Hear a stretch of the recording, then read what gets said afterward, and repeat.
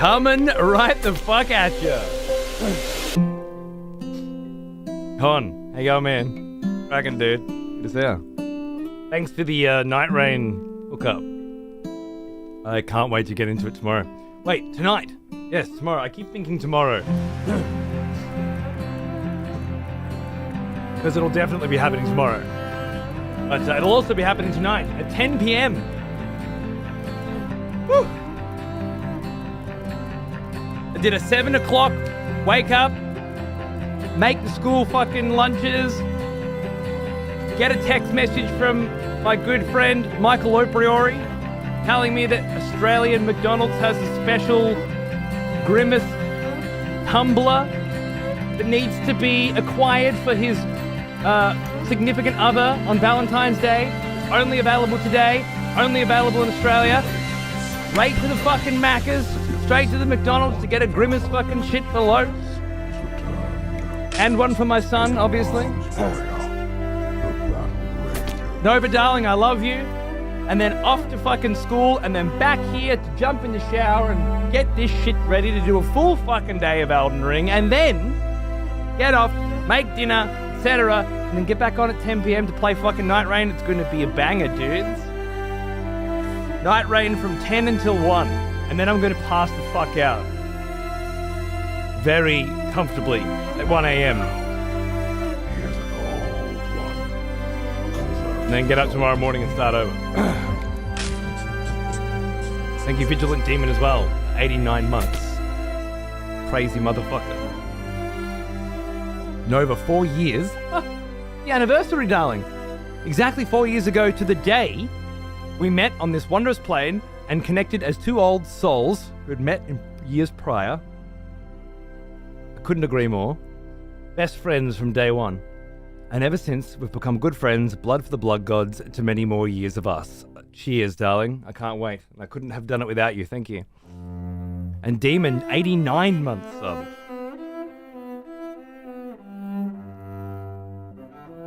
And now I get to do it on multiple channels. For you to keep on living happily and semi-peacefully. Been a proud member of the community, and I will always remain profane, especially when fighting the remote. Now, yeah, I hope that's going well. I threw a little Metal Gear Solid 1 curveball in there to see how things go. Thank you again, Con. These shirts were a limited time only back in the Hunt with Cunts days, but I'm looking to get a new version made up. Monster Hunter Wilds. We'll see if I actually manage to follow through. What is this band IP called? This is Outer Wilds. Not to be confused with Outer Worlds, which at the time was a much bigger, more popular game that everybody forgot about except for the people who made it. Apparently they're making a sequel. I don't know who for. But at the same time, another game called Outer Wilds came out, which is this cute little puzzle space exploration adventure that turned out to be like maybe one of the greatest games of all time. And it just slowly started to gain more and more popularity and renown as more and more people played it and said, holy fucking shit, this is kind of a top contender for the best video game of my life. And I'm sure listening to this soundtrack, you can start to imagine, if not fully understand, how that could possibly be. How someone could grow up with The Legend of Zelda and think that Outer Wilds was their favorite game, you know? But I'm telling you, it's fucking up there. It might be a top 5 for me, to be honest. Straight up, it might be my 5th favorite game ever. And I think of it fondly and regularly, as do many others. And if you haven't played it, you need to. Yeah, same for you, Margin. There you go. There you go. It's worth putting this soundtrack on once every in a while, just so people who haven't played it get a chance to. Isn't the first session tonight? It is, yes. 10 p.m. Yes. So it's 10 p.m. till 1 a.m. tonight for me. And then tomorrow it's 2 till 5. So what I'm going to do tomorrow is I'm going to get up and I'm going to play Avowed for 2 hours as part of a sponsored gig. Which is Obsidian's new game, the Fallout New Vegas guys. which is apparently like a, Elder Scrolls experience. Could be amazing or terrible. One or the other. Well, I gotta check that out for a couple hours tomorrow, and then we're gonna play more Night Rain. So Elden Ring today, Night Rain tonight, Avowed tomorrow morning, Night Rain tomorrow afternoon. The next session of Night Rain is Sunday at 6 a.m.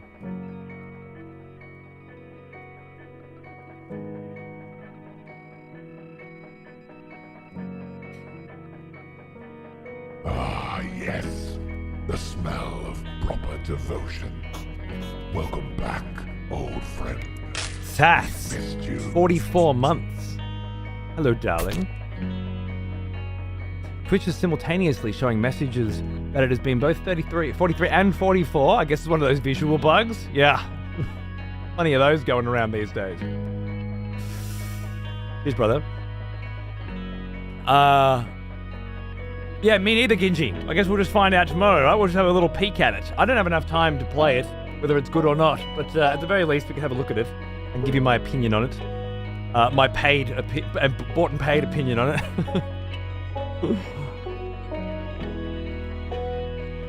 You also got Night Rain keys, so I'm downloading in the morning. Awesome, Nova. Well, that's wonderful news. If you're looking for a group, I may have a slot. I can't promise one. I don't know who's going to be around at what times and why. I know Cardboard Cowboy, Barjo, Keeve, and the wonderful Con from Namco Bandai will be around at certain times across the weekend. Is Night Rain part of this cast? It'll actually be later. So I'll do this full cast, and then I'll pick the kid up from school and send a Grimace mug to America. Because my great friend, Michael Lopriore, asked for it. And I will happily look after my mates when I can. I'll send a Grimace tumbler, which is about this fucking big, by the way. Jesus fucking Christ. To the US, and then I will come back, cook dinner, watch an episode of Landman with Billy Bob Thornton, and then watch an episode of Squid Game Season 2. Because that's the current family entertainment in my home right now. I've got a weird kid, Wakes up watching Gabby's Dollhouse at 5:51 in the morning. And then Squid Game Season 2 before bed. Fucking range on this motherfucker. Yeah, good family fun. Exactly. Not way too much at all. I'm sitting there last night. We're watching the first episode, which heavily features both Russian roulette and what I'm pretty sure is called Moscow roulette. Russian roulette, but you don't spin the barrel. Other than the first time. I think that was Moscow roulette. That's how I grew up knowing it anyway. Real Russian roulette. And I'm just trying to, all right. How are you going to deal with this concept at 8? Probably when I was introduced to it. Yes. The smell of proper devotion. Welcome back, old friend. Turns out totally fine. You. Jump Matt. Thank you for 31 months, man, and it's my absolute pleasure. Thank you for letting me, keep doing it. Now that the Twitch wave has long since crashed against the shores of civilization He is an old, and destroyed everything in its wake, almost as old as me. including itself.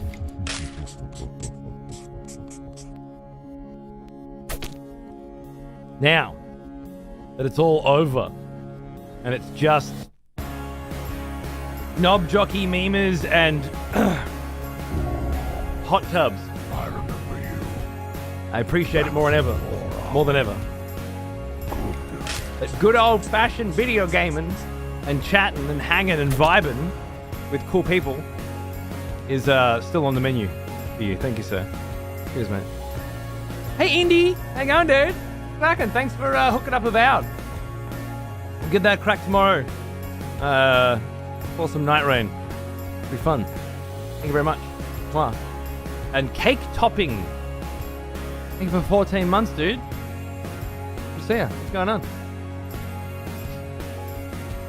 Oh, yeah.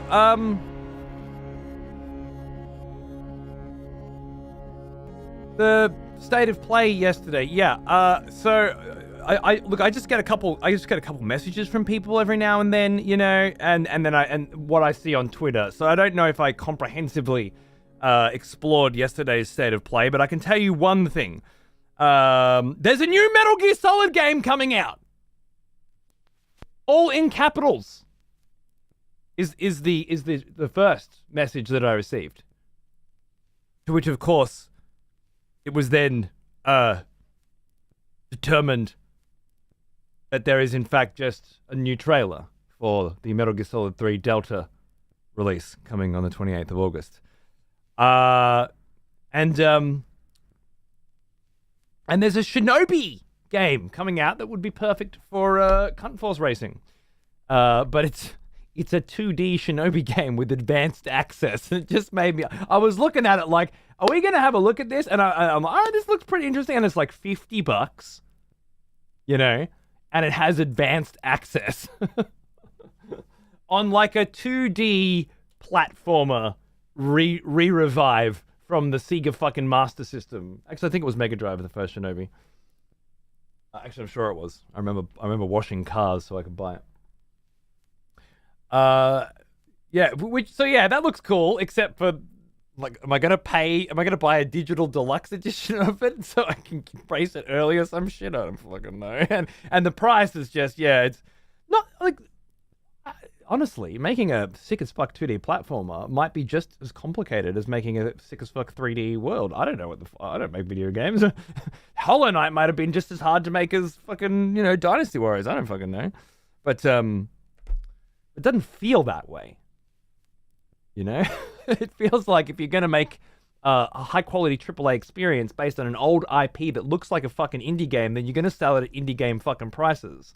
And if you start putting on pre-order, DLC, early access, advanced access shit, again, on what looks like a fucking indie game from an IP that hasn't had anything for 30 years... Yeah, I'd sooner pay 50 quid for fucking Silksong. Absolutely. But it does look cool. And then, of course, the only thing, Stellar Blade DLC. Oh, I didn't see that. That's nice. Oh yeah, I'll probably, Ooh, yes. Much more interested in that than I am Lies of P DLC. Between you and me. Sexy bum cheek android fighter was way more my brand than whatever the fuck Lies of P was doing. Not that was bad, you know.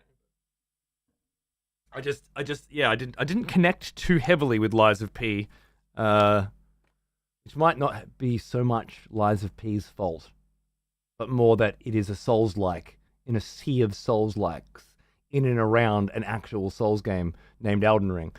And you just can't compete with it. A lot of people say it's the closest thing to Souls, you know, in terms of Souls likes. And I think those people play Souls games for very different reasons than I do.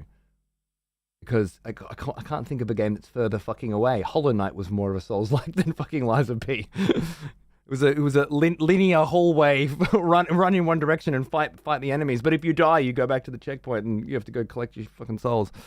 Yeah, no. Lords of the Fallen, which came out a month after Lies of P, was much more of a Souls-like in terms of its storytelling, its environmental storytelling, and its environment or level design. All very Souls.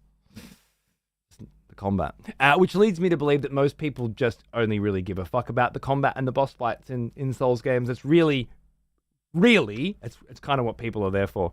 And I'm glad those people are enjoying whatever the fuck Lies of P is. But I won't be jumping on the DLC. Shameless, these companies, right? Right? Fucking pre-order this, fucking advanced access that. My goodness.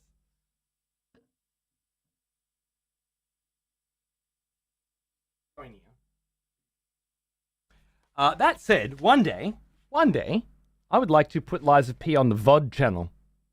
right up to the point where we got up to, which was like a mine, like a mine. Because I was kind of like, I was enjoying pulling apart what was there narratively for that game. Don't get me wrong. Just come along at a rough time. I'd like to finish it and then do the DLC someday. But Stellar Blade, way more my jam. So that's exciting.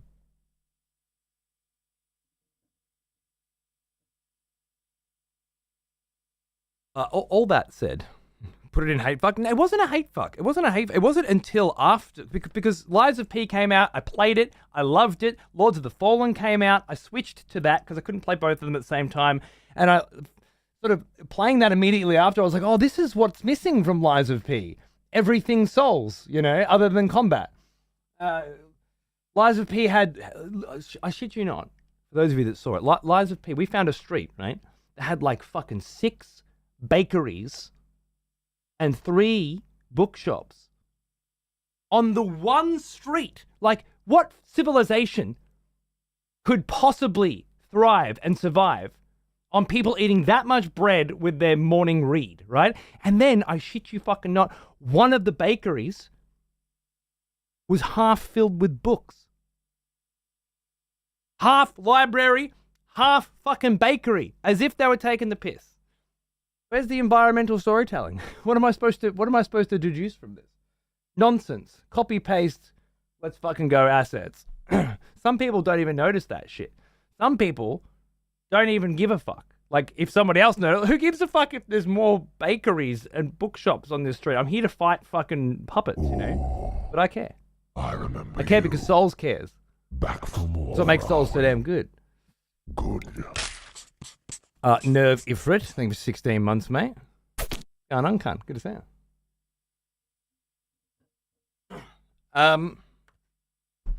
All of that nonsense was just preamble, really, to say that the only fucking thing that I heard about at the State of Play that had any interesting elements whatsoever was the new Housemarque game, starring Rahul Kohli, who is an absolute mad cunt gamer, industry nerd, fucking sick cunt, who's done a lot of really cool shit recently, and is well known as a Warhammer enthusiast. It was one of the best things about Twitter before he left. And loved him in Midnight Mass. Yeah.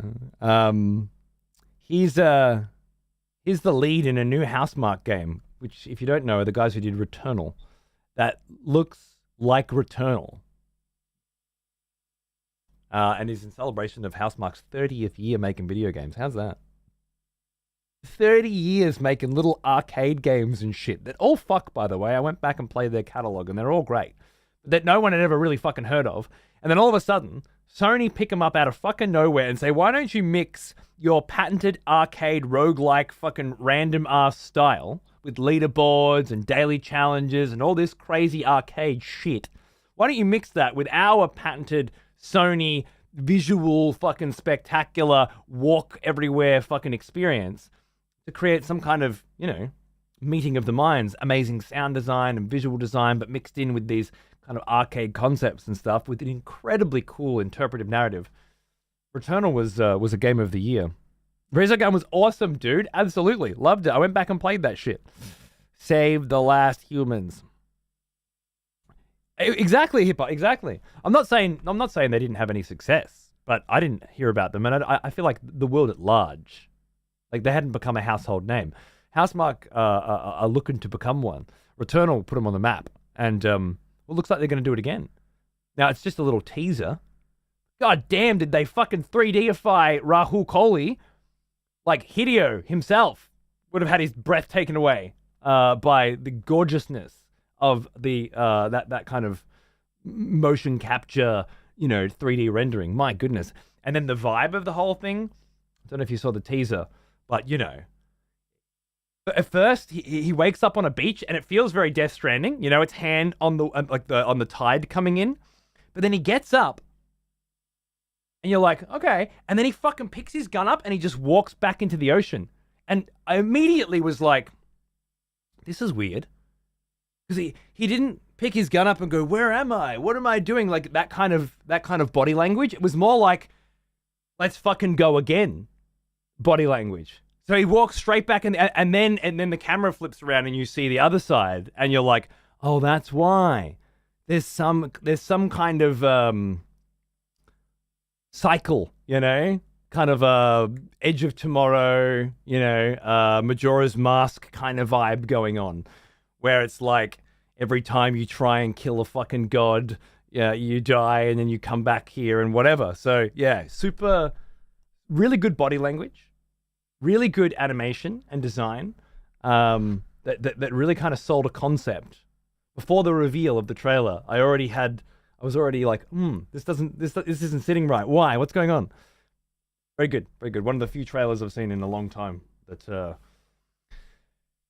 I really respected and enjoyed, and I wouldn't have looked at it if it wasn't for Housemarque. So there it is. Another expletive has returned. Welcome back. Welcome back. Kimbu, thanks for 9 months, mate. Good to see you, dude. And I couldn't agree more, Donklin. Fuck yeah, bring out some new IPs. That's what we like to see, huh? Beautiful.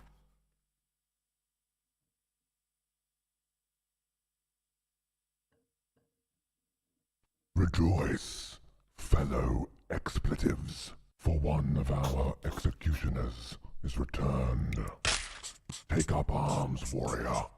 The battle rages. Nelf, I love you. Good to see you, mate. How you going? Big fucking 70. That goes.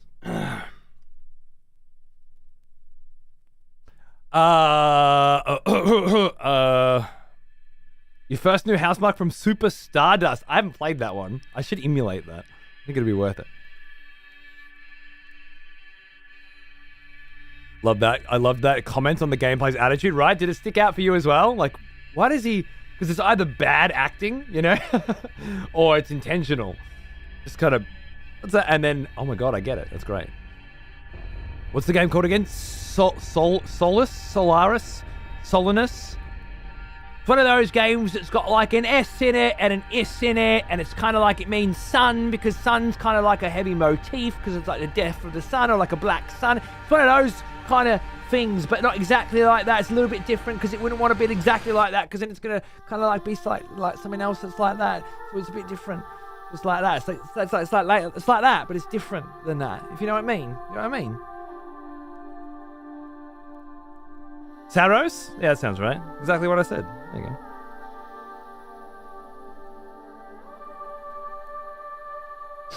Like some of the other things I revealed. Yeah, I didn't see much else. Actually, I didn't see anything else. I started watching a Metal Gear Solid Delta trailer, but I kind of got ickied out by other shit that I was seeing. At the time, there was pre-order shit going down. Buy the sneaking suit DLC to get the fucking crocodile suit in the... Oh my god, no, I can't do this. Yeah, I'll be playing the game, don't worry, but I can't do the marketing. It'll just make me sad. I like the idea of Tide of Annihilation. But I do get to play a pretty female knight. Yeah, so it's got the important stuff. Yeah. Sound design in Returnal is one of the truly impressive things from the PS5 game. Yeah, it's yeah, I agree. The 3D sound that they were doing, and even without, a lot of people were playing with headphones when Returnal come out, and they were getting real deep into the 3D sound. And I was playing with big speakers surrounding me, and it was a different experience than what they were getting, but incredibly good as well. Particularly the subwoofer work. But yeah, you felt like you were playing with the triggers too. Yeah. And the fact that the PS5 had just come out, really. It was the only time I felt like I was playing a next generation video game. I think the genre blend between indie roguelike, action arcade game, and Sony style experience, but without any of the drawbacks of the experience. Because for me, those fucking experience games, they're becoming point-and-click adventures. The new Indiana Jones is a great example, which it's good, but I find myself struggling to want to play it because there's not a lot of playing to be done. But yeah, Returnal really, like, 100% my shit. They said all the right things. Basically, we're old school gamers, and it means we won't hold your hand on puzzles or challenging combat narrative. They're super serious. If you play any of their games, that's evident. They're certainly not fucking around. It's lovely to see. The big organ piano, that was amazing, wasn't it, Riders? What a visual and audible experience that was. My goodness.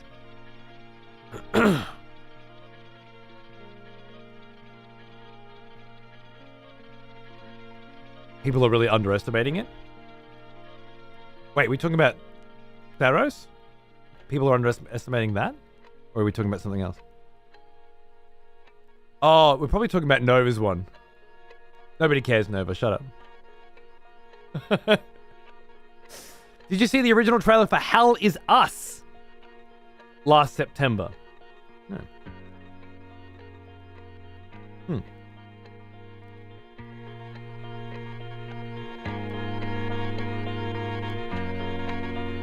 Hell Is Us. I'll have to check that one out. One of the worst video game titles I've seen in a long time.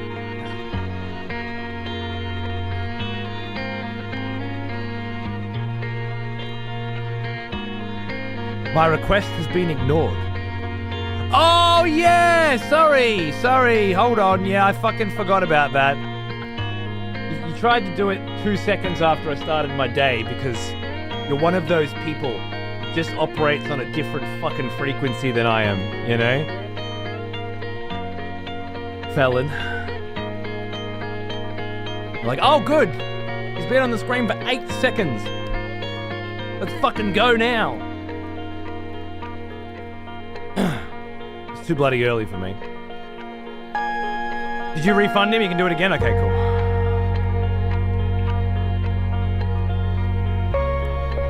Fair warning, though. Just so you and I are on the same page. No, I was not 30 minutes in, cunt. I was 30 minutes of fucking vinyl in. 30 minutes of doing my goddamn fucking morning fucking stretches in. Okay? How long had I been on the screen for? Cunt. That's how many minutes in I was. Also, this is what it sounds like when you interrupt the Outer Wilds soundtrack. I just want you to know what that sounds like, because that's what everybody else is going to hear when you drop that fucking chalice during the Outer Wilds soundtrack. Will someone drop a chalice for you after you get killed for it? Only one way to find out.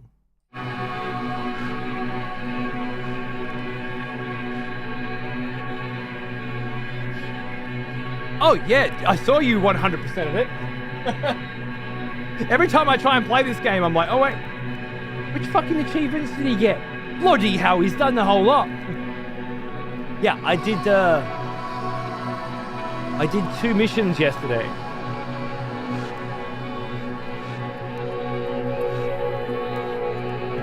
No, I did a Lube one and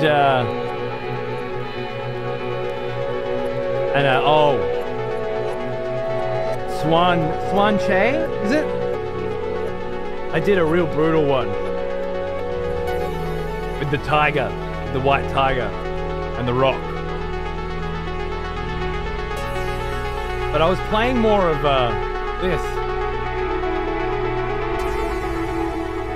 They're pairing really nicely together. Because like I play a little bit of this and I start to... At first I started up 3 Kingdoms, having done heaps of Origins, and then I was like, oh, I know this guy, I'm gonna play this guy. And then it sort of drops you into the story at the point where Don Juan, or whatever, Don Juan has fucking taken the Emperor. And the coalition's starting to shatter, you know? And most specifically, Tuan Jin has grabbed the Imperial Seal out of a well, right? And then Wan Shao maybe, has been like, you fucking stole the Emperor's Seal, give it back. And he's like, fuck off, dickhead, I'm not giving it back. I don't even have it, what are you talking about? And then so it's like the whole fucking thing is going on, you know?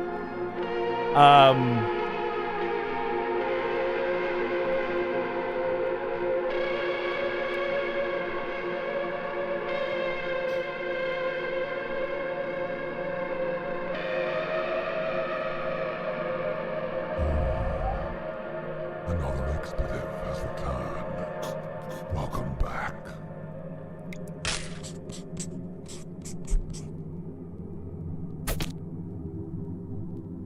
Hey Dante, how are you, man? Thank you. So I was just organizing night rain groups for this evening, which broke my stride on what was I talking about? Right. So just when it comes to Three Kingdoms and it comes to Dynasty Warriors and it comes to all the games that's set in the romance of the Three Kingdoms era, it's kind of been a thing where you go in knowing what you know, And it's quite hard to get your head around it, but the more of these kinds of games you play and the more of this story you become more familiar with, and this time it's really connected in a different way. So playing this and then going into this, I'm like, oh shit, I know exactly where we are. I know, this is the first time I started a campaign in Three Kingdoms where I know who I'm playing, I know what their motivations are, I know what their goal is, I know what's happening, So then, and I switch back to this and then going with this. And this is a really fun one because,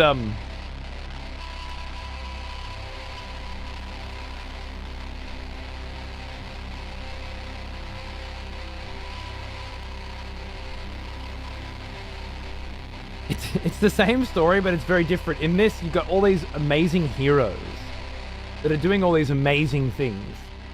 And in this, you've got all these amazing heroes that are standing around watching this random dude do all these amazing things.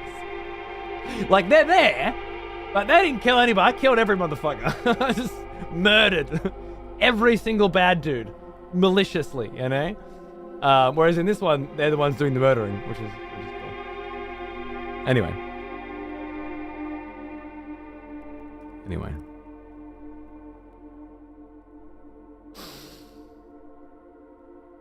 I finally got around to finishing The Last of Us 2. What a game. Watching Cody's playthrough on the VODs at the moment. Nice, dude. Awesome. It was on the VOD channel for a while. I think Death Stranding's on now, though. Is that what got you started on it? I hope you enjoyed the ending. I know not everybody did, but I thought it was fucking wonderful. No. Oh god, that's a terrible sound. Oh, did you not like Last of Us 2? Going to PC now? Oh well, of course they put Last of Us 1 on there. I actually saw Last of Us 1 and Last of Us 2 in a store yesterday on the shelf on PlayStation 5. So Last of Us 1 remastered, Last of Us 2, Part 1, Part 2, and I had no idea that both of the covers connect together. Young Ellie, older Ellie, and then it's the same backdrop, the same cityscape, but the color palette's different for each. And then the Part 1 and the Part 2 slot together right next to each other. The first one's one of my favorite games. The first one's amazing, dude. But if you're one of those people who think the second one ruined the first one, we'll have to have a nuanced conversation about that. Because I often come back to mostly people who wanted the exact same thing again and didn't get it. Being disappointed by what they got instead, which I think is largely just a tale as old as time. Expectation leads to disappointment. And then there's, of course, the opposite, which is the subverting expectation, which is oftentimes the point of subverting the expectation is just to subvert, and you get the end of Game of Thrones out of that, and that's terrible as well. But I did not feel that way at all with Last of Us 2. I thought I was sufficiently subverted, and then the follow-up for that was one of the coolest revenge stories that I've seen in video games that reminded me so much of the greatest films that I grew up with, where you're just fucking hell-bent on getting that cunt that fucked you over, which is how Abby's perspective in The Last of Us is, and then how Ellie's is, and then having those two different characters, and then having to fight against each other, and then just continuously playing on the what side are you on, which is what the first one did so well. The best thing about The Last of Us 1, outside how fucking good the gameplay is, right? Like, it's just a great stealth shooter, up there with Metal Gear Solid in terms of its quality and its level design. And that's the best thing about it for sure, because it's a video game. And if the gameplay isn't the best thing about it, then why the fuck is it a video game? Shouldn't it be a TV show with Pedro Pascal or something? Oh, wait. But the second best thing, I think, is the divisiveness of The Last of Us. You have people who fervently believe that Joel made the right decision at the end of The Last of Us, and that they would too.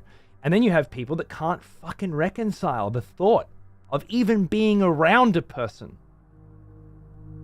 that would support Joel's actions, when the consequences of doing so would be the end of the world. The classic sacrifice one to save the many, or don't, because the one is more important to you than the many. It was beautiful and divisive. And I think Last of Us 2 was just as beautiful, just as divisive. A lot of people say Joel was a bad guy. If I was him, I would have cleared the hospital, the flower lady, the parking, got all of them. It's all he had. Exactly. And it's because you have such a strong opinion one side, and so many others have a strong opinion on the other, that makes it a good game. That's what, not necessarily. It could be a good game without it. It's what makes it a great game. Last of Us 2 has the same thing. How can you do it again? How can I love it so much and you hate it so much and we still be friends? Isn't that good? Isn't that what it's supposed to be?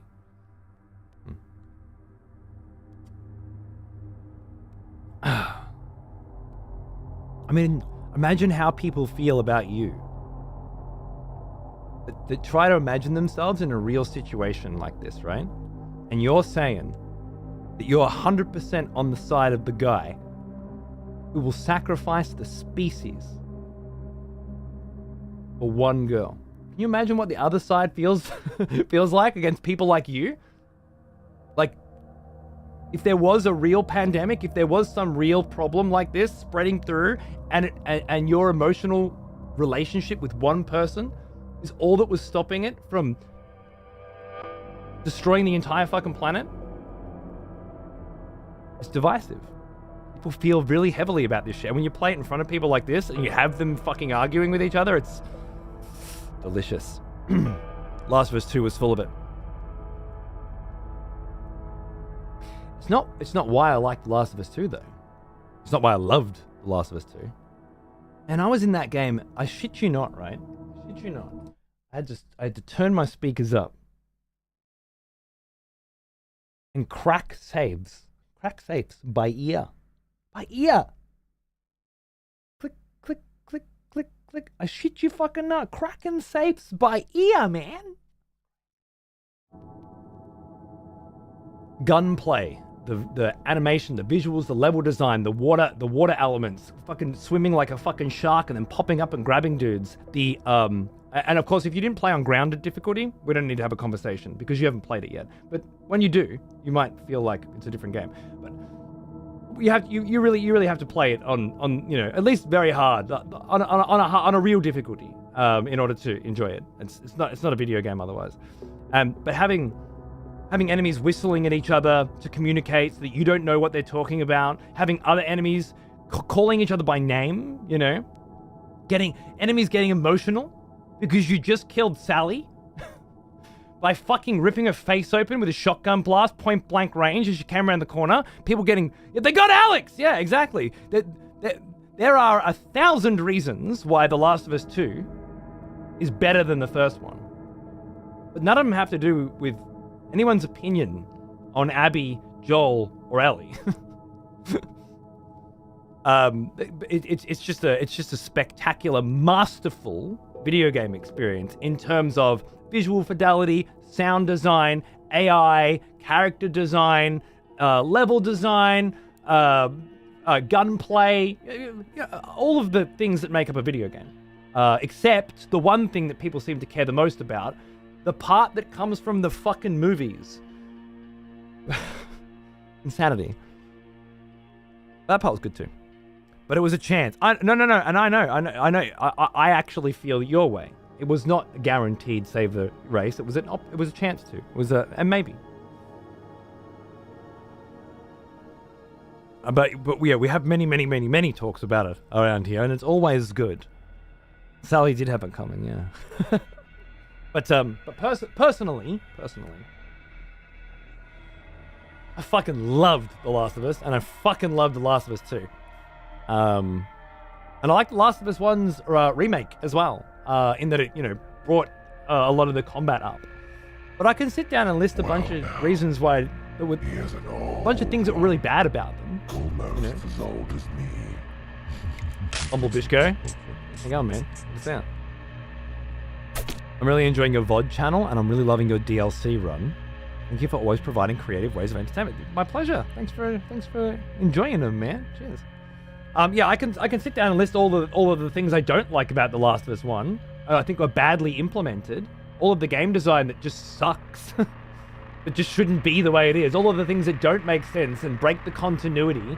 All of the accessibility that just reeks of making sure everybody can play, But it doesn't matter. None of that matters. Because the stuff that is good in those games is so good. So fucking good. That the rest just fades away. Yeah, Foreign, I need to watch that. I remember planning to, and then I don't think that I ended up doing it. Oh, maybe I did. Oh, I can't bloody remember now. I did play Final Fantasy 16 fully. Not the DLC. There is VODs for it. Yes, you should be able to find it down below. The easiest way to find it now would be to go to the VOD channel, I think. Twitch.tv/excessive-profanity-TV. And then just scroll below that. There's a list of all the playthroughs there. It'll be on the VOD channel at some point. So you can watch it live with other people. But if you want to watch it yourself, it'll be underneath that channel there. But yeah, Con, I didn't know we had such wonderfully decisive opinions on this. I can't wait to see you in October. You better be down for PAX, so we can tear it up, bro. I want to know. I want to know everything. It's a conversation I've had 1,000 times, and I still want to have it more. Any big teasers for new content coming on XPTV? Well, we just dropped Hunts with Cunts Rise, Monster Hunter Rise, and Metal Gear Solid 1 on the Retro channel. There are some sneaky Sekiro second run VODs scattered in and amongst the Demon Souls PS5 blind run on Channel 1. And Channel 2's Death Stranding will probably be followed up with... I'm not sure. Thinking about doing... I'm at a crossroads. Do I put the full Metal Gear Solid run? I've got several Metal Gear Solid runs we've done over the years. Do I put a full Metal Gear Solid run on Channel 2? Or do I keep it as a retro thing? Because it's like Metal Gear Solid 1's a retro game. Is Metal Gear Solid 5? Where does that go? I'm not sure.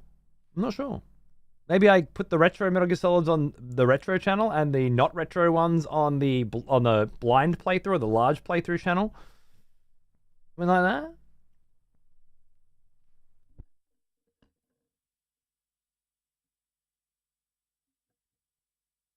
Where do I draw the line?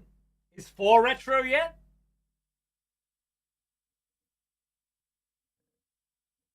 They're old enough to be.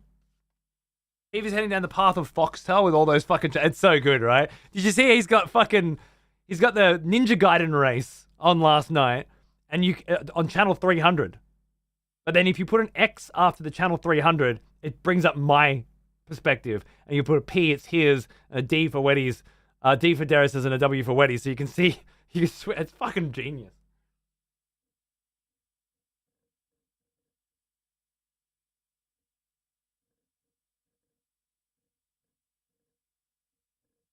Dusty fucking record. Did you play Lies of P yet? So I played about half of it, I think, Munted. I made it to a mine.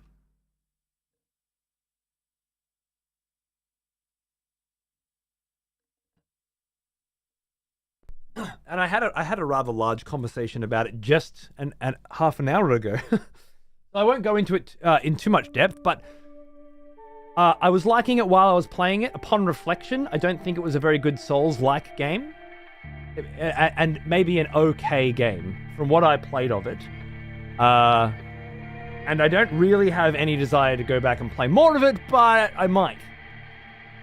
Maybe I'll chuck it on the VOD channel, and then, because I'm thinking about putting half-finished playthroughs on the VOD channel as a way of encouraging me to then continue. Like, I can watch it with you guys, and then I can play it. I'm going to try that out soon. Liza P is a really good opportunity for that. It's hilarious that we stopped playing it roughly at the same spot. I think it just loses after the Master of Puppets puppet boss. I think it just falls a little flat. But then it wasn't. I didn't stop playing it because I didn't like it. I stopped playing it because fucking Lords of the Fallen came out, another Souls-like, and that was more my kind of Souls-like. And I didn't finish that either. But as I say, when it comes to a Souls-like, it's environmental storytelling, environment design, level design, building a character and customizing that character with all of the things that you find, and making them fit into the world. This is the stuff that I like about Souls games, and Liza P had none of that. Zero of it. It might as well have been Final Fantasy 13 for how linear the goddamn fucking level design was. Walk down this street, walk down this corridor, walk through this factory. Lords of the Fallen was a beautiful mess of corridors and pathways that you're trying to map out in your brain. Like, where, okay, if I go here, but how do I get through that door? I need a key, and then, oh god, this cunt's selling a key for 20 fucking thousand. If I get that key, then I can get through that door. I have to go back and check that door. I go through that door, and everything behind that fucking door is way too fucking strong. But I'm like, well, I fucking paid to go through here, so I'm fucking doing it. Like, that's Souls. Lies of P was very stylish fights. But nothing else for me.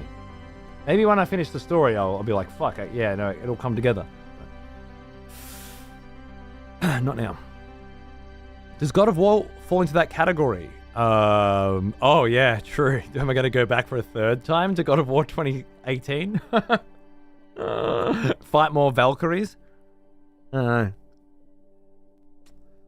I don't know if it works with that one. Like, I need to be paid so well that it starts to mitigate the damage that I'm suffering playing that horrible excuse of a video game, when I could be playing God of War 1 or 2 or 3 or Ascension or either of the PSP games, which the PSP games are better fucking games than God of War 2016. Hands down, 100%, there's no questions asked. They have better stories, better characters, they don't have that stupid fucking kid in it, and they have better combat. So, better exploration, better puzzles, better everything. And that's the PSP ones. Don't get me started on the actual main series. I'd need to be paid very well to play God of War 2018 again. And why would anyone want to pay for it? Watch me fight Valkyries in a shit game. It's not interesting. Yeah. I don't know. But maybe. For the benefit, for the purpose of that format, you know, it could work. I had to quit Ragnarok after I forced myself to finish the first game. I don't mind the story, but I can catch it on YouTube. I don't need 30 hours of rowing. Well, some people like the combat in that game, you know? Fair enough. You plan on going back to Lords of the Fallen? I don't think so. It's just fucking... It's tough streaming, man. It's really tough streaming. There's just no cultural zeitgeist for it like there is Souls, you know? With Souls, there's energy and conversation and intrigue that people give a fuck about. With Lords of the Fallen, most people just wrote it off. So, no, it's hard Twitch for me. Which makes it pointless when I got so much Souls to do. Why would I go and do that when I could do Sekiro again, you know? From the God of War, I don't want to be unlocking chests and doing puzzles and dragging the story. The older ones are way better. The puzzles in the older ones... Okay, first of all, I agree completely. But there are no fucking puzzles in the new ones, really, are there? There's just throwing axes at runes and shit, right? But the old ones, the puzzles made a certain kind of sense. You were going through ancient Greek temples and shit, right? Or fighting your way through hell, you know? You weren't in the fucking forest, in the Norse fucking forest, but it felt like you were supposed to be moving these things around because, for example, is it the first one where you get put into maybe the second one, maybe the third one, maybe all of them actually, or at the very least two of them. You basically get thrown into giant mazes, labyrinths, built by puzzle master Erdtree or what's the other? Is that Icarus's dad? I've started to forget it all again. Need to play through. But basically, you felt like you're in environments where you should be tested with these puzzles, and the puzzles were really cool, right? These new ones, they don't want to offend anybody by making puzzles that are too difficult for someone to solve. So you have to both make puzzles that are challenging, interesting sections of a game, but not offend anybody who can't figure them out. Because remember, in the modern world, you can't have people be playing a game thinking, I'm too stupid for this. They didn't spend $110 so that they can feel stupid, did they? No, so we need to cater to them. I'm sure that'll have no detrimental effects on human civilization down the road. We continue to coddle people who are too stupid rather than encourage them to get smarter.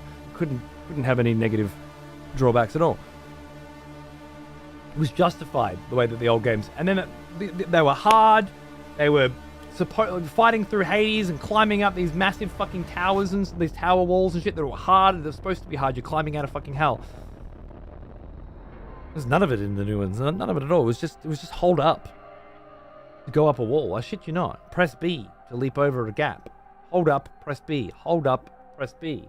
No puzzles that engaged you, made you feel like you had solved something. It happens all the time. I was playing the Indiana Jones game the other day, and you get this medallion from this bad dude that breaks in, and you rip his medallion off, and you go back to the Vatican, and you talk to the guy who works at the library in the Vatican, and you say to him, I've got this medallion. It must go somewhere here. We need to find a way to do it. I'm like, okay, sweet ass fucking old school medallion, and you're telling him, this library dude, where the fuck are we going to put this medallion? Did something happen? Oh my god, this could be crazy. You go downstairs and you turn right. The first fucking room on the right, you walk in, there's a goddamn fucking medallion-sized hole on the wall. It's the first thing you fucking see, right there on the fucking wall. And this is when you put puzzles on moderate, the highest difficulty you can have puzzles on.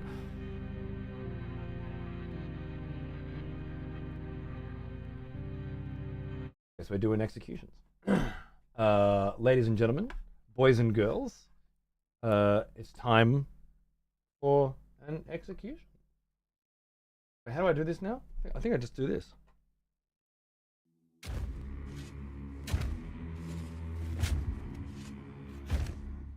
What was I talking about? Oh yeah. Apparently the guy who ran the library at the Vatican didn't realize that there was a medallion-sized hole in the wall of the fucking room beneath him in the 100 fucking years that he's worked there. And you walk in and you put the medallion into the medallion-sized hole and a secret passage opens. And you think to yourself, really? This is what playing video games is now? I don't know if I want to anymore.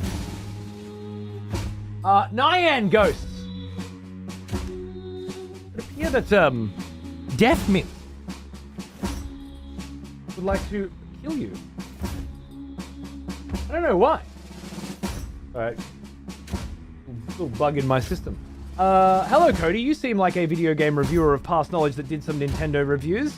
I am. I have a question for you that relates to the current state of humanity. Yoshis are portrayed as male, yet they lay eggs. Are Yoshis like birds? Do they have a cloaca? It's a very interesting thought. Yoshis are portrayed as male. I would have said that. I would have said Yoshis are portrayed as male. Why would I have said that Yoshis are portrayed as male? I don't know why. Deathmint said some shit. Well, I'm just curious, don't be rude. That I did not. If you interpreted the message in that way, I feel sorry for you. Not really, it was a genuine question. And a get fucked. Yeah, well, I mean, pile on, I guess. Always thought Yoshi was a girl. There you go. I feel like we have to first understand. Is Yoshi portrayed as a male? And only Nyan can tell us that. They can't tell us if they're dead.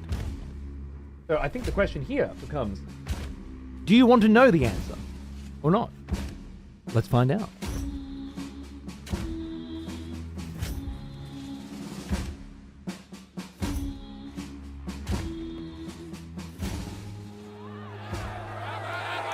Let's have a look then. Hello? Where am I? Am I here today? Settle down, settle down. Some nonning, some booing. This doesn't look good for you, Deaf Mints. Doesn't look good at all. I'm very curious what you said now. Many fall in the face of chaos, but not this one. Not today. Not this one.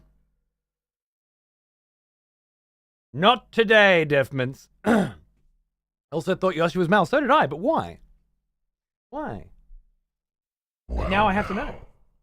He is an old one. Almost as old as me. Opus. G'day, mate. Thanks for 91 months, dude. What's going on? Cheers, brother.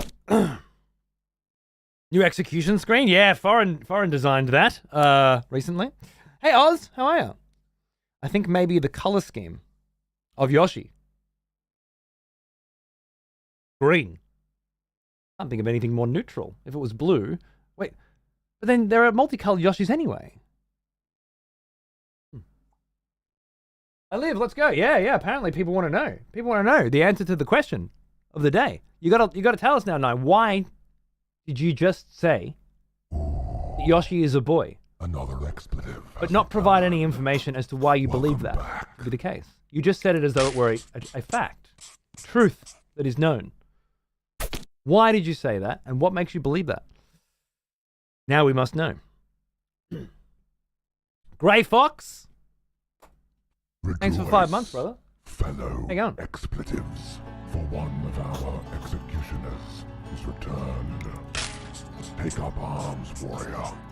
The battle rages. Big Val! Executioner. Thank you, sir. Wow. I want to know what Deafmints was said as well.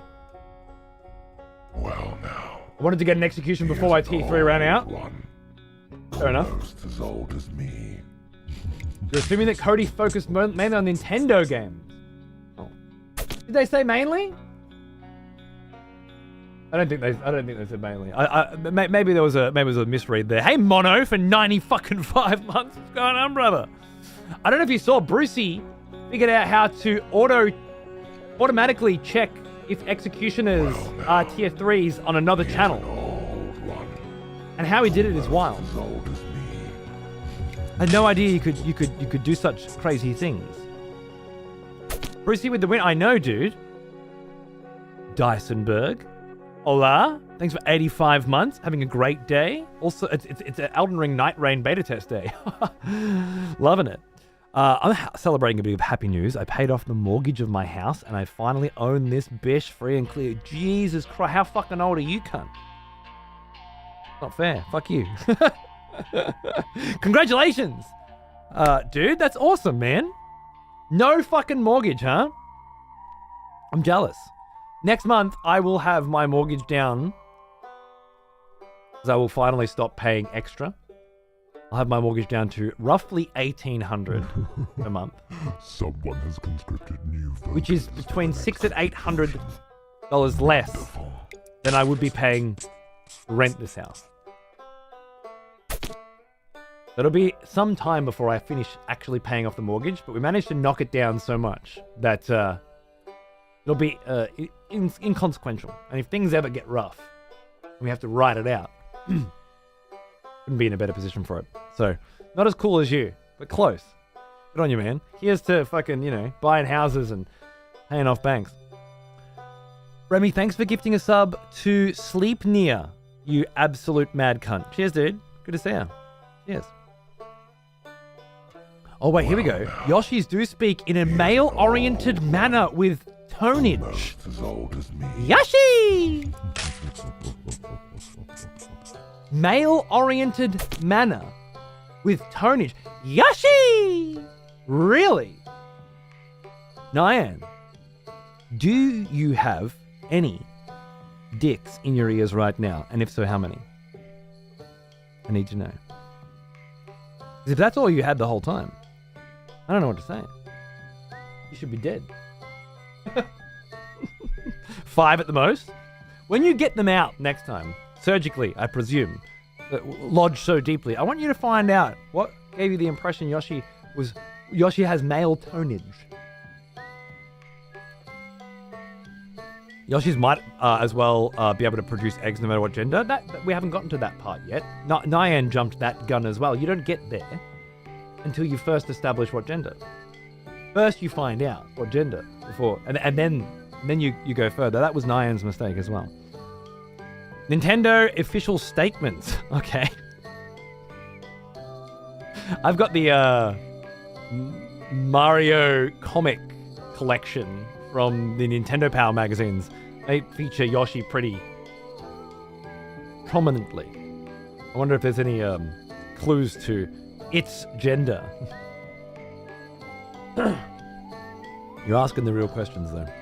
How much is that in real money? In US dollars, $1,800 a month would be roughly $1,200 US, give or take. Why do people... Oh, don't ask why people care about things, Oz. Then they have... You open the door for them asking why you care about things. Dangerous game. Dangerous game. Because most of the shit you care about is fucking stupid as well. And I know that for a fact. Because most of the shit that I care about is stupid as fucking well. It's all fucking stupid, isn't it? Unless it's looking after your family and staying alive long enough to make more. What else is there in this life that isn't fucking stupid? Don't ask that. Let them ask their stupid goddamn fucking questions and live their stupid fucking life before they die some stupid fucking death. Same as you. Same as I. It's all stupid. There's nothing more stupid or less stupid about Yoshi's gender than any other fucking shit that I see from the President of the goddamn United States of America, the Prime Minister of Australia, or the fact that I got up and left the house extra early this morning to buy a grimace-shaped fucking tumbler from McDonald's. And looked at, I shit you not, about 100 fucking cars in a goddamn drive-thru. And 2 people inside the actual restaurant. None of them wanted to get out of their cars. It's a stupid fucking world. I don't want to talk about that. Things you do for Lopes. Honestly, if Lopes hadn't asked for one, I wouldn't have known that we had a one-day-only Grimace fucking cup thing. And then I wouldn't have been able to get one for Xander. So Almost as old as me. thank Lopes. Thank you, Yoshi, but your gender reveal party isn't another castle. I love it. G'day, Nick. How are you, mate? What's going on? Good to see you, dude. I'm prepping some Dark Souls VODs for the VOD channel that will feature you prominently, I believe, for the next few weeks. Looking forward to seeing your work again. I miss you, and I hope everything's going well. I haven't really seen you this year. I hope it's because you're otherwise occupied with awesome and amazing things. And give my love to your wonderful significant other, Kate, as well. Thank you. You aware there's a new game, Avowed? I'm actually playing it tomorrow. Because I'm being paid to. I got it ready to roll. I'll have a look at it tomorrow. I wish I had time to play everything I wanted to play and to find out if it's, my sort of thing. 2 hours that I'll be playing this tomorrow, I imagine I'm going to see nothing. But I got other shit to play. There's no, I don't think personally Avowed would grabs my attention enough to be like, hey, I want to play this more than Dynasty Warriors or something. But I don't know why. Maybe because I just fucking hate Elder Scrolls now. And it reminds me too much of Elder Scrolls. It looks good though, right?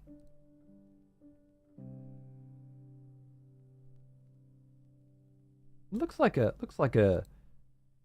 a new Elder Scrolls from the cunts who did New Vegas, as far as I understand. Yeah, we'll give it a little peek tomorrow. But then I got more Night Rain afterwards, so I won't be able to play it for more than a couple of hours. You'll never get out of the character creator knowing you. Oh god, there's a character creator. You got me a 2-hour fucking gig on a character creator game? Indie. I thought you knew better. Minimum 6. For character creator games. Jesus Christ. I guess it does. Even if I breeze through the fucking character creator, what am I going to get through? The opening quests, you know? It's one of those games. I don't know why. I don't know why they do 2-hour sponsorships for those games. It doesn't make sense. I always negotiate much longer. I did 6 hours for Civ 7 the other day, and that barely scratched the surface. This 2-hour shit. There are certain games where you can get a good vibe with it. I think a lot of the indie games we've been doing have some good 2-hour stuff, but these sorts of big AAA things. Yeah. Anyway, be good character creator, wouldn't it? Yeah. Well, you did switch to the most inconvenient time slot for me when I'm usually at work, so c'est la vie. I know, I'm sorry. Just saying I miss you, okay? I know it can't be helped, but I miss you. Obsidian usually delivers enjoyment, at least for me. Maybe not mind-blowing, but at least enjoyable. Cool, yeah. I like New Vegas a lot. A lot more than anything fucking Bethesda have done since Morrowind. It felt like the most real of its kind, you know, of its genre.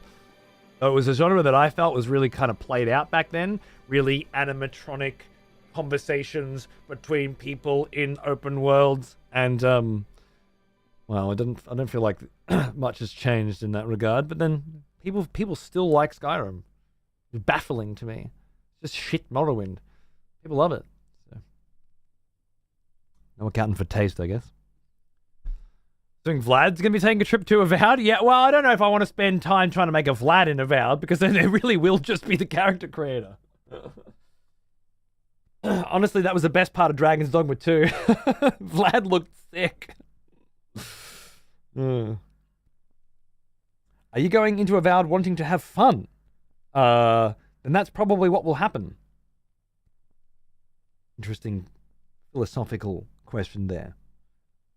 If you go in looking for fun, is that what you will find? Is all fun subjective? Or is there an objective element? The people who made the game being able to produce a fun and enjoyable experience? And whether or not they succeeded on an objective level, then you come in and find out, is this fun for me? It's complicated. I feel like perhaps you have oversimplified such a thing, but I don't know. I'm not. The expectations of why you will have fun matter quite a bit. I think so too, but you can't. You must know. If you go in looking to hate something, you're more likely to hate it than if you go in looking to enjoy it. And expectation is a whole nother element too. If you go in expecting a thing to be good and it falls below the standard you were expecting, then no matter how good it is, you might end up not liking it. And The Last of Us 2, which we talked about at length this morning, is a very good example of that for a lot of people, I think. Too much expectation going in, not quite meeting that expectation, and then just throwing the whole fucking thing out. This masterwork video game of stealth gameplay design thrown out because it didn't hit the expectation straight away. It, ironically, in terms of story, had nothing to do with the gameplay. In a game.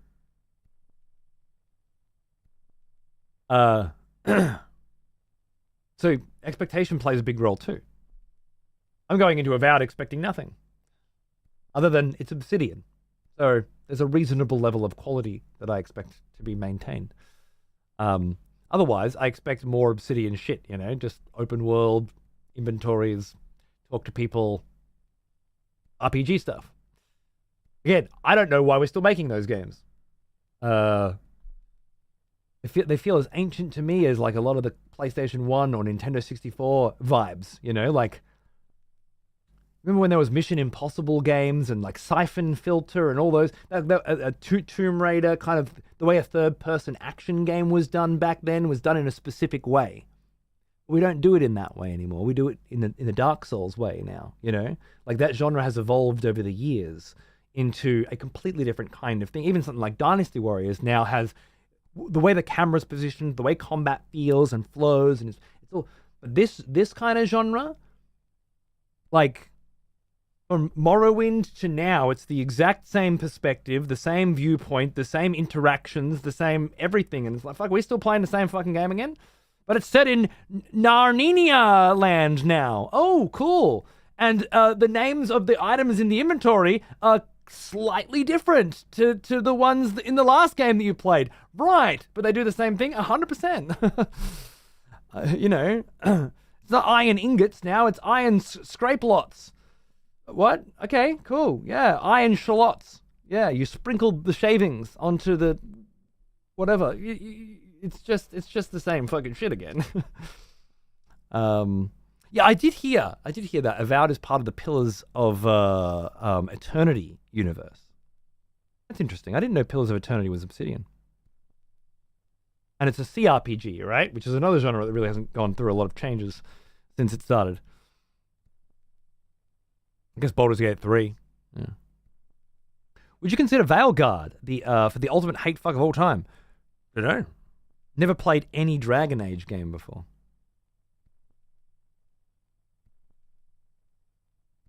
No shit. I feel like I'd have to do a series playthrough, right? Compare? Like Origins? Yeah, maybe. When you say that, is it the characters and the story that you're thinking of, or is it the gameplay? You haven't missed much after Origins? Okay. I think different people have different opinions on this stuff.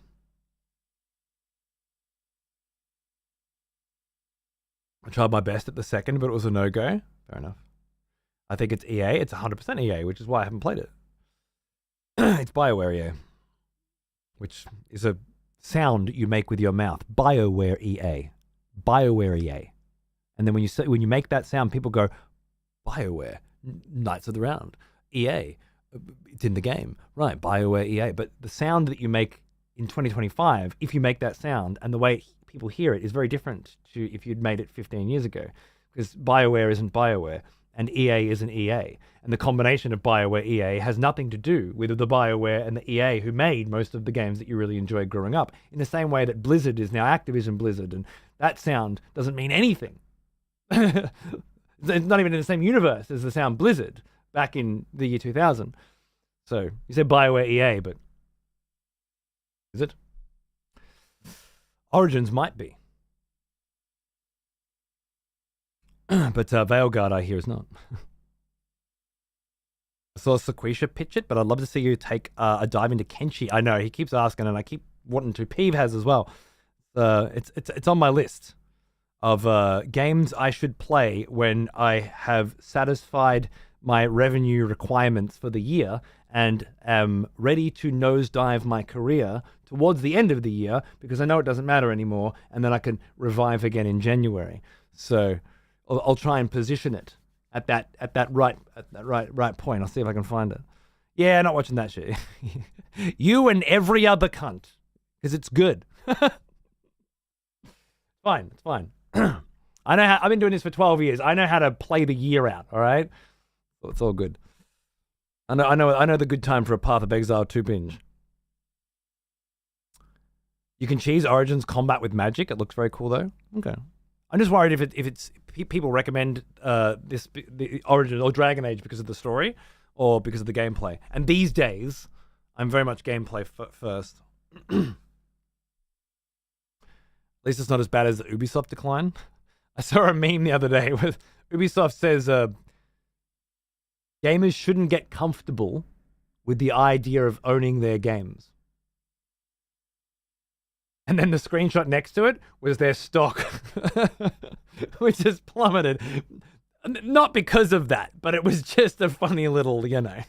Rejoice, fellow expletives, for one of our executioners is returned. Take up arms, warrior. Peek through here. The battle I can see you. rages. I can see you. Revive and see how fucking huge your name is?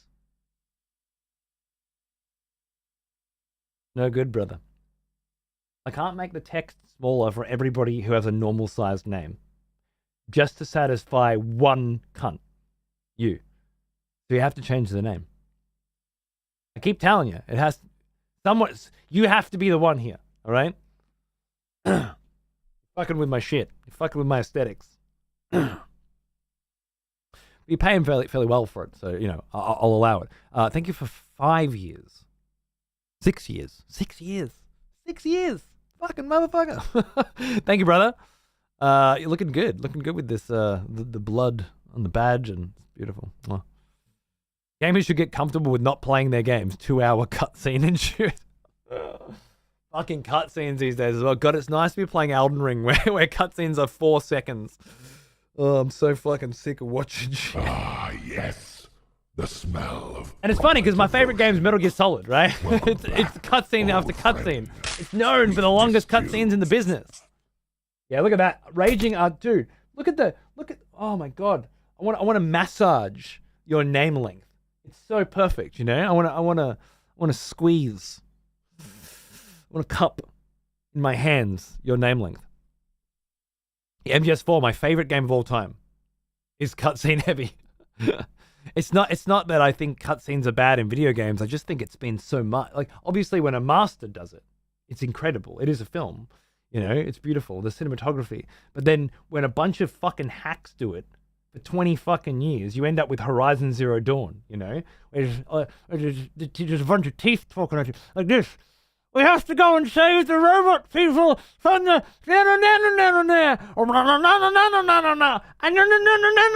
and they just fucking talk and their teeth are right fucking there the whole time and they're just fucking talking to each other and then you walk 5 fucking steps and some other cunt's fucking talking to you and telling you to go this way and then another cunt's talking to you and telling you, and they all take 5 fucking minutes to talk and none of the dialogue is worth listening to. It's just exposition so that you know what you need to do on your little side quest. It's just supporting what needs to happen. If that level of dialogue and this level of animations and quality was in a fucking movie, every cunt would be running to the goddamn fucking cinema doors. Because imagine sitting around watching a fucking movie, not for an hour and a half, but for 75 hours of a bunch of cunts with their fucking teeth like this and their eyes like this, revealing basic exposition. Hi, how are you? Good, thank you. I'm not very good right now. I've lost my treasure in the grass. Can you go and find it? Jesus fucking Christ. Why? It's like we just intentionally added hundreds of hours of filler to every single part of a video game. I remember you. Back for more. Kill me. Good. And then as a streamer, you just have to fucking sit here reading your chat while they go on about it. Oh my goodness, it's the worst shit. And then you play something like Elden Ring and it's so refreshing because there's one really good cutscene at the start.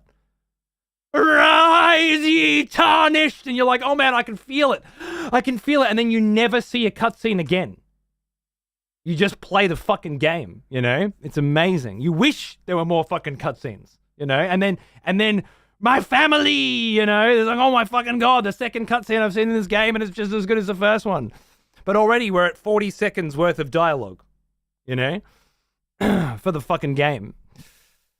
The rest of it, they just start talking and then you fucking stab them in the head and keep moving, you know. Oh. Last of Us 2 facial expressions. That's another example of one where the writing's good, the animation's good, it all comes together so you want to watch those cutscenes. They're beautiful. And shit fucking happens in those cutscenes. Like a fucking movie, you know? Holy shit, what the fuck just happened? What are the implications of that? Oh my fucking god. How the fuck does the game fucking play anymore now that has happened? What the fuck is going... That's how you feel when you're playing The Last of Us 2, right? And then all this other shit, Starfield and Horizon and whatever the fuck. Straight up, yeah, I need to fucking help this cunt find their fucking car keys that they dropped on the way here. And I'm running, oh my fucking Jesus Christ. So boring. Death Stranding's another one where yeah, it's just a fucking it's good quality writing, good quality plot, but as Soma mentioned, and this is so important now. It didn't fucking matter before, but it's so important now. Good quality face animation. And it's so fucking hard to do. Here's an example. It's so hard. If back in the day, you'd have these faces and the movements and the eyes and stuff, right?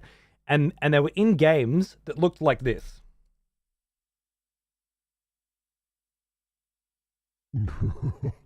Someone has conscripted new voters for the next execution. Wonderful.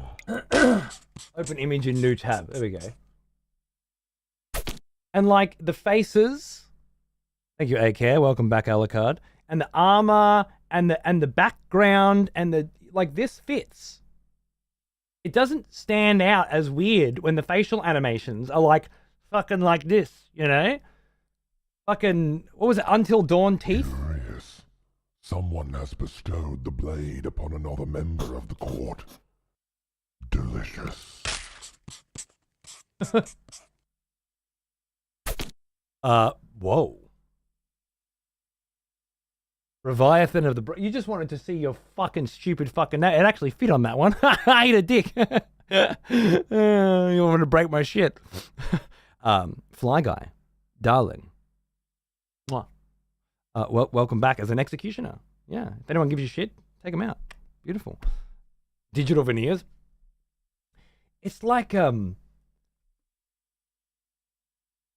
It's so standoffish and then backdropped against these super real environments. Yeah, very beautiful, very high quality, very well rendered environments. All of a sudden, it gets uncanny valley. Yeah, it starts to stand out. With Morrowind, it didn't stand out. With this shit, they keep upgrading the quality of the worlds. Oh, we've got the Unreal 5 engine now. We can make textures look like they're fucking real because we scanned them in. Man, they're real. Just fucking took a photo. It's all real easy now. We just fucking make the whole fucking world look exact. But then all the other shit juxtapositioned. There's the dissonance between it all. It all looks fucking so you have to have like amazing quality fucking mocap shit going on to fit the beautiful worlds. Otherwise, it looks like shit. And yeah, it's a lot of it's starting to look like fucking shit. You know, one part is. Well, I was going to look at the new indie. Oh my god. Jones and the fucking one that came out last month. That one. There we go. I knew it. Dial of Destiny. Thank you. I want to see some... Oh wait, no, that's not it. Fuck, what is it? Oh god. So they're all the same name. Indiana Jones game. And the one that came out last month. Great Circle, there we go. Because they fucked it. Like it's what's his face? Troy Baker's fucking I don't know if you haven't heard Troy Baker's indie in this game, look it up. It's out of this fucking world. But his fucking face, I don't know if I'll find the right. Yeah, probably not. Most of it looks incredible. It's outrageous how fucking good it looks. It's insane. And then their fucking faces look so fucking weird. This doesn't look amazing, but it looks so much worse in the game because their eyes are doing this. Their eyes are fucking weird and whacking out, you know? And you're just like, oh god, I was there. I was in an Indiana Jones movie. And then blah, I'm out. Gone. Ruined. You made it too beautiful in all the beautiful bits. This shit just fucking... Now I'm thinking about how shit the animation looks. I'm not there anymore, you know?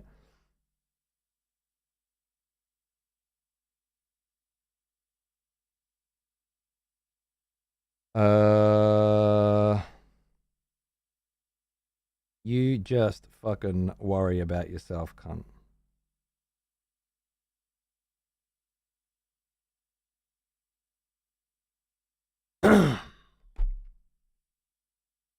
fucking trying to micromanage my fucking evening. Was there a better fucking photo? Or maybe if eyes. Just give me some eyes.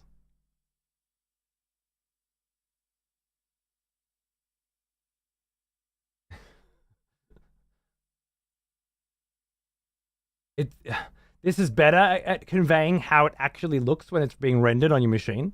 Like it just always comes out as comedy and never serious, and it just breaks the vibe of it. And again, it's only a problem really because of how beautiful they've done everything else, everything but, you know. And moreover, because we have Death Stranding and The Last of Us, and Red Dead Redemption, you know, Red Dead Redemption 2.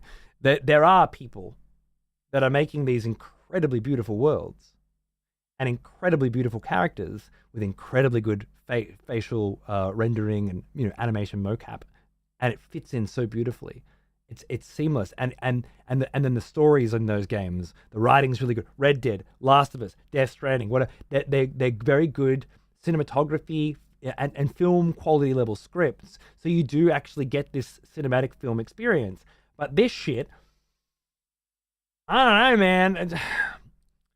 All I get is a bunch of giggling and then a bunch of. This isn't gameplay, man. This isn't the gameplay. There's no game in this. It's just I want to like it, but yeah. I did play some of Detroit Become Human. Yeah, there was no gameplay in that either. I just stopped.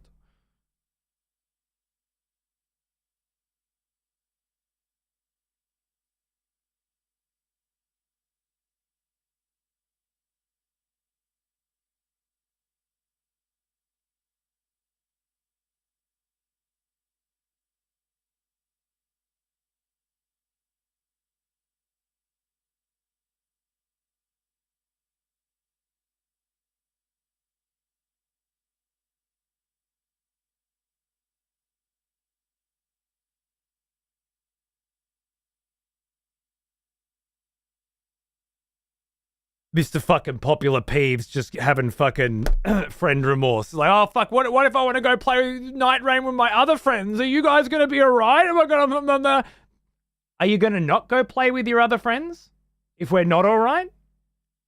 No. So shut the fuck up. Stop pretending like you give a fuck. Go and play with your fucking cool fucking friends, and then come and fucking play with the scraps left over when you're fucking done. Jesus fucking Christ. Americans, man. Ugh. Every fucking time. Every fucking one of them. Thinly veiled bullshit. I know what you're saying. You dickhead. Fuck you for saying it. I know, Nova, I know, darling. He's worried that we won't have a third because you can only play this game with 1 or 3. If the beta even allows you to play with 1. I'm not even sure if it does. He was having the hardest time. Was he? Fucking Yanks, man. Just fucking, yeah. Just say what you mean. It's going to be fine. It's not your responsibility to make sure that we've got friends. Jesus.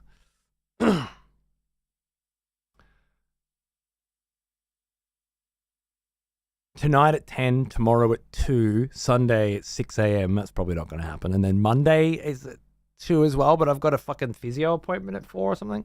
I might try and move that maybe.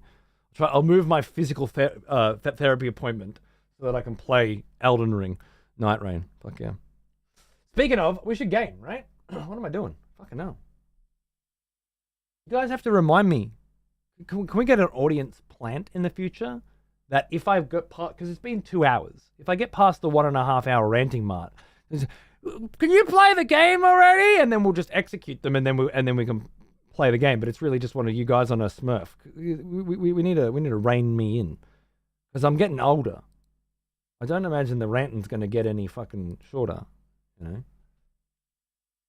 I already hate things at least 2% more than I did last year.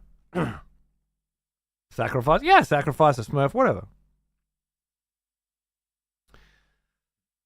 Ran to the bed. Yeah, but I'm going to do me throat in.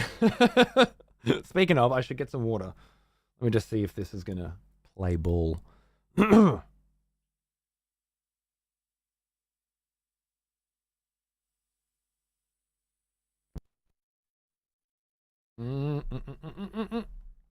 Started good. Started good. It was good.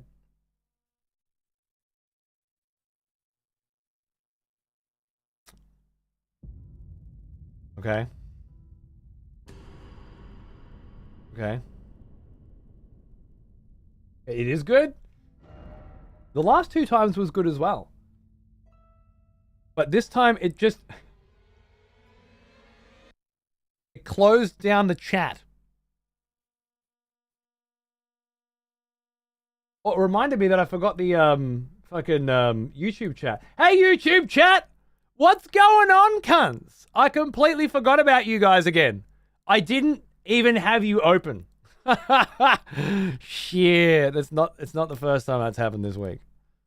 I need reminders for that too. Hi, YouTube chat. I really like the OST and Lies of P. Well said, bro, an hour ago. Fuck yeah, me too. I almost bought the vinyl, but it was so fucking expensive. Way more expensive to ship it than normal. Hi, Mick. Stellar Blade DLC is mostly costumes and collectibles and 1 boss fight. They already did a Nier one. Oh. Well, see, now their cunts didn't tell me. Thank you, YouTube, for providing the necessary fucking shit that I need. Got cunts in my chat. Oh my god, Stellar Blade DLC! And I'm like, yeah, bro. And then it's just fucking costumes.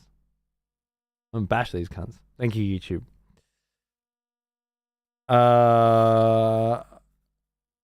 What was that snake guy's name? Richard or something? I don't know what you're about, Trent.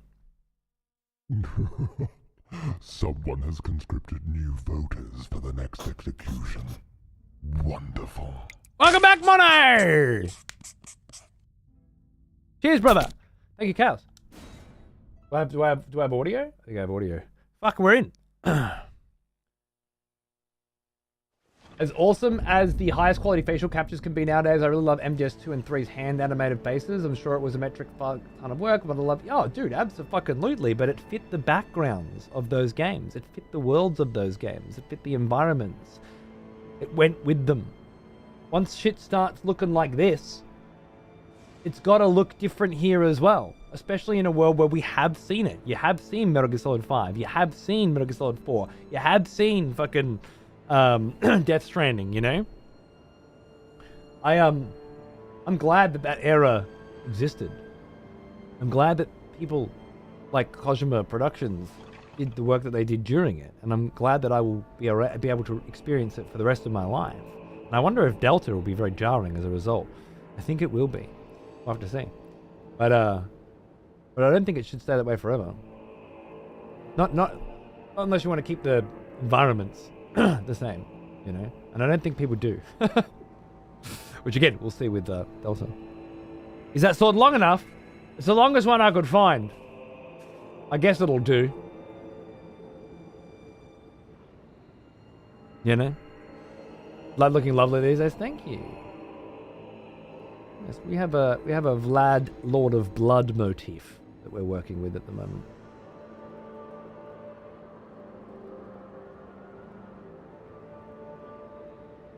How thin is this fucking...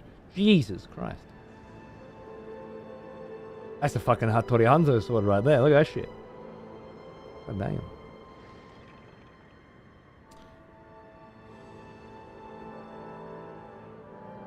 Especially if you're having dialogue-heavy games with facial close-up. Exactly, exactly. In cinema, normally you would lean away from those sorts of things. They don't anymore. They'll use some deep fake fucking face, and you're like, okay, cool, you had him in the shadows. I think they did it in one of the new Star Wars. They had, Admiral... What? Well, I've got to fucking see what this is about.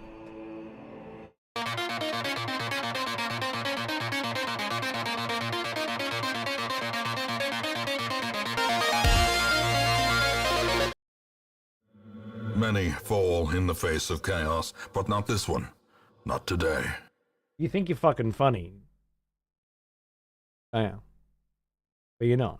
You're not. See, all you've done is fuck up my whole system. There's nothing amusing about this, Foreign.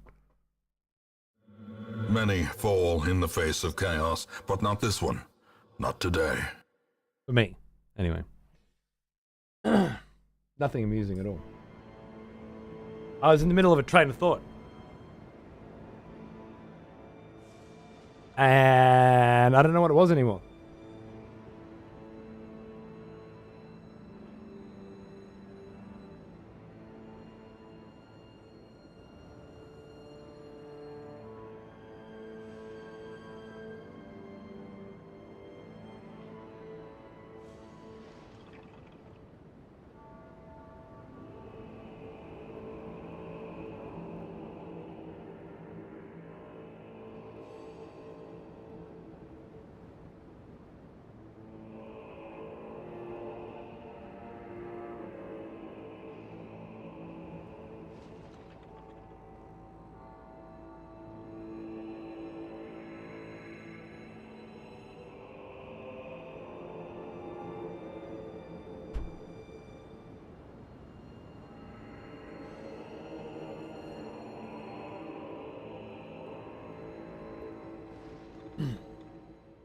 Was talking some smack.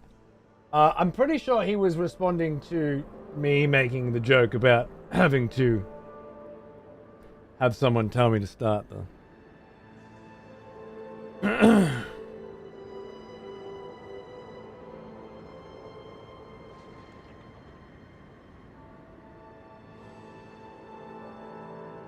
Does remind me, though, that Mono had another thing he was talking about before. Yes. Oh, and Fallon. The smell of proper devotion. It reminds me of a queue. Welcome back, Of a queue of things in my head that exists that I forgot about. Isn't that weird? Hey, nuts. Thanks for 35 months, mate. What's going on? Okay, first of all, Felon. I was supposed to tell him that he's trying to resurrect someone who's already been resurrected, and he's a fucking idiot. I didn't do that. That was in there. Second, has returned. Mono. Welcome back. This is going to trip you out. You might be aware of this. I was not. Thank you, Della Polga.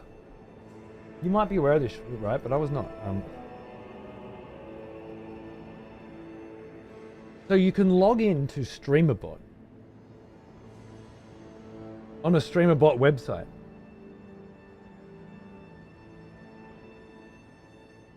Did you know that? It uses your Discord account, which I'm not going to do right now because I can't remember which one I'm supposed to be logged into. But you can log into. I thought you had to. You don't have to. You don't have to. If you do, then it just. When was it? And it just fills in this automatically. If you don't, it just fills in this automatically. But if you do, then it assigns you the same fucking name anyway. It's like it automatically does it, and then you can sign in or not. Anyway, I know about like the login with Streamlabs and the login with Twitch. I remember you. Back from war, are we? Good. Gaboon. Hey man. Maybe for 18 months. Cheers, mate.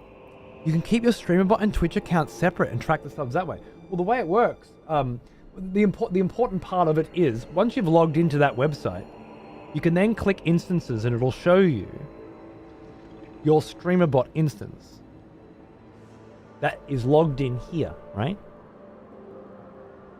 You can also now go to General. I don't know if I did this for this one or not.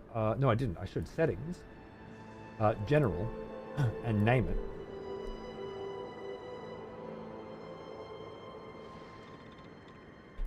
And when I restart this next time, it'll be that. Which is great. So basically, you can open up a second instance of StreamerBot and log in with a different Twitch account. Well now. But log in with the same StreamerBot account. Old one. And now you got two instances of StreamerBot connected to one account. Right? And then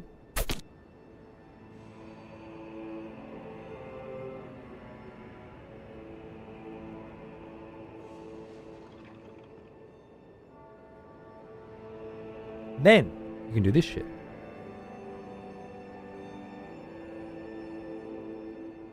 What I think Brucey did, hey Rusty, thanks for 53 months, man. How you doing? What I think Brucey did was have me log into my excessive profanity account on one streamer bot and my VOD channel account on the second streamer bot, and then have this one send a signal to the other one, to the VOD, to the main, when somebody tries to use your code to drop an execution, asking if that fucking person is a tier 3 sub. And then it sends back that information. Yes, that person is a tier 3 sub on another channel. It sends it back with the wait, I think it's the wait for signal. So send one, wait for the other one. Yeah. And then, and it sends a lot of information too, because you're logged into the account, the API, you're logged into both accounts. So you got the API information for both. It's crazy. Crazy. So now I got the implications for this for Cunt Force as well, having 3 of us all connected to one account. Absolutely nuts. Yeah, it worked fucking flawlessly. That's why Brucey has the permanent. He's the only person with a permanent channel sub here, and that's why he is out of this fucking world crazy when it comes to this shit. But yeah, I know total wizardry, right? And you're already familiar with this shit. There's so many layers. But yeah, think about the possibilities for cross-pollination between your VOD channel and your main channel now. With that tech, the amount of shit you can do on the amount of privileges that you can extend to people, vice versa, the channels, is pretty crazy. All of it creating interactions between the two channels, further encouraging people to watch both channels, or incentivizing. Crazy shit. Crazy, rad, awesome shit. Speaking of crazy, rad, awesome shit, segue fucking legend that I am, we are up to the first boss, I think, of this DLC.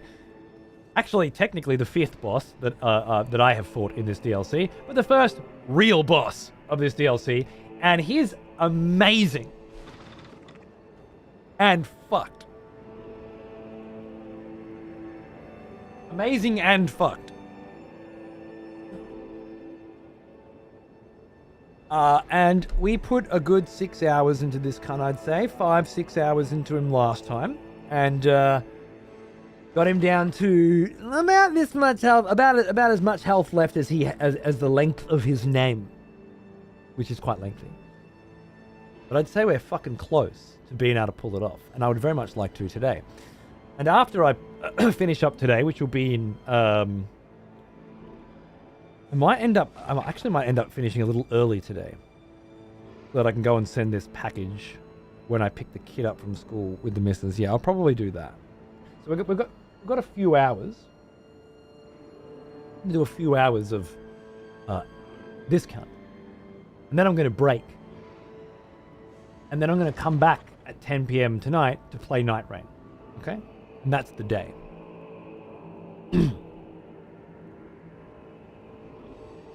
Night Rain with Weddy and Darius when it launches, yeah. Unless I can get keys from Peeve. Oh no, because they need to have PlayStation 5s. It just wouldn't work.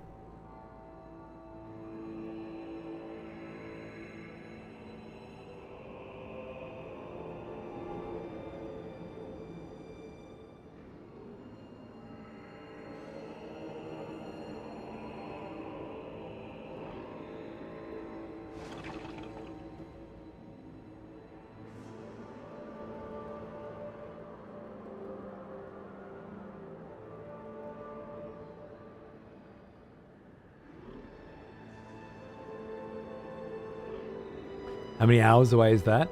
10. I bought an energy drink. I've got an extra I won't be able to use because of work. My tribute previously was lost to the rand. Ah, thank you. Well,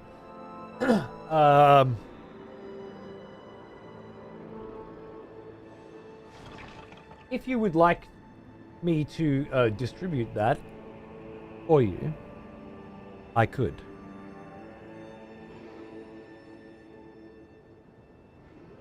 A space network code? A spare network code? What kind of? I got a black V. Haven't had one of those in years. Bought a ninja slushy maker. I'm gonna make energy drink slushies.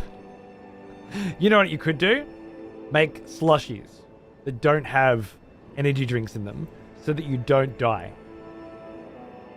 Premature death. Or you could, like, I don't know, put a few packets of cigarettes in instead. Because they're probably healthier for you than energy drinks. It's a thought. Up to you. I'm gonna have my one energy drink of the half decade tonight because I'm gonna be staying up late. But if you're drinking them regularly, seek professional help. It's fucking pure fucking poison. You're pouring into the one body that you have.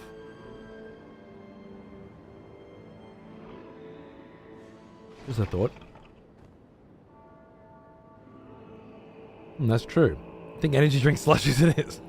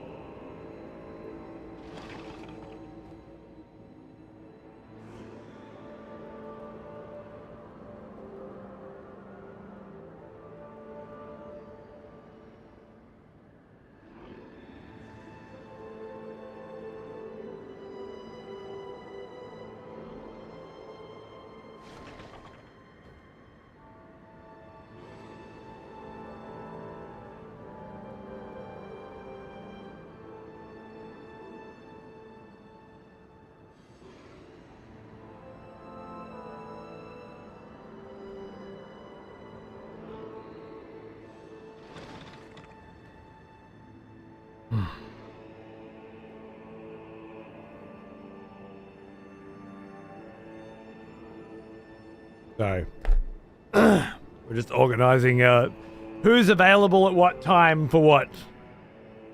Fucking network test.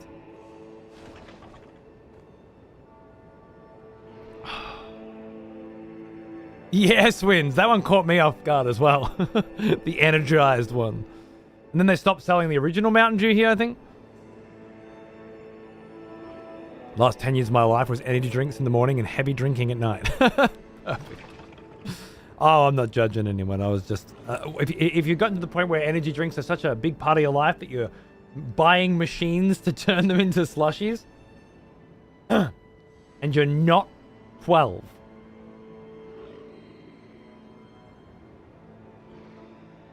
perhaps there are thoughts to have. Perhaps there's deep thinking to enjoy. Or perhaps not. You know, whatever.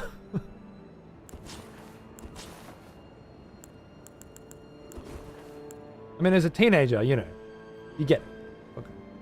I'm an idiot. I just assume none of you are teenagers. That's it. All right, let's go.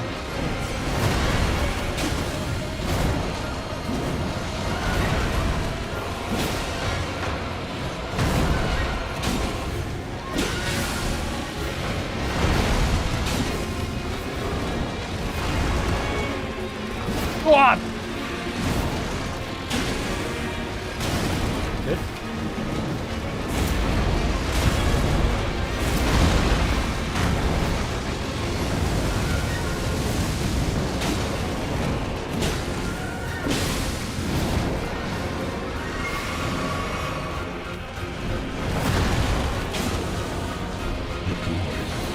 Ah!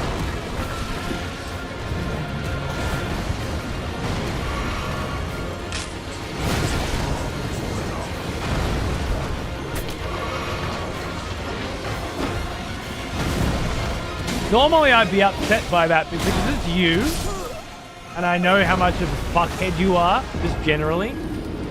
It's so on brand that I don't care. You know?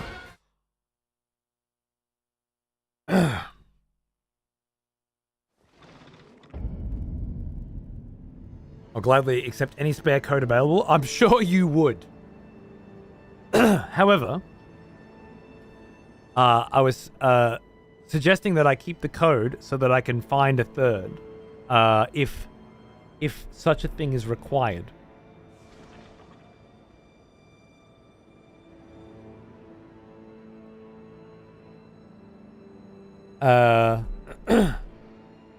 Who shall I send it to?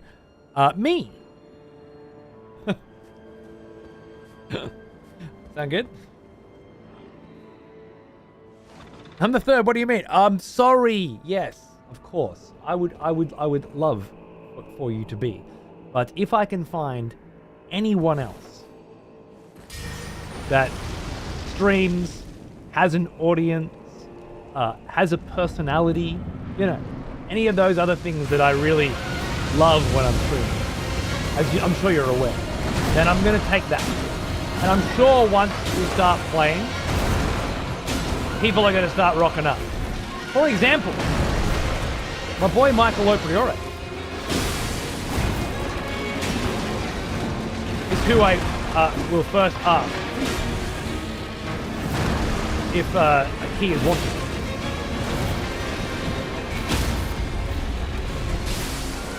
You can choose to be offended by that.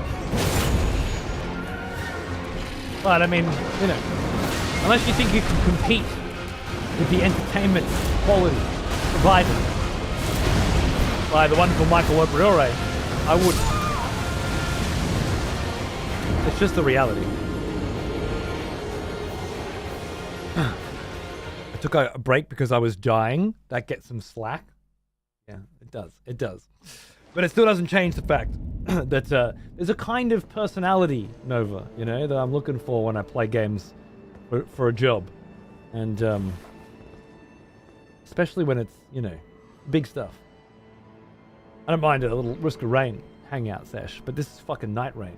This is peak of the Korea stuff, you know? There'll be Monster Hunter soon if you're into that. Do you have any of my information casts to send me things?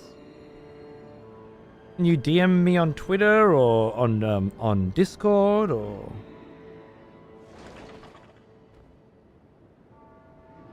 Where do we contact?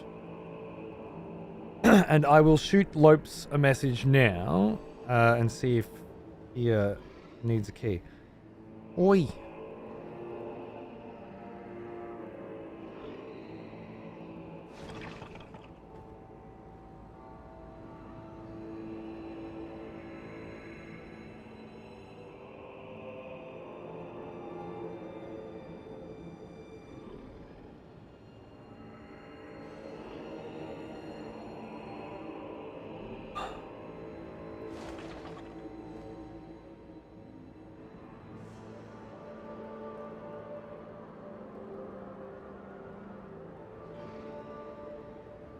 Did I send him a fucking photo of the session times? It's probably a good idea.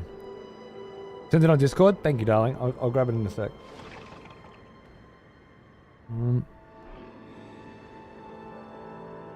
I don't appreciate the mean talk being... I'm trying not to be mean. Honestly, that's as delicate as I fucking get. If you expect anything anything different from me, I don't know what to tell you.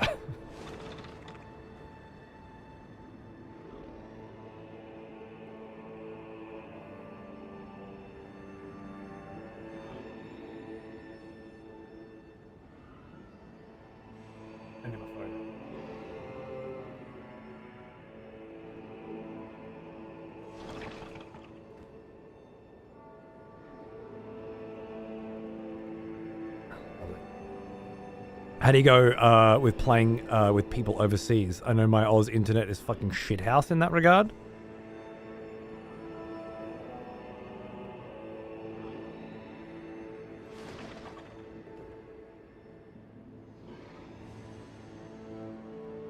Either your Oz internet is shit, or your Oz internet is good.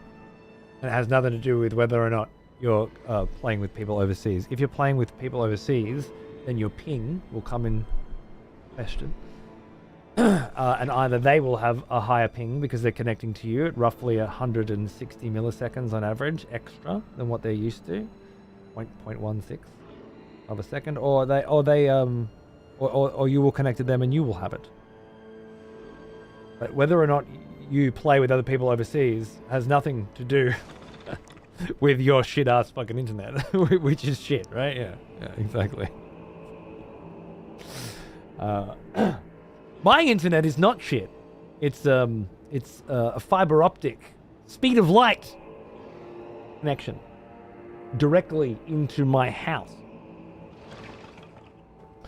And it's about as good as it can be. But honestly, even before that, as long as you've got 20 meg down, 10 meg up, all right, you're gonna have the same experience with people overseas, which is I mean, you're a fucking Aussie, aren't you? Drink a cup of concrete, cunt. Harden the fuck up. It's a bit of lag. Maybe you fancy streaming people. No. The way it works is there's a giant cable laying on the bottom of the ocean. Okay? And it plugs the territories, plugs the different continents together. And the amount of time it takes to send data through that massive intercontinental underwater cable network is fixed.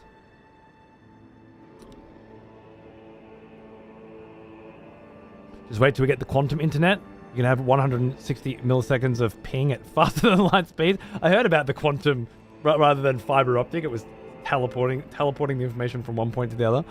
Which, yeah, could be interesting. Part of the US Navy's job is to maintain our sections of it. No shit. There you go. It sounds big.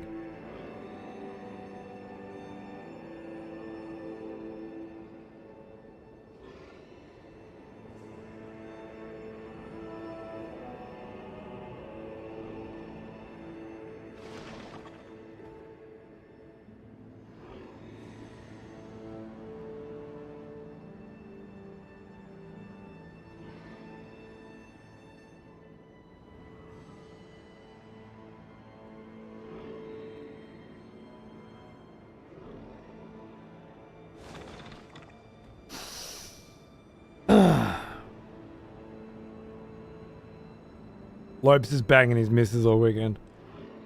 Alright.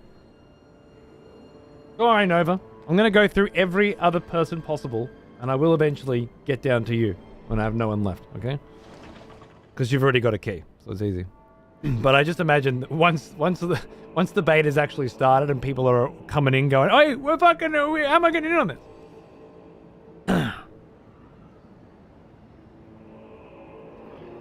Otherwise, the spot's all yours. I have to hear back from Barjo about whether or not he's on tonight or tomorrow. Hey, Popman, how are you, man? Where were we? Oh, yes, giant intercontinental underwater cables. Getting mildly roasted. No. Nothing. Educated. You're on a gigabit connection? Yeah. Begin. My company provides 100 gigabit connections. Granted, those are to banks and hospitals, but it's not the best it could be. What? Did you think I meant I have the best internet connection known to humankind? Or I have the best internet connection that can be connected to a residential home in the southeastern quadrant of the continent Australia? Which of those two? Possible. Ambiguity on my part, agreed, but which one did you think I meant? You fucking idiot. Now, I've got the best internet on earth. There are fucking streamers with better internet than your fucking hospital in the state of Washington. Way better, by the way. Google fucking residential fucking provides it.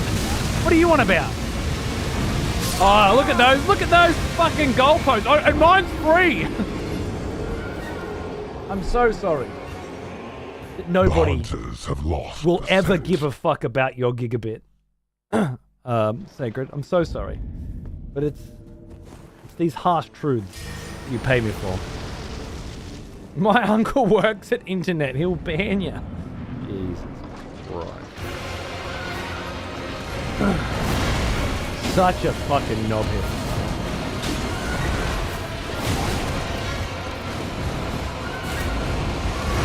Totally irrelevant to the conversation as well, which was pinged between continents. Just had to be like, oh, wait a second.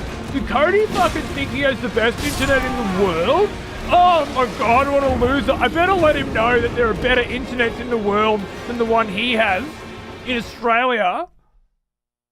Fucking absolute fucking muppet you are, Sacred.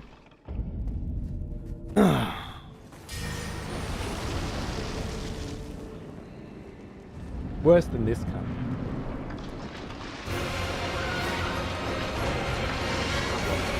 Absolute muppet.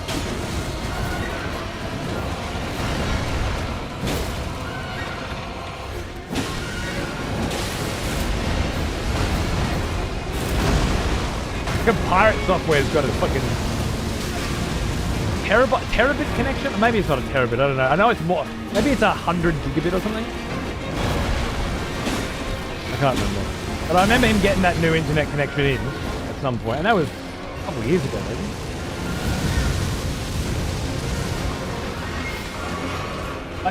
He's in Washington State. They always get the good shit. That's right, D-Pad. I thought I had as good an internet as Blizzard.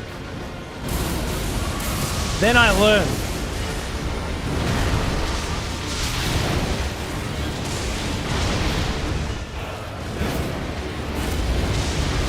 Sitting here talking to an Australian about ping. Hey, damn it. Yeah, don't die. What? I just double healed and ate it. Oh no. Died. I got a good rant on.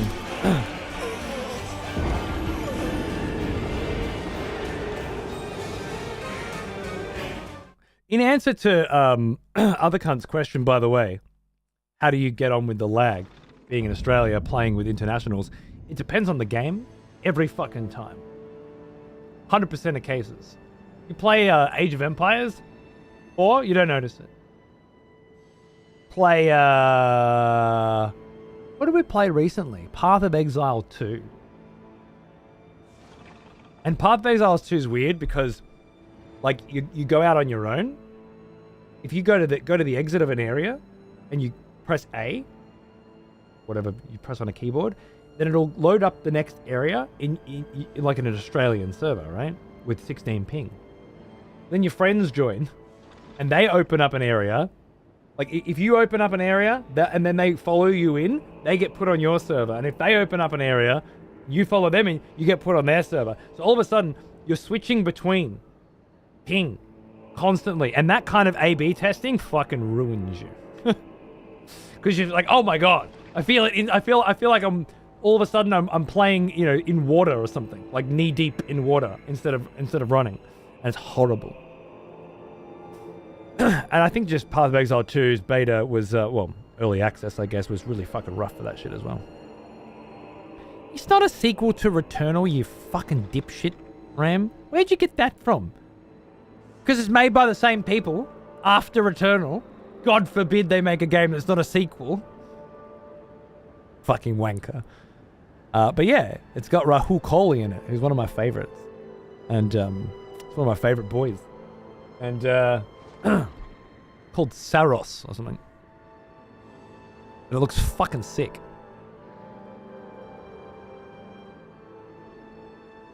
People think they need more bandwidth than needed. I have 3 gig. I'd only ever peak at like 20. It depends what you want to do and what your needs are. Do you want to be able to download 4K movies from torrents that can upload at those speeds? So are you an avid torrenter with a 4K digital collection and a Plex media server connected to a NAS setup in your house? You constantly want to be downloading high quality 4K films at upwards of 50 gigabyte a pop, but you want to be able to do it in 10 seconds. Because watching 50 gigabyte files download in 10 seconds makes your dick extremely hard, which is exactly the way you like it at all times. Yeah, you do need it. Absolutely. But if you just... I upgraded from my pretty shit internet to fiber the second that they cunts built it in. It took a lot longer than we thought it would. They had to put some easement in or something. And I fucking barely... In fact, this is hilarious because I waited 3 fucking years for this fiber to get put in. And a few months after it got put in... Yeah, there's one situation, right? New fucking video game comes out at midnight. I've already been streaming for a few hours. And I'm going to be streaming for a few more. I want to sit here, download that fucking new game real quick and start playing it with you, right? Especially because it's in Australia. It's kind of earlier than everybody else in most scenarios. So like, it's a really, really interesting use case. Where, okay, game comes out at midnight. I want to download it as quickly as possible, and then we can play it for 3 or 4 hours before I have to go to bed. Here's the kicker though, right? Now that I've finally got this fiber optic internet, and I can do that, A, I'm working day shift now, so it doesn't matter. There's no more midnight fucking launches for me because there's a new baby coming. B, and this is way more important, for the first time in my life, I had to limit the amount of the download speed on my torrent client and on Steam. Can anyone guess why? First time in my life I've ever had to do it. I finally got mad-ass fucking speed internet. But I have to manually limit the download speed. Not ISP throttle, no. I have to do it on Xander's computer as well, because he keeps fucking downloading shit.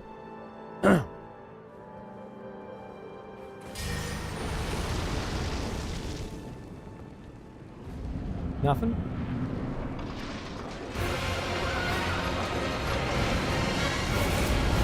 Xander too busy downloading kit stuff? You can't download anything that would fuck up my day. The beautiful thing about it, it's so fucking fast, you can download it all at the same time. No, it's because I have a 24/7 VOD channel, twitch.tv/excessiveprofanitv, which you should be watching at all times and leaving a tab up at all times because you're a total bro and I need it. Thank you so much. It's great. Get me that ad revenue. It's because that fucking channel's up 24/7, and if you have a stream live and you start downloading at max speed, it lags the fucking shit out of the fucking stream. Is that what fucked it the other day? No. OBS lost internet connection. The computer didn't. I don't know what happened. Might be just because it was 500 hours that OBS was live. Is my theory.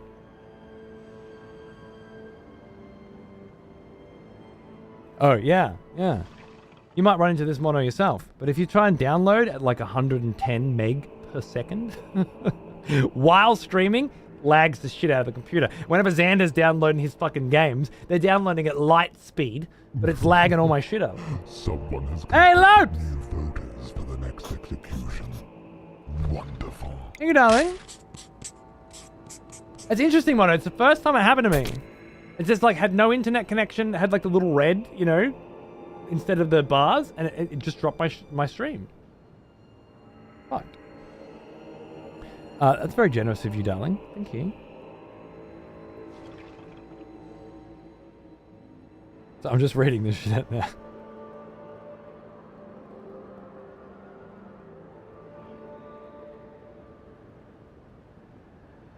Oh, that's lovely. Thank you. And thank her. And have a great weekend. You're not going to be able to play Night Rain all weekend with your friends, but you'll probably be getting non-stop blowjobs. So, you know. Every cloud, silver lining. I'm sure you'll survive. And of course, there'll be plenty of Night Rain when it actually comes out anyway. So don't stress. Yeah. Make sure you remind her. Constantly. mid-coitus of all the Night Rain you're not playing because you're currently fucking. I'm sure that'll land particularly well. I told her she can say your name while we fuck. I love that you qualified that with if she wants as a separate fucking line. That hit real good. She doesn't have to. You're not going to force her. You'd like it, but you don't. But if she wants.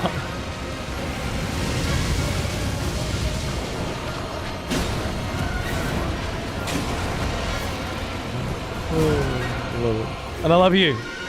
Good baby. I will find someone else with a fantastic personality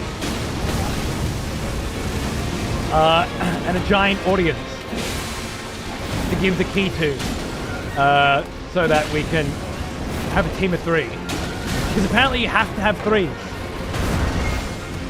And what we're trying to do is avoid situations where we have 2, you know?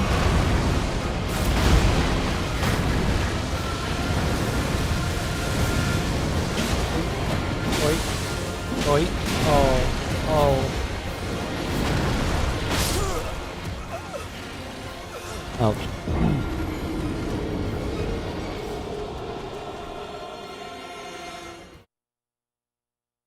Why can't you do both at once? I mean, you know, you talk to Lopes about that. No, of course. Someone just came in with the key. Castiel, being an absolute legend. Let me see if I can find that key actually. Make sure I've got it.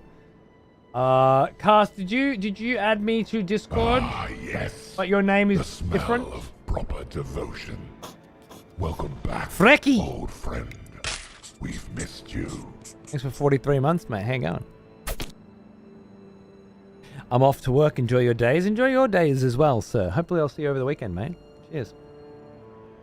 Gotta wait like every other dickhead, which is fine. Apparently it's March 30th is the release date for Night Rain.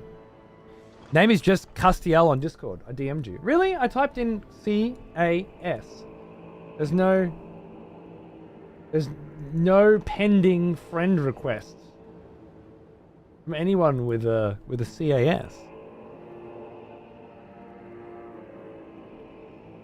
Oh, because there's a new thing on Discord called message requests, which are not friend requests.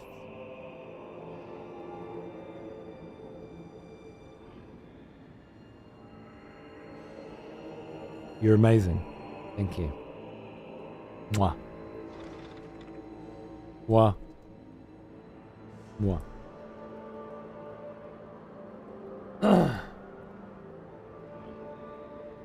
Thank you very much. 15 days after your birthday? Fuck yeah.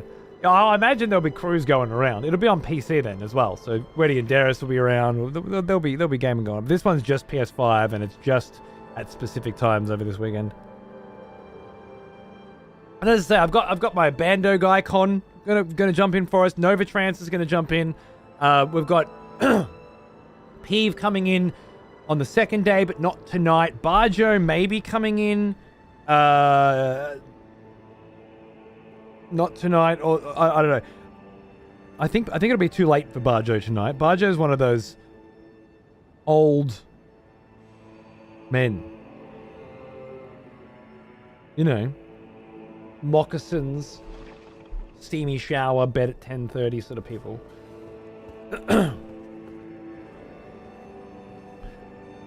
Oh, hey, you've got access if you're still on at 4 a.m. It's not on. It's 10 p.m. till 1 a.m. today. 2 p.m. till 5 p.m. tomorrow. 6 a.m. till 9 a.m.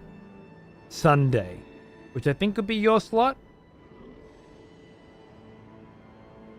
I might be up for Sunday. If I am, I'll ping you, because you'll still be awake. But I honest to God don't think I'm going to get up at 5 a.m. on Sunday. But if Night Rain's that good, Maybe.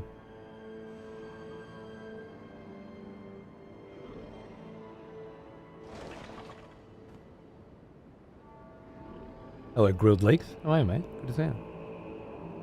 So yesterday, Cunt Force was cancelled on Wednesday, last minute. So I ended up working with Brucey to learn more about StreamerBot and stuff. It was a very productive day. But then yesterday, I thought, shit, I had 2 days off. I should probably work today. Like, I don't want to do Elden Ring.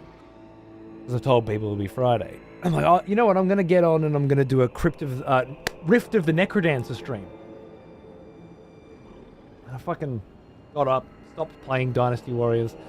Got up and I was like, oh, I had a shower and I got everything ready and did my hair and everything. And then I come in here. And immediately I was just overwhelmed with this this thought just came to me. What the fuck were you thinking? you actually thought you were going to come in and do a fucking stream right now? Instead of laying on the couch, you fucking loser?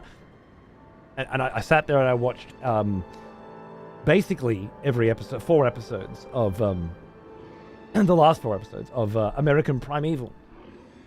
Yeah, I just thought I'd let you know. I've seen American Primeval now, and it was great. I really enjoyed it.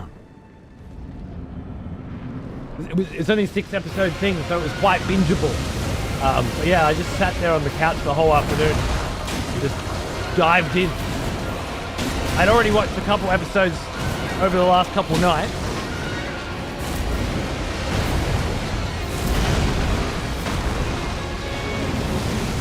But I thought you should know. It's great. Oh! Yeah, I fucked that up. It's great. What? Fuck yeah, loved it. I think I don't like it as much as I like Godless. I don't know if you've seen Godless.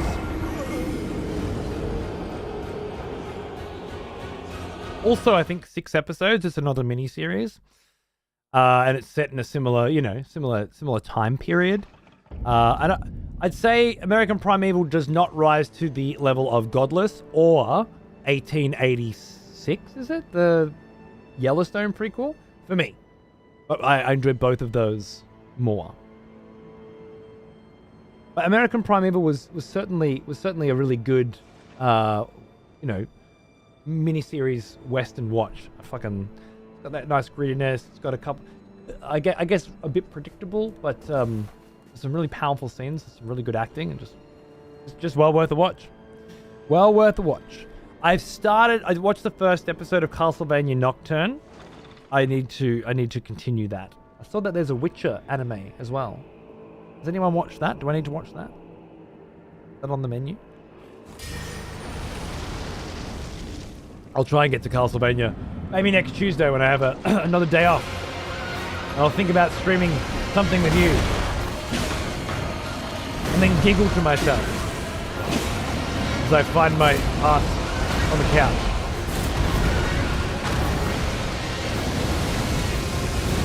Gaming. Watching. Relaxing. Right. Fair enough.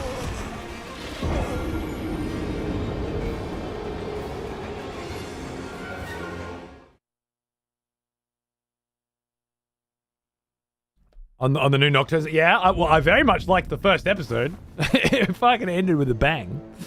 Her walking into the machine and then coming out like fucking. I hope you don't expect me to be following your orders. Beautiful.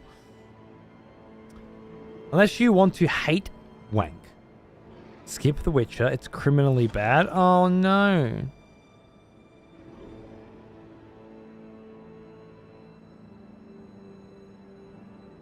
The Siren one. If you really love your anime, I think you'll enjoy it, but it's a bit shit. Okay, I'll probably skip.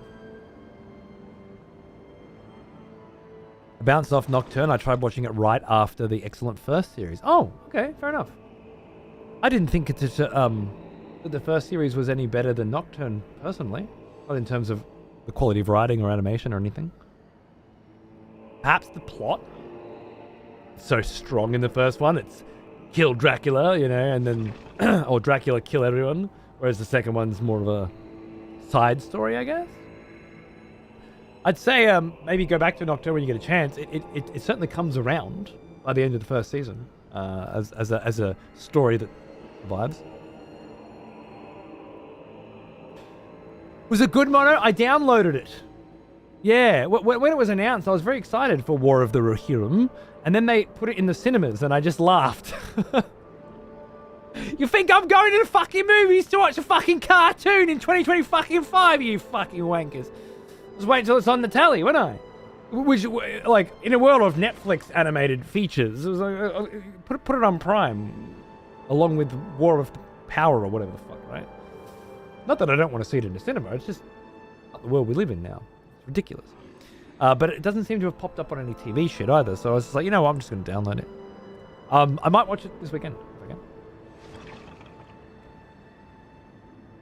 The new Witcher animated movie is more of a Netflix Witcher.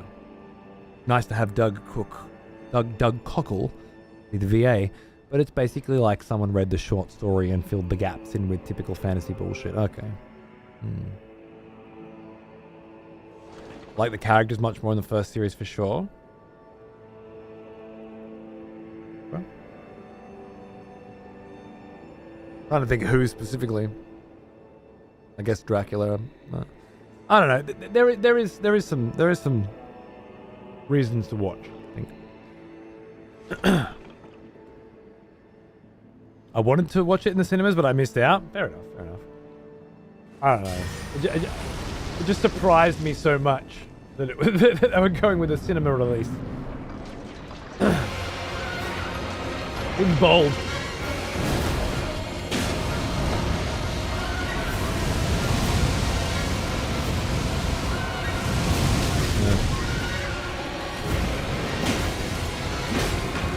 Right, well, it's been an odd day of chatting about everything, isn't it? Can you not with the camera insanity, please?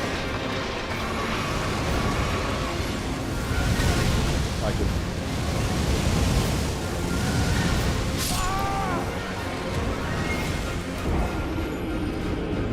Uh, 9.5 hours, Luke. 9.5 hours. So I'm going to get off, hang out with the family, have dinner, watch Landman. Dude, Landman. If you're into Taylor Sheridan shit, and I fucking love Taylor Sheridan shit, Landman's good, man. Billy Bob Thornton. Funny as fuck. Every episode, I'm enjoying it. John Hamm. Fucking great. Isaac in the first series. Isaac was cool, yeah. I feel like his character kind of went nowhere, unfortunately, by the end. I feel like they didn't do him justice, personally. But he had some good moments, for sure. Yeah, Billy Bob in Fargo is so good. He's just as good. Well, okay, he's very evil in Fargo. That's beautiful. This he's just a fucking dickhead. Like, he's a proper cunt in Landman.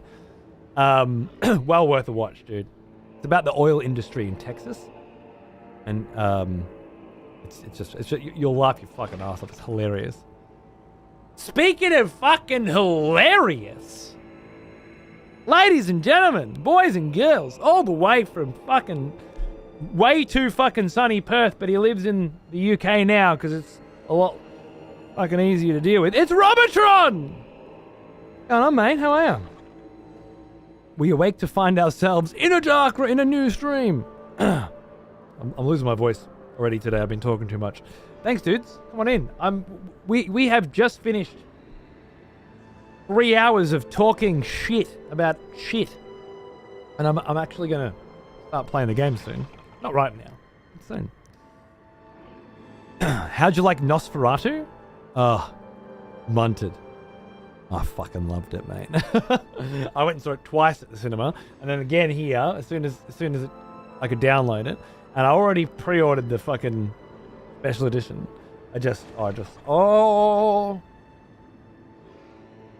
Obviously I'm an Eggers freak, but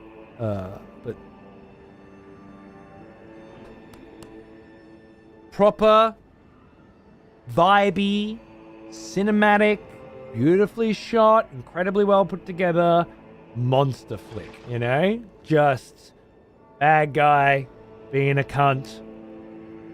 Crew trying to stop him. Fucking. Really, Faye? There you go. I hope you enjoyed it. I'm late to the party, but I'm loving it. Zane, very satisfied. Nice, man, nice. Great acting, great actors, so many good scenes. Love it. I might watch it again this weekend. I gotta get a rhythm again. I had a good rhythm, and Sacred fucked it, right? And I still haven't come back from that. I've been ruined. This whole day is a wash.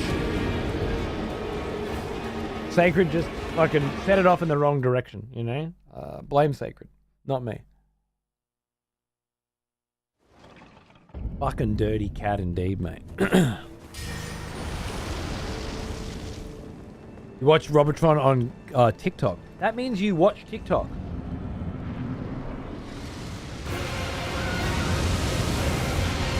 You're a TikToker?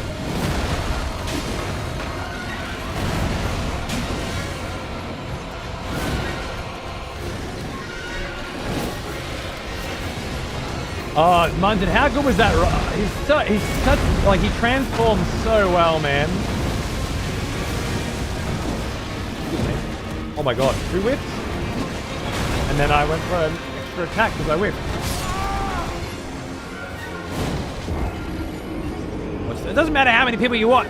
Either you are a person who went, yes, I need to download TikTok and use it, or you're a person who said, fucking TikTok, what the fuck you think I am, 12? Those were the only options. You made your choice. You're one of them. Vile and repulsed.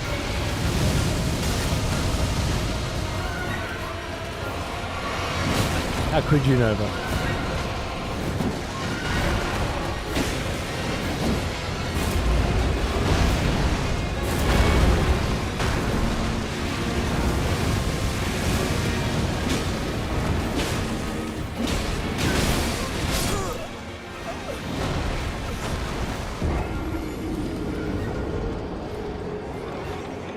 So there's a show in Scotland. He must go to Scotland. He must go like to Edinburgh Fringe and stuff, right?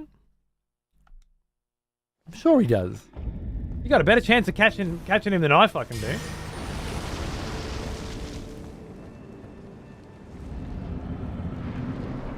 Who's next door?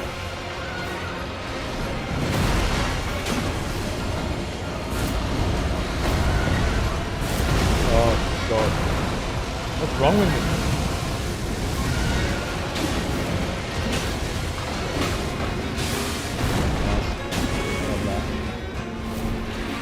What are you doing? What the fuck was that, mate? Cock blocking me. Ah, yes.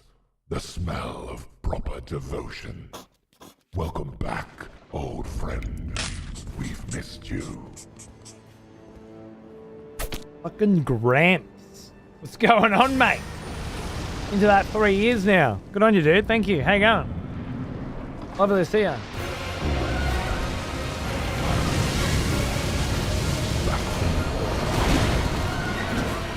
Never given up on anything, and I never fucking will, Cookie. Love you, mate. Except the stuff that I give up on. That doesn't count.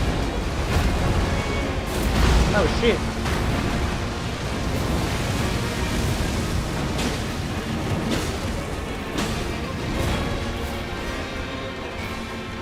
Oh.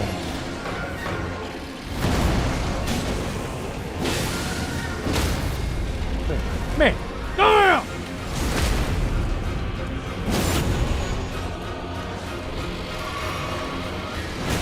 Do you like that one, Loaf? I thought it was a pretty good segue.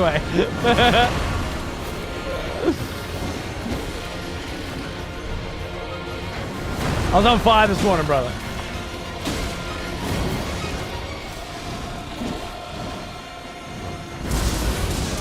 Let's go, mate. I think I'm afraid of you, little... Okay. The lightning shit... Fuck through. Cut! Did you just break the goddamn room? That is the coolest shit, man! I didn't even know you could do that! Whoa! Yeah, there goes me. I misread that one. He broke the fucking frame for the staircase that I've seen him get up on it before. I've never seen him smash it. Easy. Told my lady if he didn't have a kid, there's no way that happens smoothly. I'm gonna take all that lovely credit for being the kind of guy that goes out and does it for a friend. But as long as you know the situation. The battle rages. Mayo! What's going on, bro? Thanks for 92 months, man. Took me 2 days to be here. Well, this is my second day, so let's see if I can be on par with you, mate. Yes, thanks for the big sub. Are you so many 4K Blu-rays? There'll be a time, all right? There'll be a time. I'm gonna call in a favor. But yeah, if I wasn't already going to drop the kid off at school, and if he wasn't already a grimace freak, it would have been a harder thing to do. I probably still would have done it, but it would have been this afternoon, and would have been subject to whether or not they had any left this afternoon, given the mass amount of people that were there this morning. Presumably trying to get those as well. A lightning... It's not actually a lightning line. It just looks that way.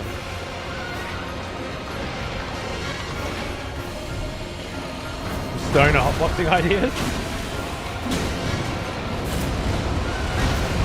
You mean just aesthetically or narratively?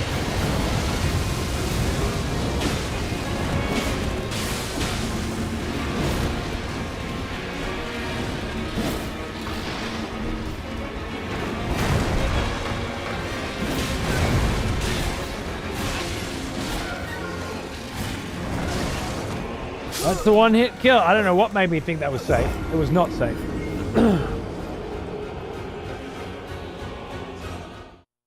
Hey, Holt. Thanks for letting me know the VOD channel was down yesterday. Much appreciated, man. None of my usual suspects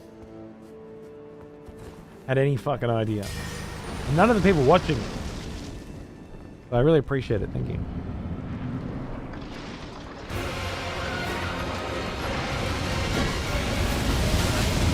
What am I doing?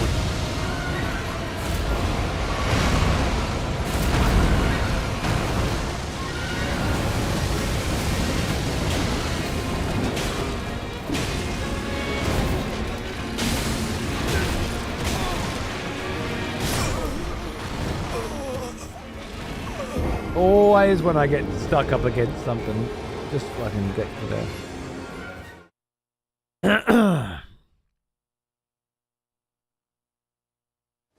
I saw it go down and I was waiting a bit, thinking it needed to be restarted. Yeah, well, I will never restart it without being in the chat to tell you guys that I'm restarting it.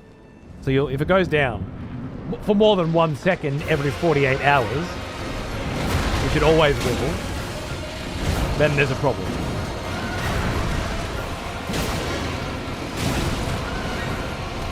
That lunge is consistently fucking up my day.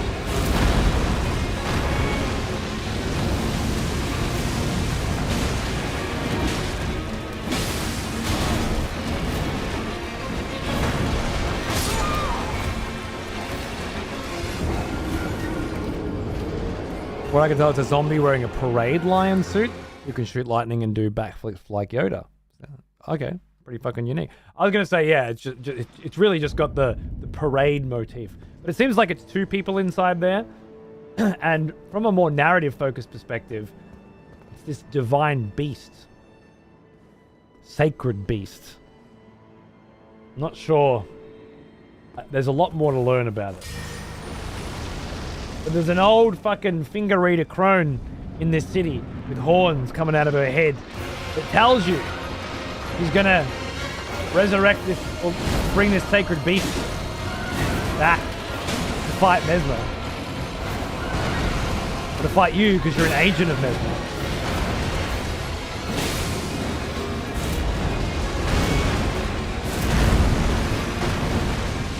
And then this happens. I'm very curious. She's got one of the head of one of these sitting next to her as well. Like a mask.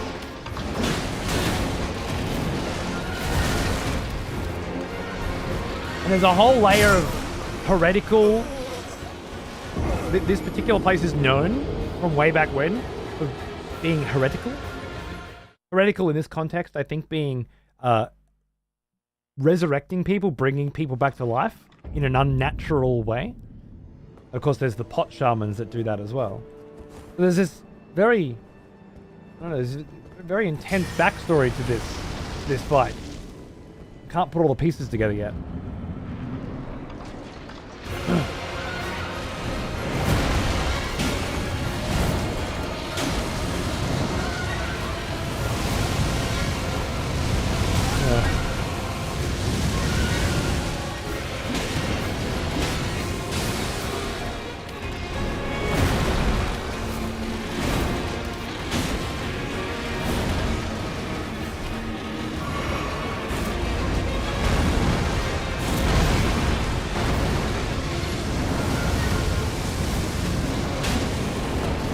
Mechanically, it's very interesting, though.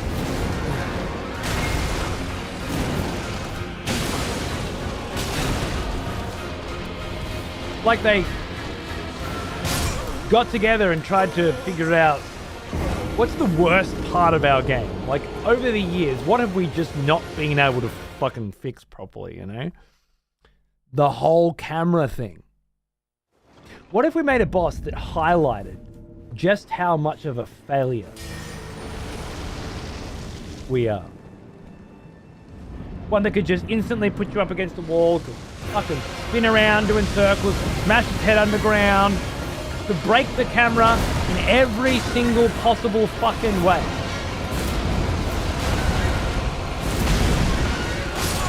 And Miyazaki was like, do it. I love it. Bunch of fucking idiots. It's the same dirty ass that the tree. Exactly. It's like a tree worm on crack. It's very problematic. Tough but fair. It's a culmination of everything that's wrong with this camera, I tell you. Won't let me alone.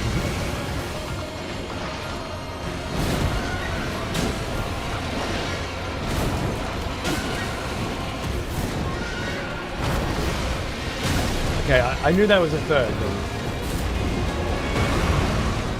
We're fine. We're not fine. Nothing's fine.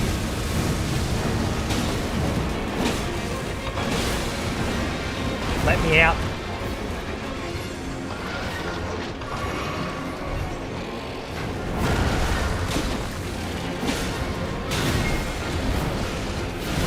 Oh, for Christ's sake.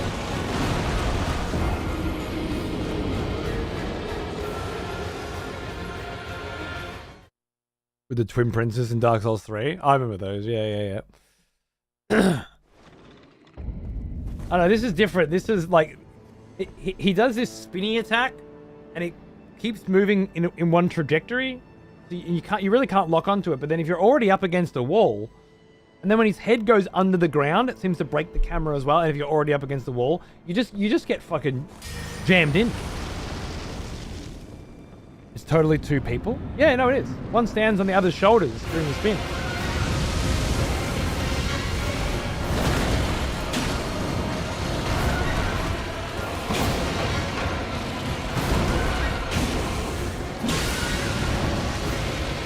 Spin up against the wall, right?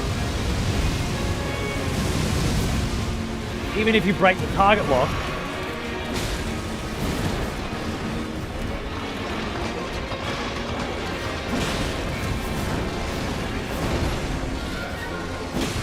I hate that one. Oh shit.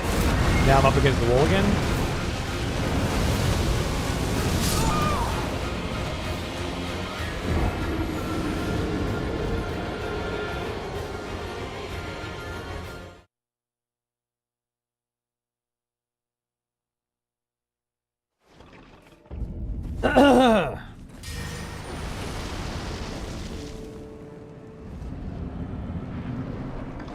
Is there a human centipede under there? I bet. We'll have to wait for Lance to crack the files. Tell us what's under there.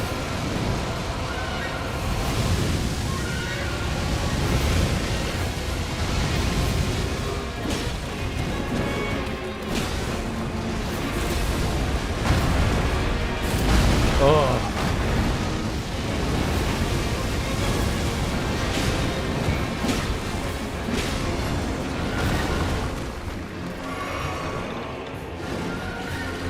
Gotta lock the fuck in.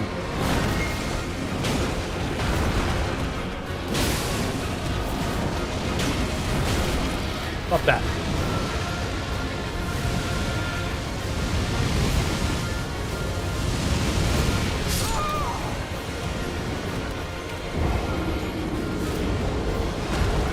I disagree. Disagree with the ref. Sorry. I know it's bad manners. I get it. But, it's a shit call.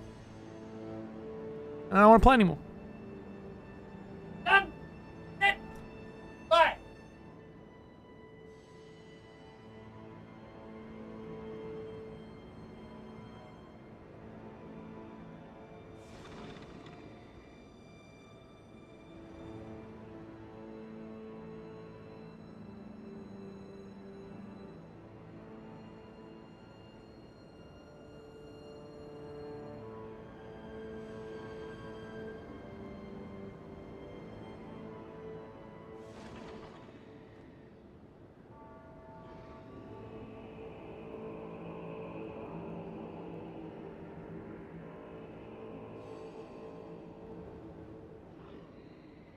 Oh my god.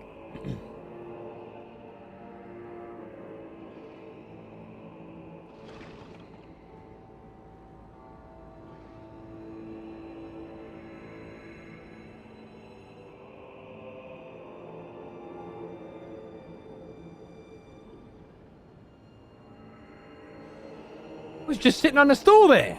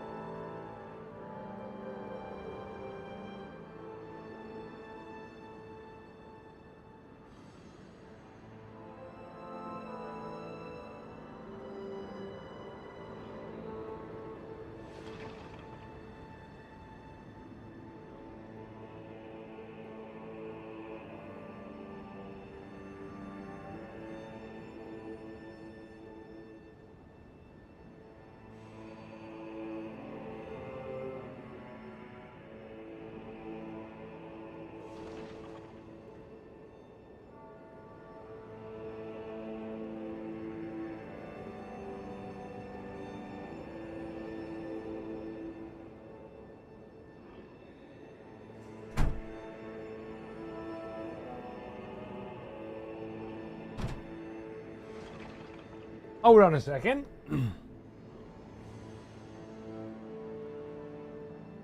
What would a Metal Gear board game even be?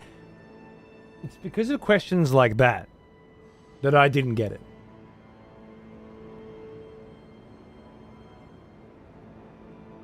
And then, I don't know, a year later, randomly, it was just over Christmas. They had it for half fucking price on the pre-order. Like, maybe they didn't get enough pre-orders, you know? I was like, oh, shit. Because it comes with a giant Rex model. I was like, man, you know, at half price, I might just buy it so I can paint that Rex. If it turns out that there's a sick fucking board game in there as well, sweet. But I don't buy brand-named board games because I know that the quality of the game is always secondary. The brand, right? People are just going to buy it for the IP.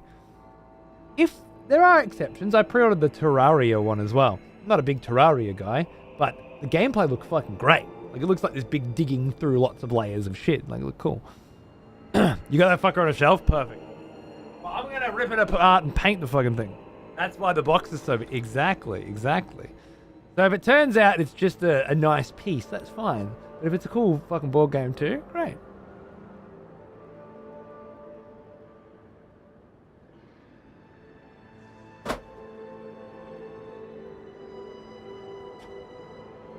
I think it was you, Lopes, who showed it to me the first time, actually. I'm pretty sure it was you. And I was like, oh, it's a bit rich for my blood. I was hoping it was some full-on TTRPG. Well, then it wouldn't be a board game. And it said board game. It'd be a tabletop game. Different genre of entertainment experience, wouldn't it? That said, I do have the Stormlight Archives tabletop RPG and the Mistborn tabletop RPG coming. And I got the every fucking thing you can fucking get fucking Kickstarter set. Oh, because I really want to get into that stuff. I don't know if you're into Sanderson shit, but if you're not, go read a bunch of Sanderson shit and then retroactively enjoy this moment and how it makes you feel.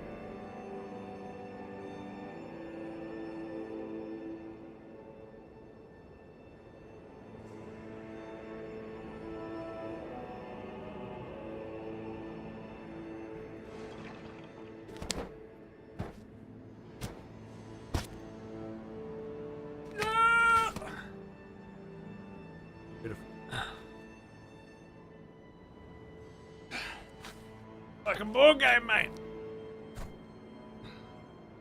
Jesus Christ. You know how heavy this thing is? Oh my goodness.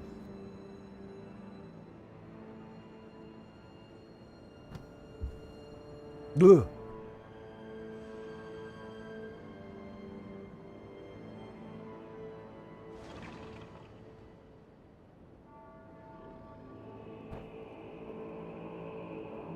You're into Oathbringer now? Oh, nice, dude.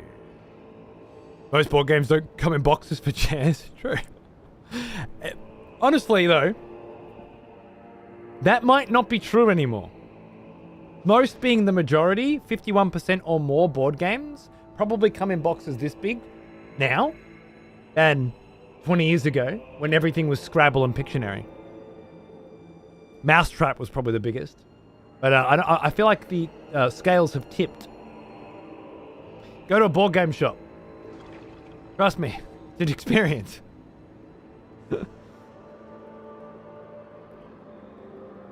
Does it come with a PS5? Feels like it. I love that Brandon is a big Elden Ring nerd.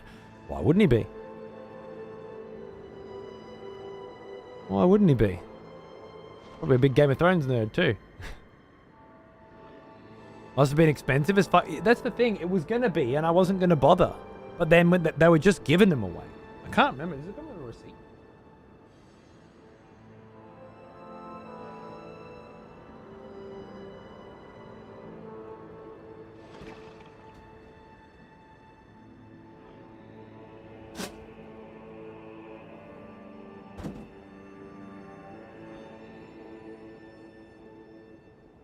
Sincerely doubt that Brandon Sanderson likes Game of Thrones.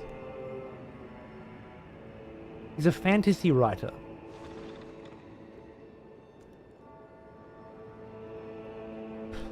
What's a bigger name than A Song of Ice and Fire? Game of Thrones is what, 1992 fantasy fiction or something? It's about as well known in fantasy as Lord of the Rings is.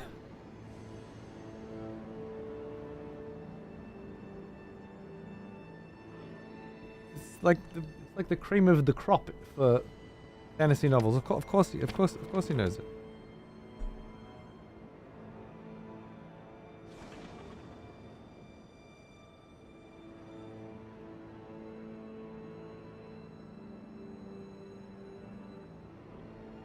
Rock, paper, scissors, dude. We'll play rock, paper, scissors -1. Hopefully you haven't seen Squid Game season 2. You don't know the rules, so I'll win. All right, and then it's mine, and then I'll put it next to my Nia piece. You absolute fucking legend. I love you.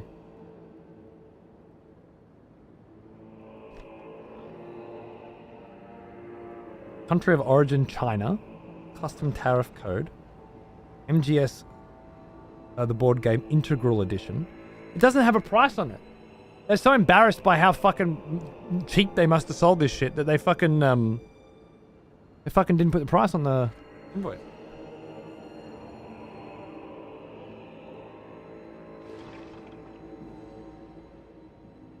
But it was cheap enough for me to go fucking let's go. Look at the size of it. We got Otacon, we got Meryl. Foxhound members have captured the nuclear weapons disposal facility Shadow Moses and have threatened to launch nuclear weapons should their demands not be met. Your mission: infiltrate Shadow Moses and take down the terrorist group before a nuclear war befalls the world.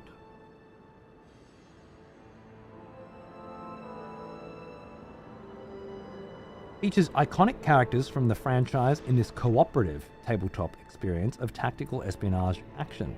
Infiltrate and navigate the hallways of Shadow Moses through its 14-mission campaign. Sneaking missions feature a robust stealth system where players attempt to stay out of the guard's sight or risk engaging in combat, while boss missions pit you against familiar adversaries from the series. How many players is it? 1 to 4. I figured as much. Oh. Fuck yeah, cooperative. Whose footprints are these? Yeah, fucking cooperative espionage. It's got a little box. The box as well. That's cool. Anyway, yeah, I wasn't going to pay full price, but for the price I got it for, I remember it'd be worth it just for the model. Welcome back, old friend. We've missed you. Does it say anywhere you shouldn't throw away the box because you'll need it during the game? Where would it say that? Do you mean... Are you making a box joke? Okay, that's not too bad, actually. It seemed like a stupid question, but I think it was actually above my pay grade. Thank you for 39 months, dude. How you going? I got there in the end, Viz. Sorry. So I'm a bit slow to catch on sometimes. Nice! Well, that's great. And it answers the question, what the fuck are they sending me? Because the other day I was like, oh, I'm getting mail on Friday, but I don't know what it is. I guess it'll be an early Christmas present. And there it is. 1 to 4 so you can solo it? I've never seen a solo board game. Really? Oh, well. There are a great many solo board games now. And a great many that can be played solo. They have custom rules for them. And a great many that don't. That custom rules have been made for. On websites like Board Game Geek, where there's a lot of homebrew rule sets going on. You can breathe new life into a bunch of games. Very cool. Or play solo, yeah. Ooh, Thanks, Raptors. I remember you. Back from war, are we? Good. Sarcasm, these are 21 months. What's going on, dude? There's a typo on the board. Blast Furnace is spelt Blast Furnace. Really? Someone must be fucking pissed. Like, fuck! I had one job. Oh. Yeah, I'd probably just end it. Can't come back from that. I had no idea half the tabletops existed in this world until Weddy texted. Oh, dude, he's rebuilt his collection after he sold it all. It's crazy.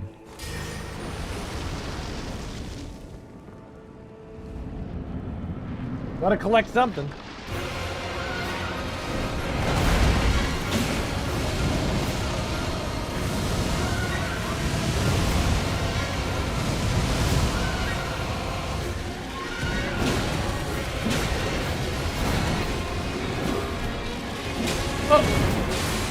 That's what I like. Nice and tight.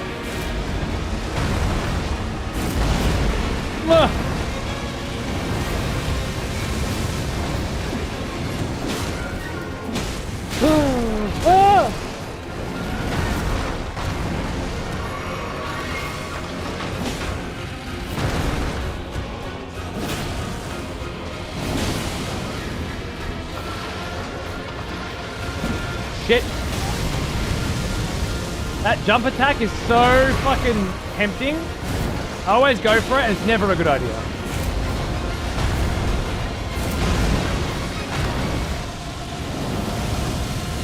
Slide there so I can follow it up.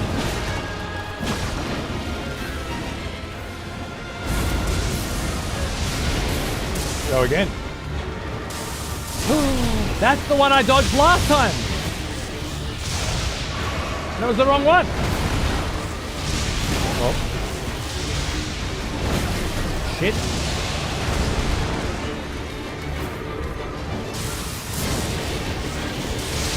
Oh, you're such a cunt. And, oh, and that shit too? Wow.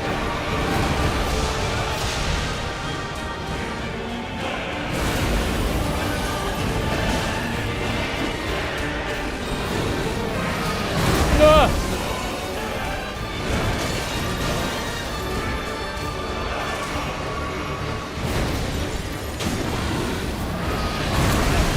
I think I can roll that. I just need to go a little bit later. Oh, no, not that.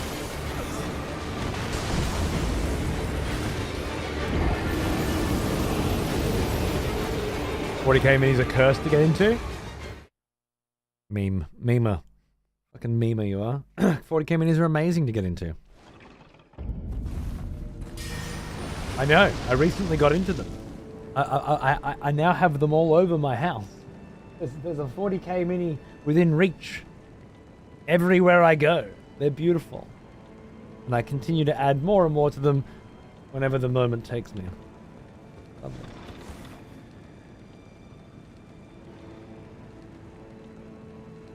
When he rears up and chomps his teeth, it sounds like a wooden doll. He's got a row of human teeth and a row of beast teeth as well. So I guess that tap is coming from the human teeth. Nice.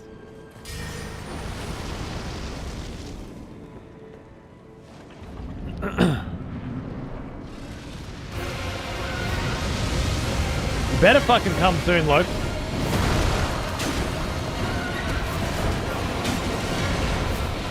Oh.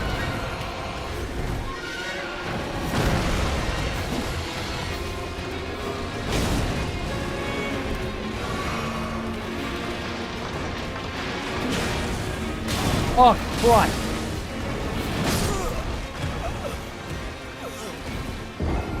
Is this something with the soundtrack to this scene? The way it evolves as the fight goes on is something else. Something else, man.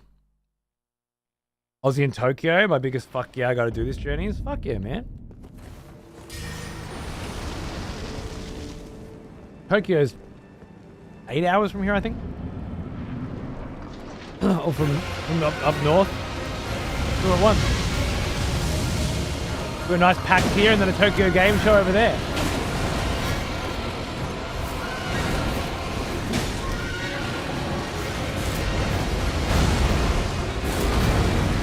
Why don't I do that? I'm not focused. I'm not with it today.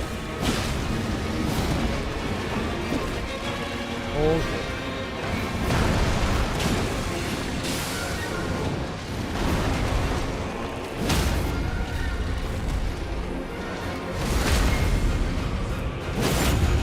Like to see.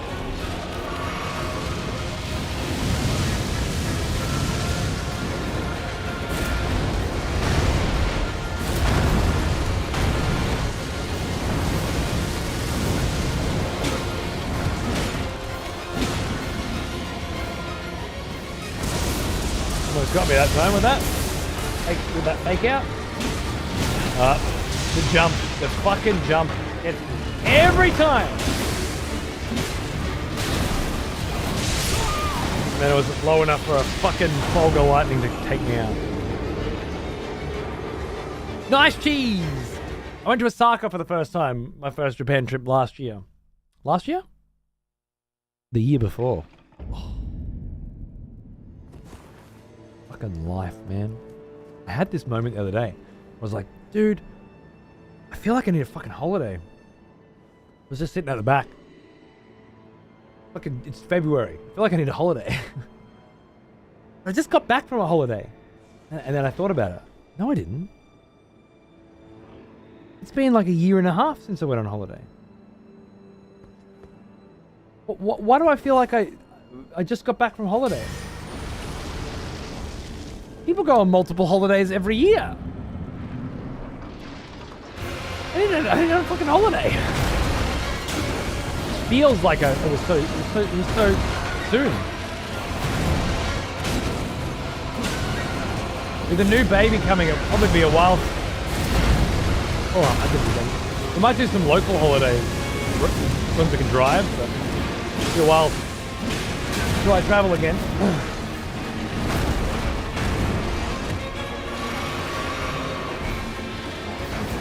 That's just ridiculous.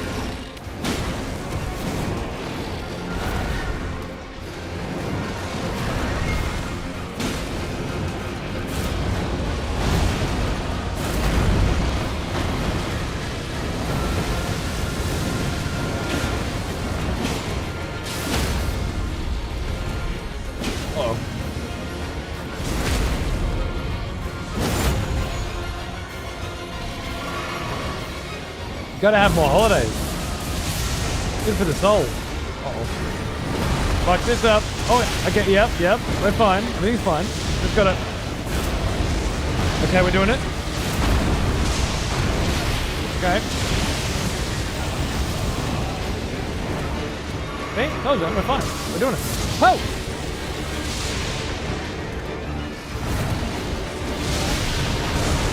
That lightning felt like it triggered pretty quick. Not sure if I'm cool with that. Okay, we're onto ice. I just gotta get that frost attack right. The stomp, sorry. They're all frost attacks. The stomp attack.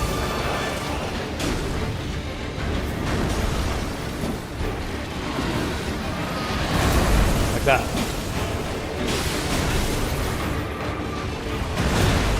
Oh no, he got me! Oh no, that's the one you can't let him get you.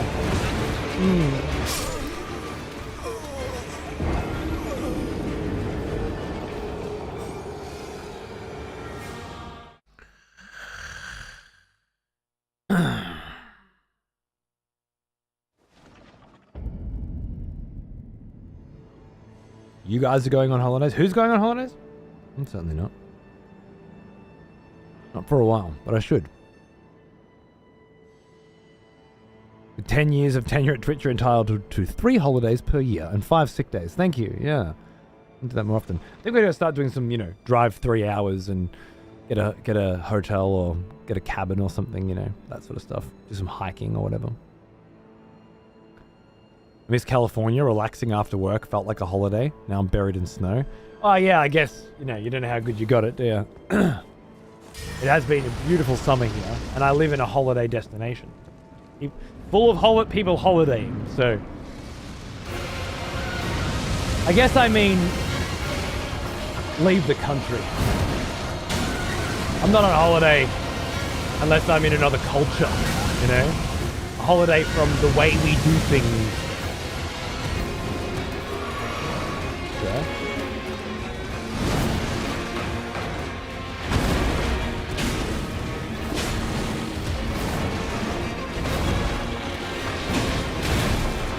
Fucking can't handle that one. It's driving me nuts.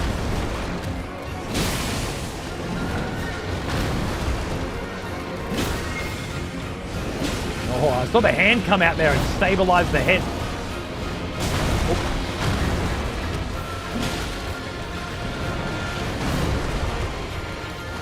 Got too far away.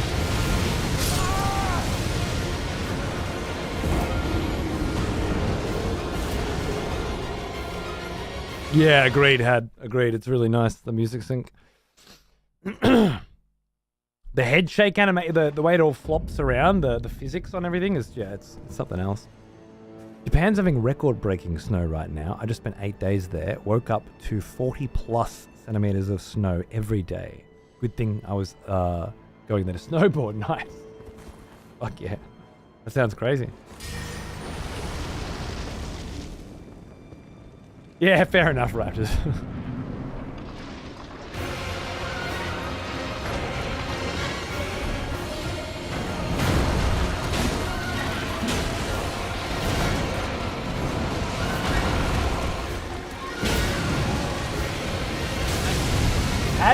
spray it at me and then block me. Couldn't have been any other fucking way, could it? No.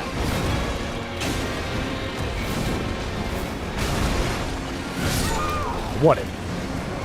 Whatever. No problem. Shit problem.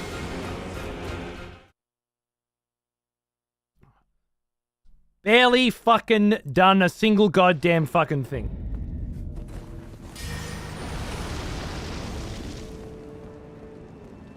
But we still got it. We're in there, man. We're in there. Couple more hours. We got it. And then we break. And then we've got fucking night rain tonight.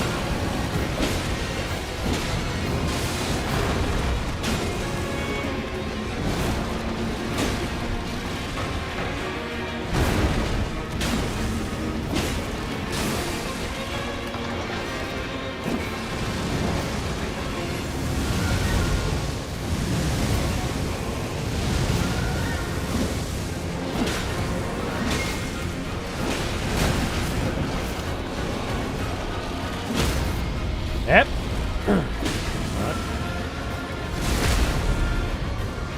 Sucked me off.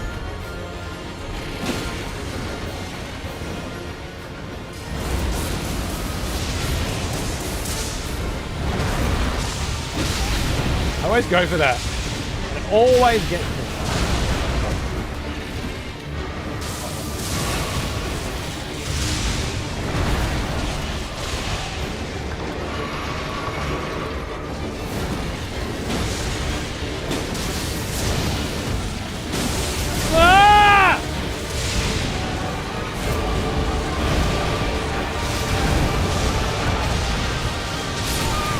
There was the fucking lightning behind me and the one in front of me.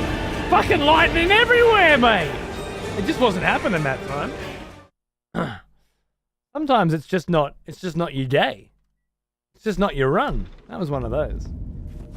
Hello, Ransom. How are you, man? What's going on, dude? Good to see you.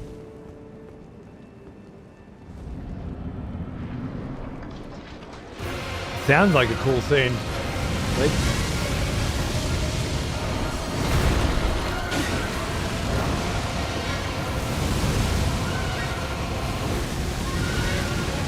I don't know what's going on.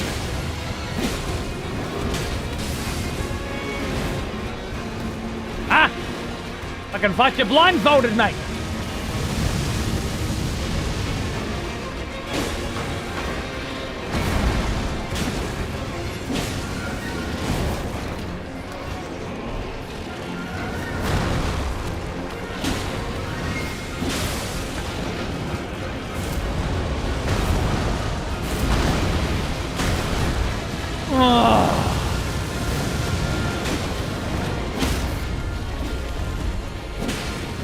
Yeah, right.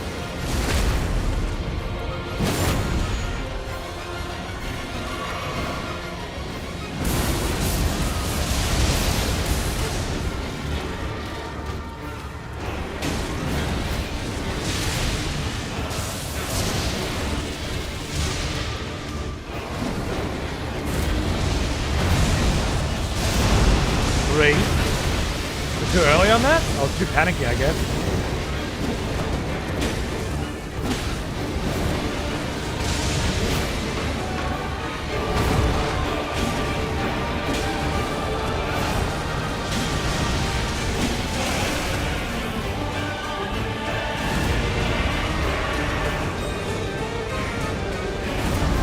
Wind, got it.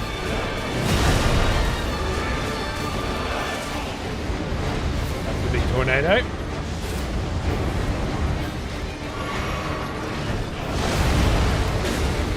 Whoa! Thought I was good then.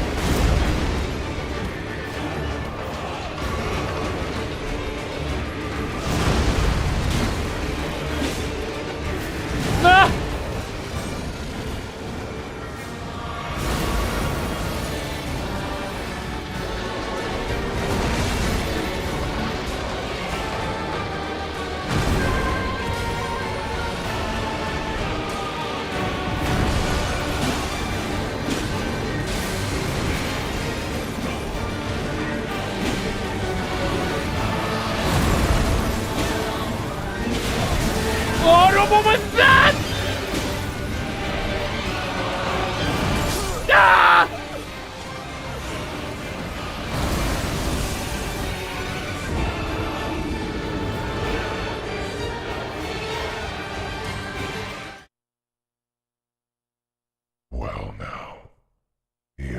old one. Stop excessive. Almost as old as me. Not the best attempt. That's the second best attempt. The best was up to the end of his name. All right, up to the N in lion. Old Toby! G'day, mate! Cheers as always. I love your content, and as always, this bowl's for you. Smoke it, toke it. You know, dude, that reminds me, bro. That reminds me. I just picked something up. This is this is part of a new strategy that I've been developing. Because it's been summer here, and there's been cigarettes in the house. I have been on occasioning myself to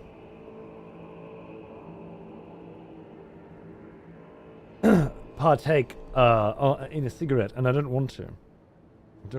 It's dangerous how quickly I go from having a couple cigarettes to wanting one. Then there's the whole, like, you know, it's just one. Get on the menthols. Yeah, that's going to make a difference. Menthols are actually healthier for you. Fuck you on about. But like, it's made me think about smoking in a different way. Because before you smoke, you're addicted to nicotine, and you smoke. You smoke all day, you smoke until you fall asleep, and then you wake up and then you smoke. But there are people out there that smoke for pleasure. Maybe once a day. They don't get addicted to nicotine, per se. Or if they do, then the addiction is so manageable, or so light, that they can look forward to something at the end of the day.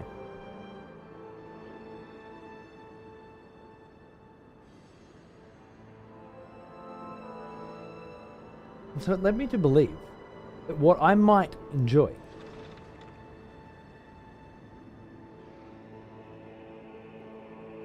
what might be a nice fit for me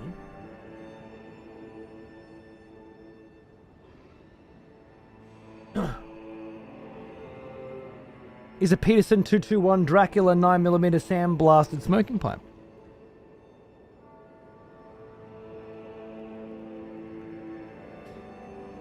Which is now on its way to me. That banger. Isn't that beautiful? Called the Dracula because it's the pipe style of Bram Stoker. That's something. Of course, it's the Dracula. What else was it going to be? Haven't figured out the leaf yet. Yeah, I've got one like Bilbo from the Shire. Dude, I saw the long ones and I thought of you. I thought, man, next time he resubs, I'm just going to pull one out. But then I saw these. And that bit wasn't nearly good enough to go that direction. I'm sorry. Maybe one day, though. Long bottom leaf or nothing? I mean, probably, yeah. Yeah, I was thinking, you know, I'm over the hump of my smoking and vaping and oral fixation and shit. I don't think about it anymore. But when it's around, I do quite enjoy it. You know, I still enjoy it. Not in a, this is going to kill me because I'm doing it all day, every day, and I'm completely fucking hopelessly addicted and it costs way too much fucking money kind of way. But in a, I feel like a treat at the end of the night. I'm going to pack a fucking cone kind of way. Or you're going to pull out a go. Well, I've been smoking cigars lately, more than anything else. But the problem with cigars is they, for me, they're just like these big shit cigarettes. Now, it's not always true. There have been some brands of cigars that have like a filter, like a plastic filter or something, like the cherry ones I was smoking. Oh my god, they're amazing. I was smoking them in Japan constantly. And I had these wooden filter ones recently as well. But most cigars, I prefer smoking a cigarette, you know? I feel like a pipe might be a better version for me. But we'll see. At the very least, I want to try it. Try it. Have it so that I can sort of be a little less guilty. With a cigarette, I always feel like I'm tempting fate.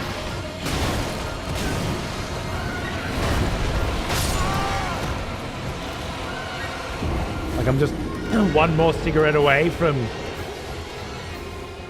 I've had. It's been summer over the last few weeks, especially. I've had more than a few, you know, and to the point where I sort of think about it, you know, towards the end of a show, and I'm like, have a cigarette afterwards, you know, which for months I didn't think about it. It doesn't take long for it to squeak back in. It's that feeling. And if it's going to be an end of the day, after dinner, before bed thing, I'd rather it wasn't a cigarette. Cigars feel like wine tasting? A bit, yeah. And after a whole life spent just smoking, it just makes me want to smoke. I finish a cigar at like a friend's house, and then immediately try and bum a fat. Like, yeah, finishing a wine tasting and then going, yeah, that was lovely. Anyone got a fucking beer? Yeah. Can I get a scotch? Can I get something that hits? Something I can feel? Oh, yeah. No, it's beginning.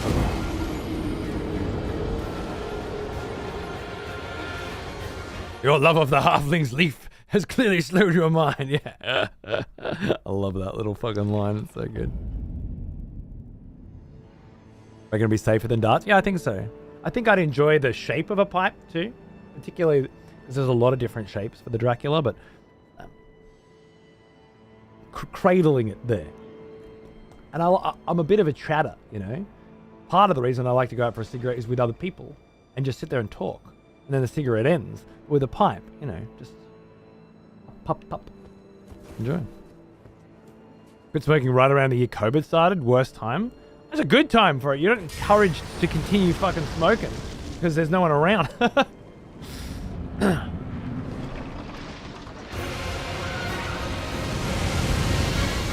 Why would anyone want to do that? Yeah, it's a tough one. I think I'm constantly striving for a balance between here for a good time, not a long time, and I'm a parent who may have grandkids someday.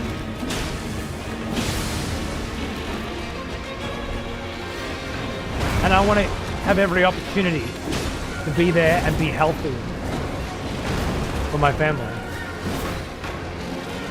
It's a weird battle that I fight, you know? These days. It comes to something like a pipe. I don't know, there's an aesthetic and a vibe to smoking a pipe that also has that little bit of a nicotine fix, that also has that taste of tobacco, that also has the social element of being able to sit out with people who are having a smoke and smoke a pipe and be a part of that club still. And make no mistake, one of the main reasons why people start smoking is because they want to be a part of that club. A whole peer pressure thing. It's not so much pressure. Like, pressure might be too strong of a word, but it is an encouragement to spend time with a particular type of person or a particular group of people. A lot of my friends over the years, we always went out for a smoke. It's where we bonded, a lot of workmates and stuff like that. There's absolutely a feel to it. So it's got all of that. There's a vibe, an aesthetic, a community, a taste, and a flavor, and a feeling. I think it's very hard to, especially someone who's quit smoking and been through a period of time now where I have no oral fixation and I have no nicotine addiction. The first time since I was 13, I can look at it from a very different perspective now and go, damn, even when I don't want to do it, and I know why, I still want to do it. I still look for a compromise. Think anyone who successfully quits and lives without it and then starts again is nuts? Yeah. I think anyone who drinks energy drinks for breakfast is nuts. There's a lot of different kinds of nuts. I think a part of it might even be that. It might even be how it feels to not be nuts.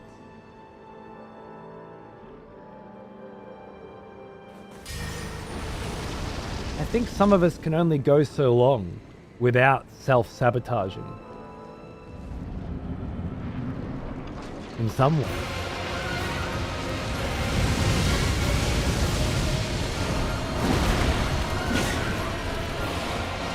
certainly a particular brand of nut. It feels real good. Breaking a rule or being taboo or...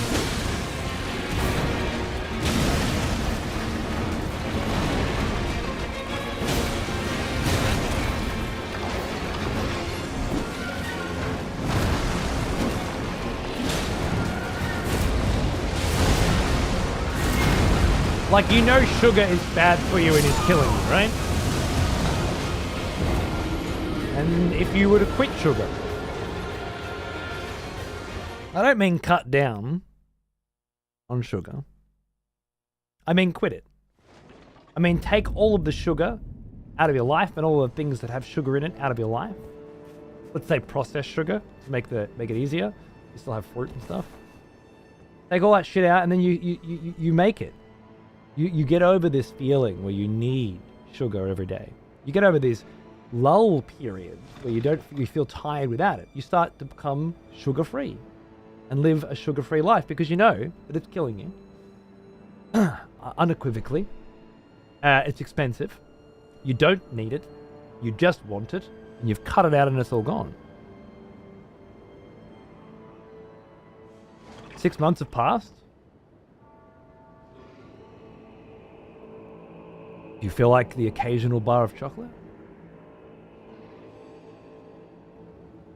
Well, I'm not addicted to it anymore, and it's not going to kill me if I'm having one every now and then, is it? One hot fudge sundae every now and then, it's no big deal. How long until that turns into you have sugar on a regular basis again? That's really what we're talking about here. How nuts are we? Why would you want it once you've gotten rid of it from your life? Well, because it fucking tastes good. And it feels good. And it's a bit naughty. And that feels good.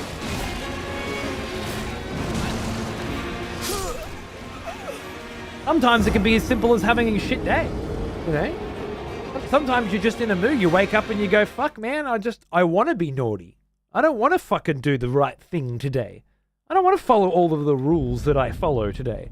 Most days I've got a set of rules that I follow because I know that short-term satisfaction isn't as important as long-term commitment. I'm an adult, I've experimented, I've lived, and I know this to be true. And most days, I can think that way, and I can hold to the rules that are required.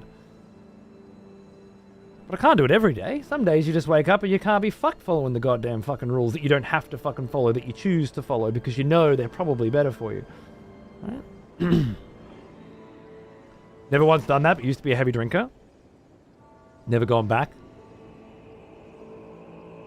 I think alcohol's a special one. That's why they have the groups and stuff, you know. How long has it been? You get little tokens and badges to remind you how long it's been since you had a drink. And if you had a drink, breaks, it's because that level of devotion is required, right? They don't have that for the smokers. If they do, it's not part of the civilized sort of culture. Used chewing tobacco on and off for years and then found an alternative and haven't used real tobacco for a long time. Nice, man. Good. I found vaping was great for me, and then I wanted to quit that too, and I did. I've cut sugar before, and I mean completely. The withdrawals were fucking insane. Sweating, nausea, shakes, the whole thing, absolutely. Being a type 1 diabetic helps with trying to quit processed sugars, but I still need to keep some tablets with me due to getting low blood sugar, sure. Give the carnivore diet a go. I've been on it for 2 months. I've lost 5 kilos without hitting the gym. Nah, I'm alright. Thanks though. Not really looking to lose 5 kilos, and the idea of eating nothing but meat, well, yeah, I don't know, don't want to do it. I like me vegetables. I'm on the eat 8 different vegetables every day diet. Also, meat's not very good for my digestive system. I try to avoid it where I can. Sounds good though. I've certainly seen people on it. Alcohol was a fucking nightmare for me to stop the first 3 months. I'm so happy I can have a glass of wine now and not have that fucking urge to overdo it anymore. Absolutely, dude. Yeah, bravo. Congratulations. Not everyone can do that. I think you've done a good job. Fear of cutting my life short? Yeah, that'll do it. Certainly what did it for me.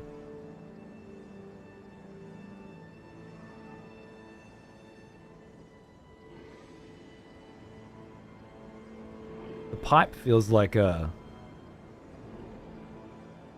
bit of a cheat as well to me. A bit of a shortcut.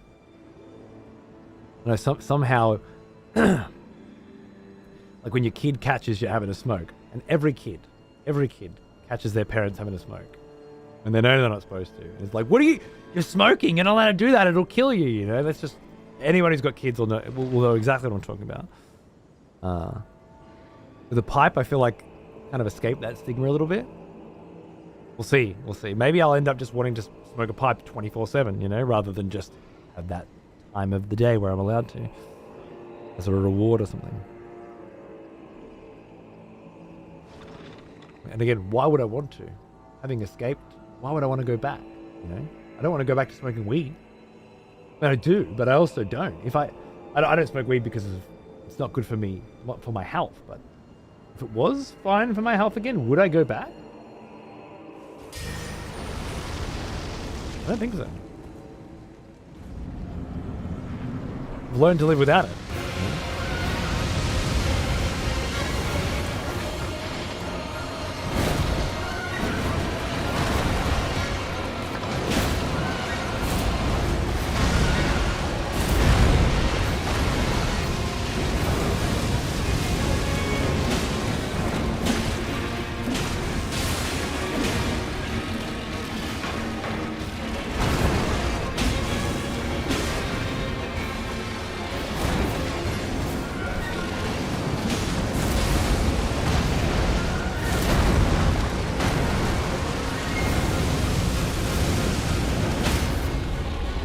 Right in your bum.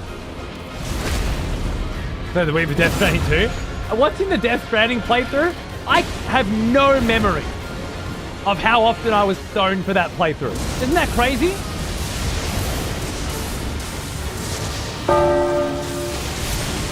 Oh, hold on. I'm on a run, sorry. These don't come along very often. I have to take this. I'll be right with you. Oh, for fuck's sake.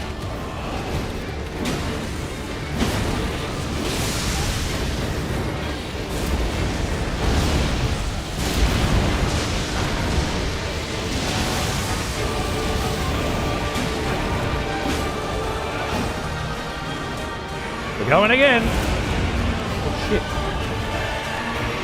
I fucked my choices. Hold on. Ah! Relax. Oh shit. There's a wall. We're fine.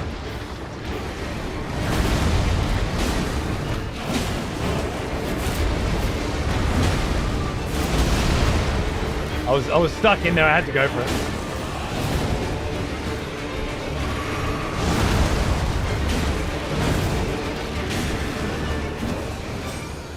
Alright.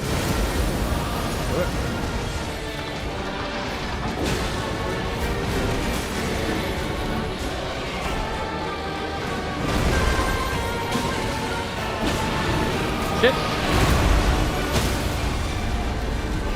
Nice.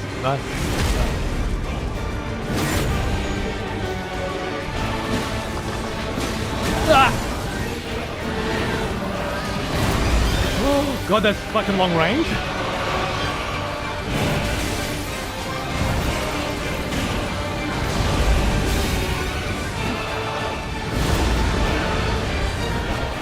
Wind again? Alright.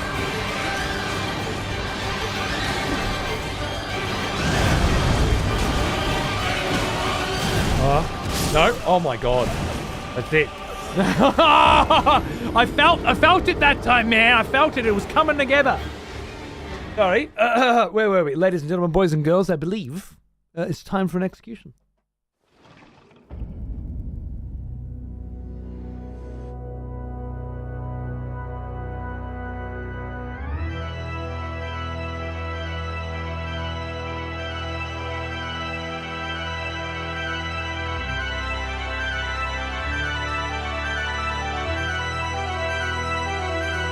Who got this one? Who went for it? It was A-Care. Oh, of course. Please, someone help me with Radagon and Elden Beast, please! Just give up, man.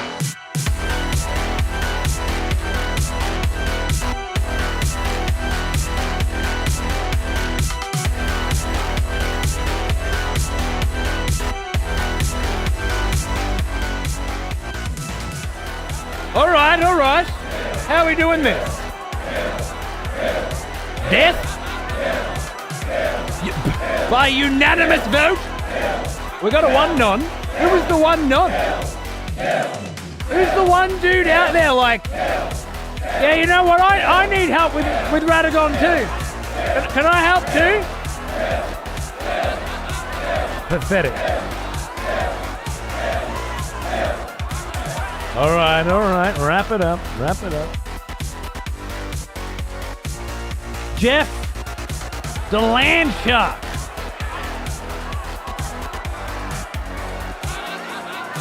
The court has voted that you must die. Which is a nice way of saying no. No, they can't help you with Radagon and Elden Beast. Any last words?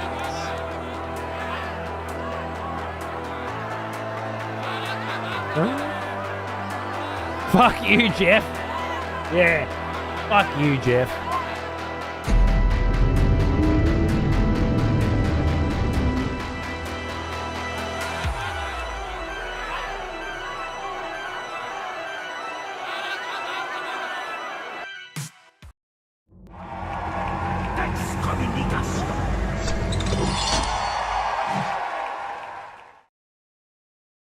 No last words, I'm afraid.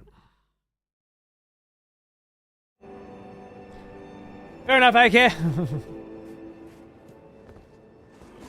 Good on ya.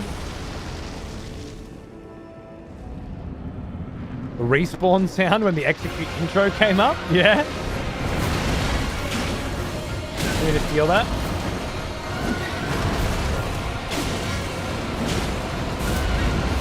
Oh, too early. I didn't realize what it was doing. Good luck with Radagon or whatever. I was getting so hyped for it. I bet you do. You put so many fucking hours into that shit. I bet you fucking do, mate.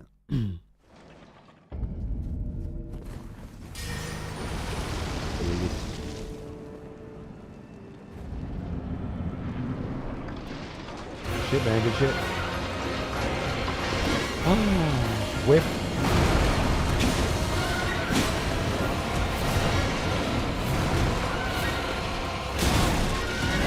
Gotta stop that. I have to stop that. It's the worst fucking shit. I hate it. Like, he does like this swipe with his mouth and then a tail whip. And then sometimes a third bite. But every time you go for a fucking hit, he does the third bite and he hits you. And every time you don't go for it, he just stops and stares at you. So then you go for the hit and he fucking bites you anyway. So when he does the tail swipe, I'm not allowed to attack. There is no window there, as far as I can tell. Maybe in the second phase, like in the lightning phase and shit, when you're just trying to get some damage in and eat pots, sure.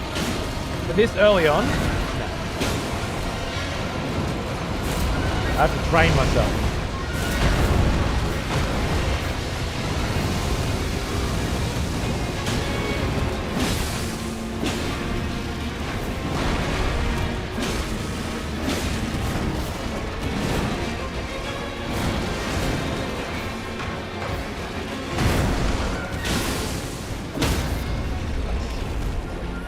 Clean, smooth, delicious.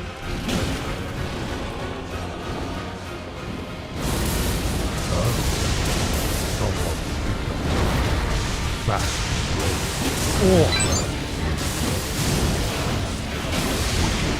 Thank you! I'm gonna miss thanking you on this one, I'm sorry. But I'm having a moment with a lion. Oh shit. Whiff. Oh god. Careful. Oh my god. I went for the panic heal. It was such a good run. Such a good run. Someone went for it. Can I see what they? I don't know what you ordered. I don't know what you bought. Did anyone see? No, I can't see. Whatever you bought, thank you. Thanks for buying some cool shit in the merch store, dude. A mug? Fuck. Thank you. Good choice.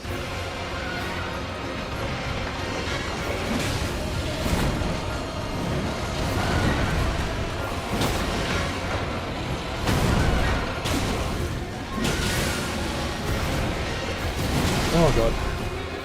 You wearing the Superstar hoodie now? Nice. I'm gonna have to clean out the store with all the products that sort of didn't sell and keep it a bit smoother and a bit cleaner.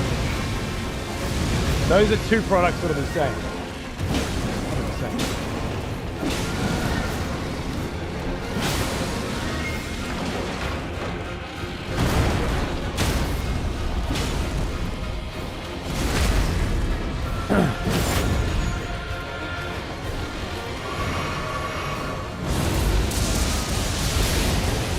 The blood pouring out after the blade drops, right through said blade.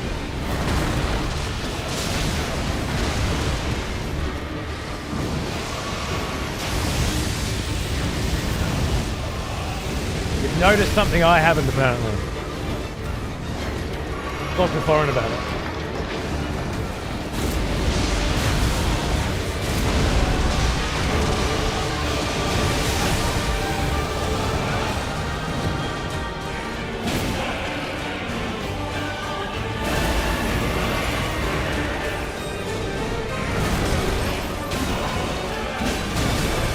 Done that, but I wanted the extra hit.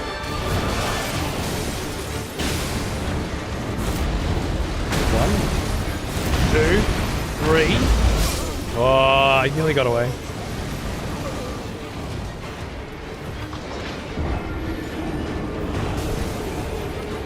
I'm glad, dudes. I'm glad. Blood pouring out after the blade drops, right through said blade. Blade drops right through said blade. This guy was live when I was... But yeah, I was sitting here bitching about your fucking bullshit. Oh, I don't want to leave you guys, but I gotta go play with other people. Have you got other people to play with? I don't want to leave you in the fuck... Just shut the fuck up. Go play with whoever the fuck you want to play with. What fucking worried about us for? Never been worried about it with any other fucking game ever. This time, oh, I don't want to leave you hanging. Oh, God.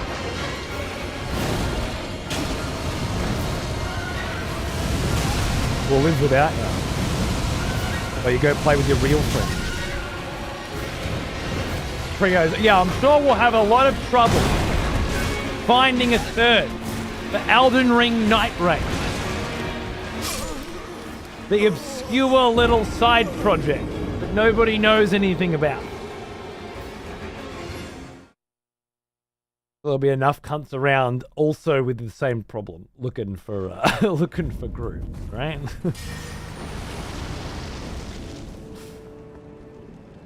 But yeah, I'll be playing with Cowboy tonight, I guess, and you tomorrow. Unless Barjo's only available tomorrow. Which we'll have to split it.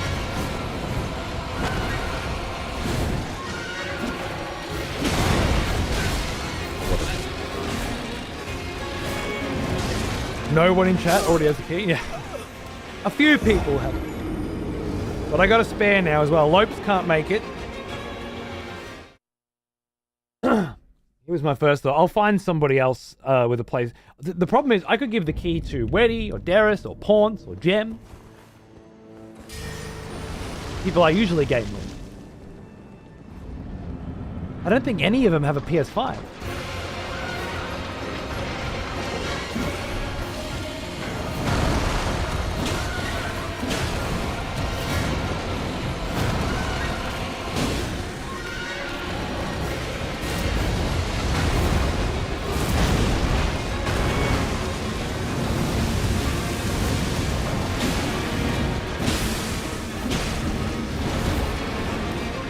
Oh.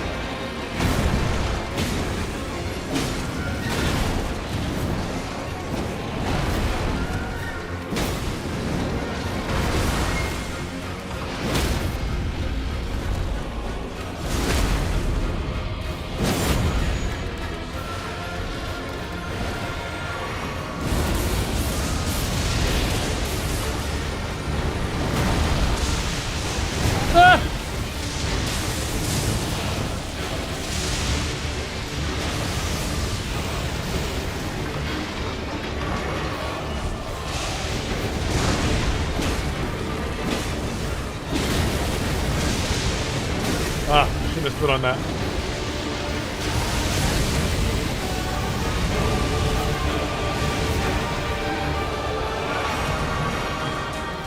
What the fuck are you doing?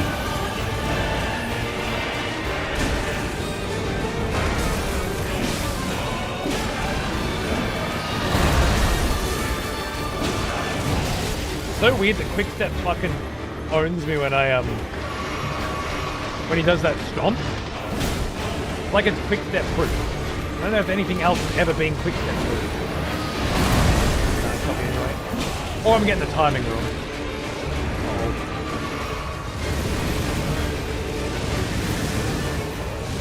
Ah! Idiot.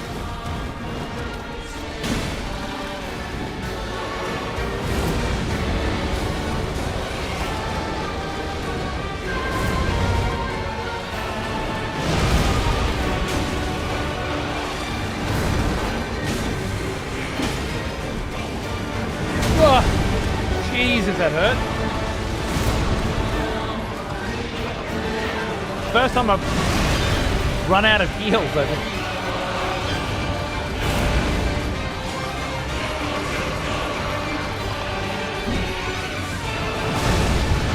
Whatever! Oh, good. Back to lightning. One where I never get hit.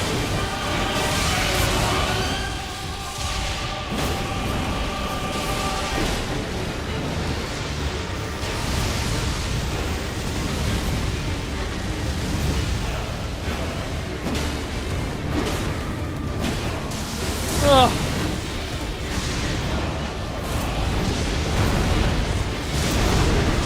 3, 4, 5. How have I already run out of blood flame?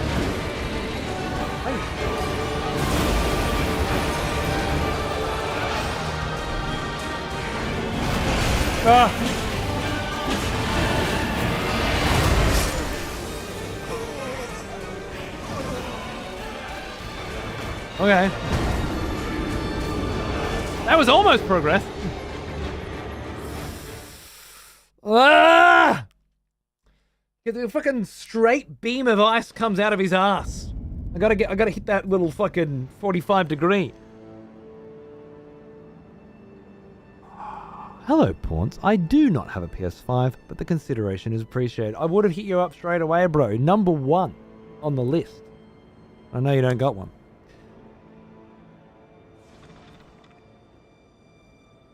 First sense will be me, Lance, and Scott.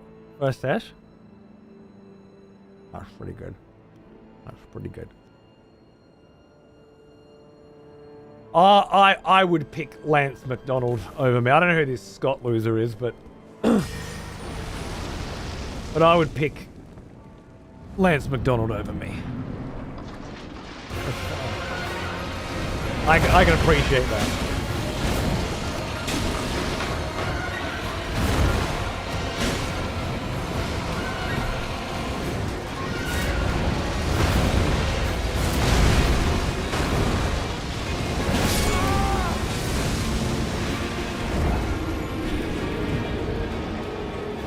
Oh, hey, Scott. How you going?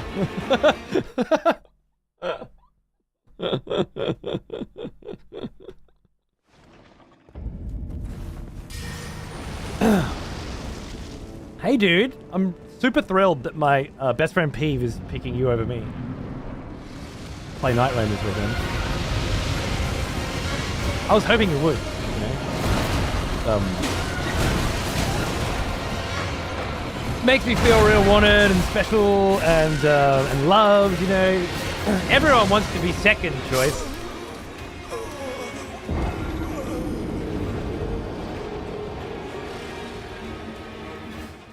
You know, especially me.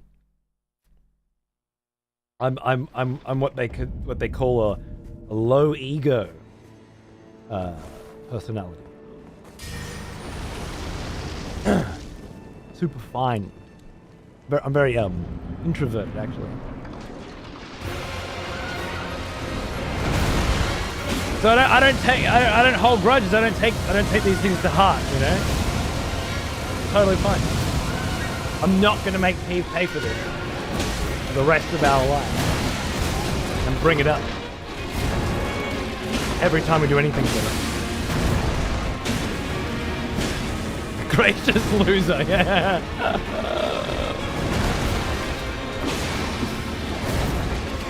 It's gonna be fine, Pete. It's gonna be fine. Next time I ask to borrow your army in Total War Warhammer 2 and you start trying to ransom the fucking thing off it to me, right? I'll be able to be like, yeah, but you didn't play Night Rain first with me, right? So you owe me. You owe me access to your pirate legion so I can stomp out the Tomb Kings who are gonna kill you anyway. After they kill me, I'll give you a discount.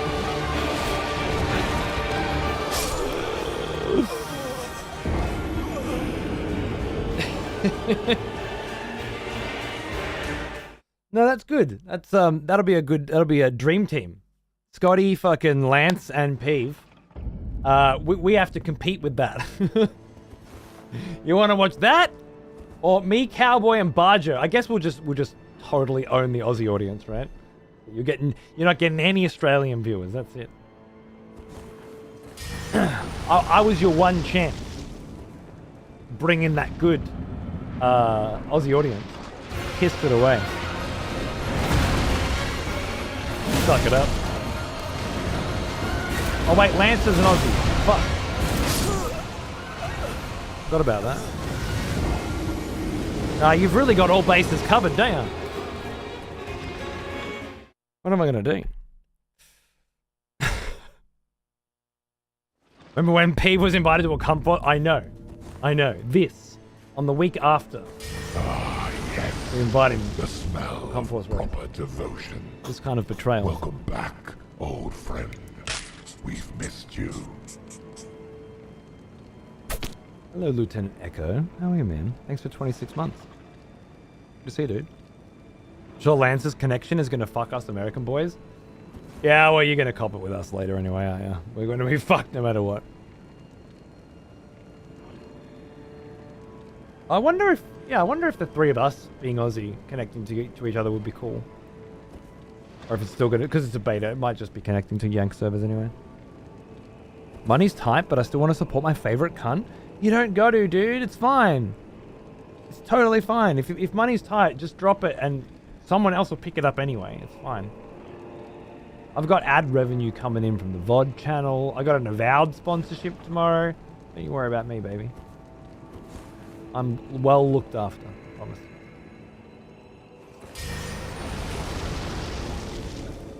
I'm this close, man. I'm this fucking close to just having the run and being done with this.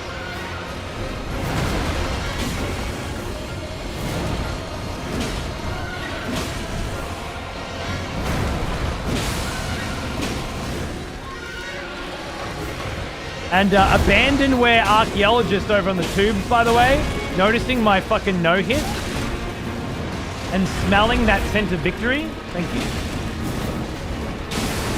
I also felt it. The only one who mentioned it. Thank you, sir.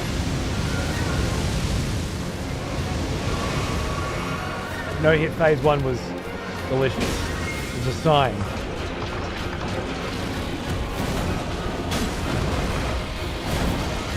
You know what? That might be the way I get this done. Deal with that 1, 2, 3 more aggressively.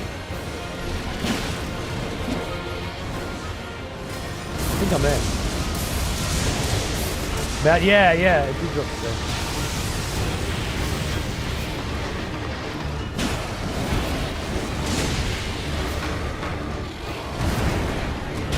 Right in your bum.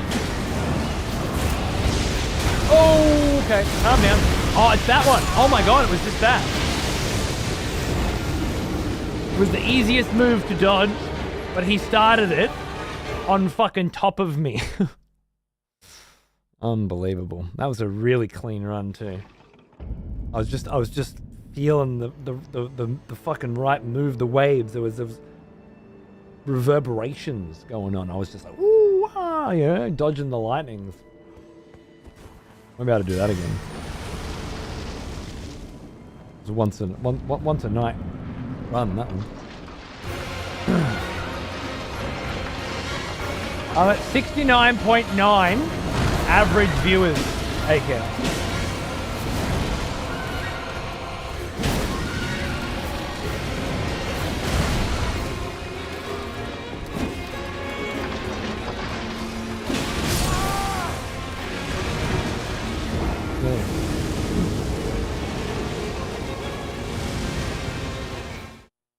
Yeah, my little plan of just leaving it on for a week and having a few people in there before I started the VOD channel so that I could get to affiliate was really good. It got me to affiliate. So when I kicked off the VOD channel proper, I was already getting paid from day one. It was smart. What it also did was lower the averages of my viewers, of my viewer count for so long that in order to get it back up to 75 average is was taking a while. Remember, raids and shit don't count as well.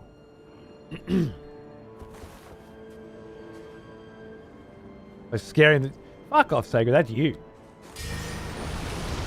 You're the one in there inspiring fear.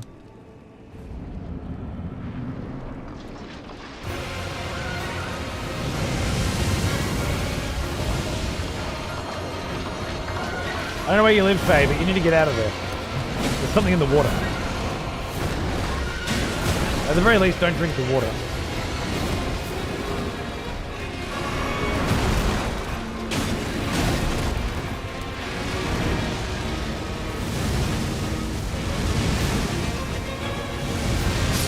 I was a bit early on that. Goddamn delight. Dash! Where's Jash? I need a witness.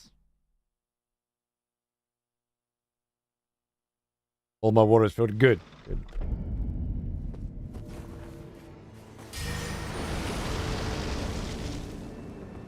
No idea how you folks see what he moves. Hey, Robert Ducky, I heard people say 2 days, 5 days on this guy. Don't worry, you weren't alone. It's about feel, you know? You can't see what he's doing because he abuses your shit camera so much. Oh, okay. You just fucking watch it.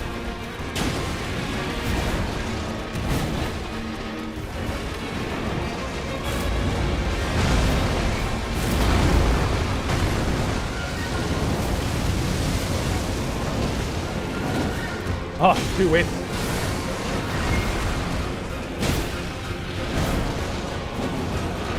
Oh!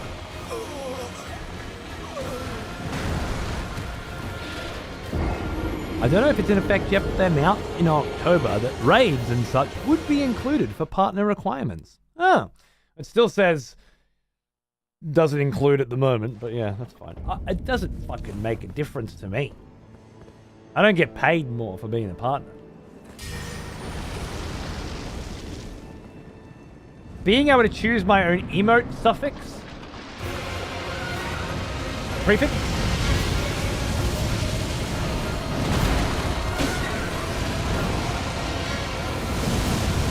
would be nice. Because XS26 is not vibing for me. Oh. No, Rubber Ducky. When people raid you, it will increase your viewer numbers, which will increase your viewer average, which will then be included when determining partner. So basically, you can get a channel partnered by rating it, whereas right now you can't get a channel partnered by rating it.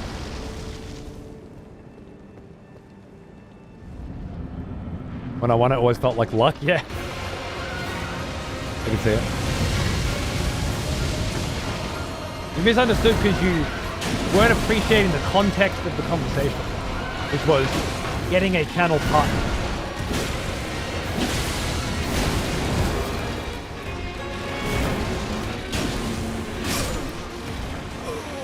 Yeah, Pivet's nice. Pivet made the It's Falling Time emote say tits in the middle, and that was a fun coincidence with mine for a while. Heave tits falling time. Oh, that's good. What, your Pivet's nice. Mine's just shit. XS 26. But yeah, other than that, who gives a fuck? Hazardous unlock. Yeah, it's probably better to learn it unlock cam. I am unlocking when I need to, but not enough apparently.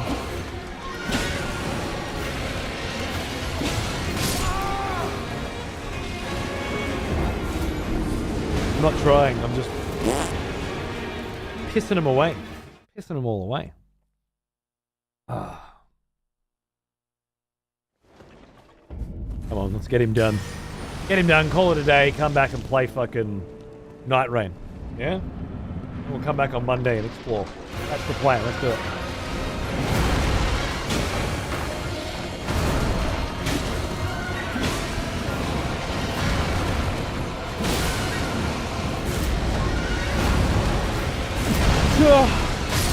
Fucking sneeze fucked my timing. I thought I timed the sneeze with the dash well, and it fucking hurt my ribs to time the sneeze. Can't believe I just did that. I just delayed a sneeze so that it would line up with the dash timing. Hurt the sneeze and it came out too early anyway. The bleed proc on the jump attack. You gotta go for those, they look pretty good. Oh. Then he does that.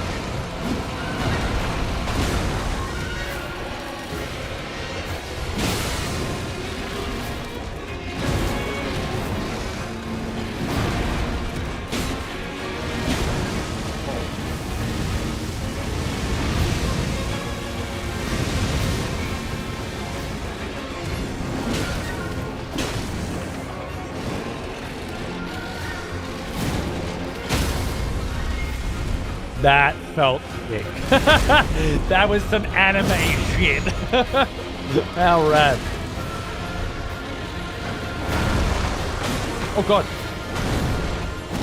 Don't show your ass at me, sir. Don't you show your ass to me! Don't you know who I am?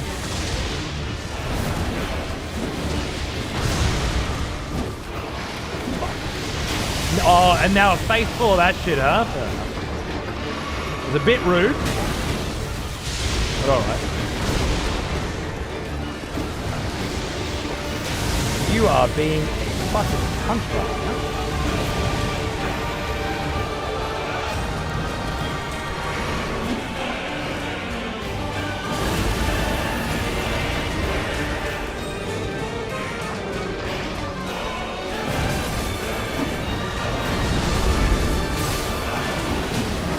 Oh,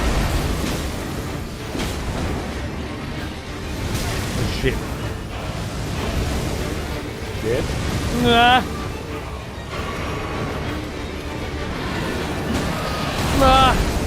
Timing again. 1, 2, back. No, I fucking knew it.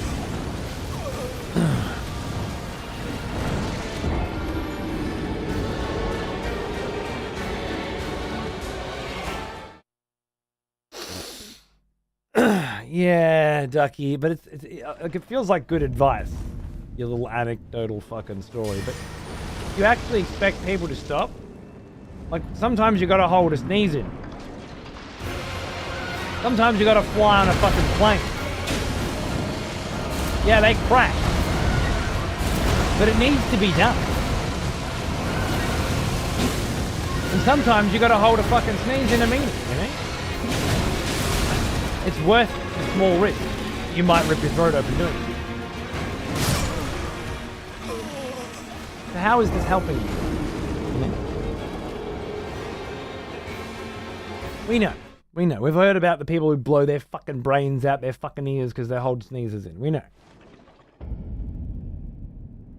I don't know anyone that's done it, but...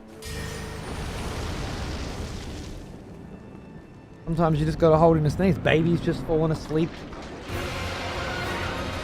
Hold in that sneeze.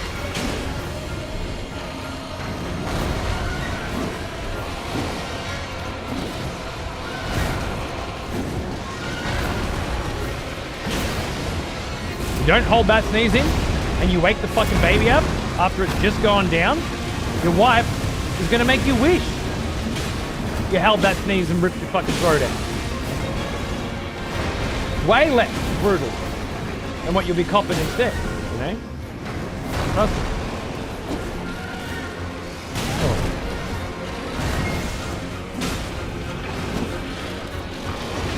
Make me whip, sir. I think not.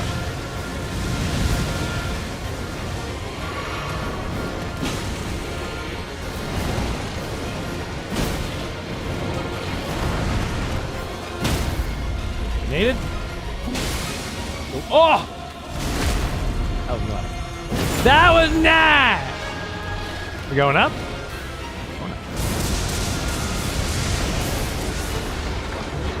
Oh shit. That don't feel good. Fair enough.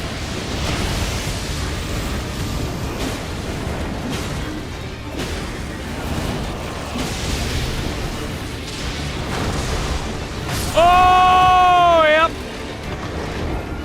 I don't know why I think I could have quick stepped that.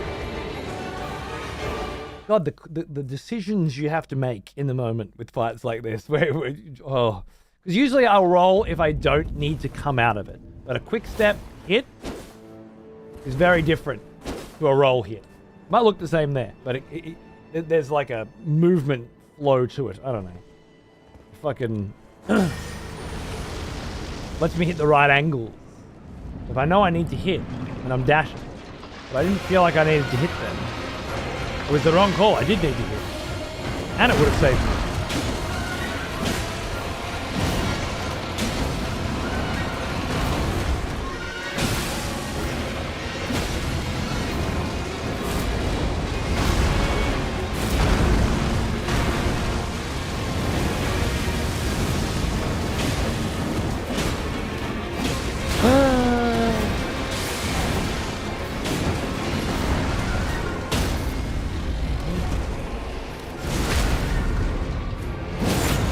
Hershey's squirt. Never heard that one before. But it's self-explanatory. No need to go into detail.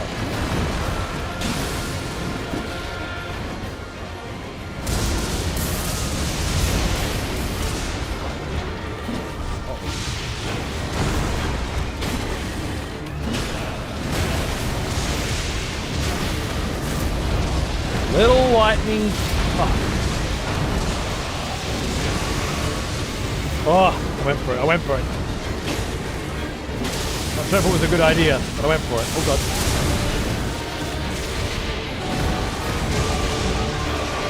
Oh!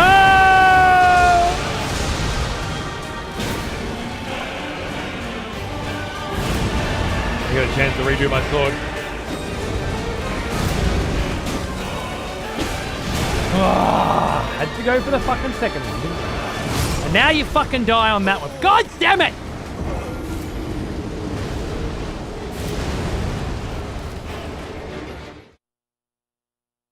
The fucking balance between, like,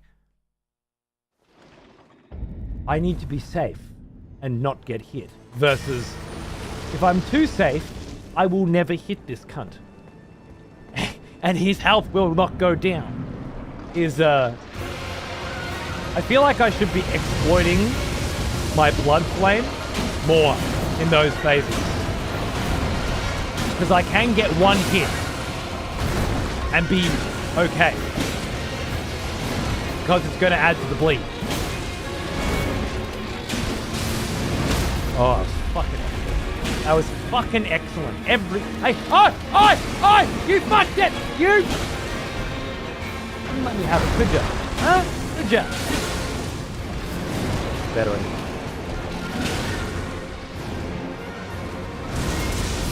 Honestly, I think that worked out to be more damage than if I had got it.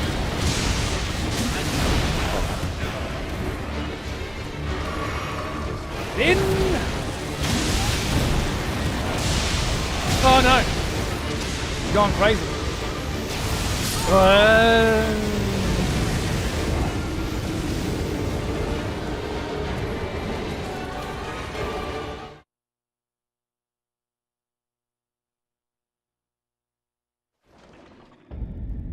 Yeah. The Hershey's. I guess if we had Hershey's more often here. Hershey's are available here now. No one seems to. I just got a bunch of it for half price. No one seems to buy it.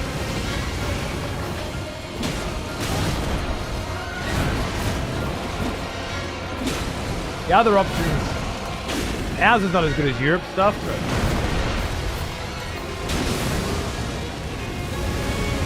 Like Milka. Oh. Store-bought chocolate, Milka. Woo. Hershey's is ass. Maybe Australian Hershey's tastes different. I don't think so. I think it's just imported shit. That phase went the fuck off. Pulled it out. I've just got to push it through, man.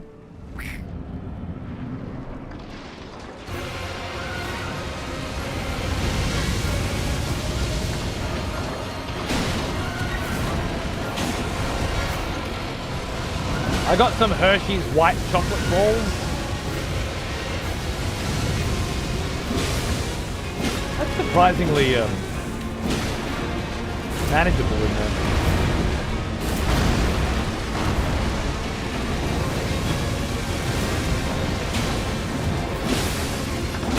I don't know if it's easier than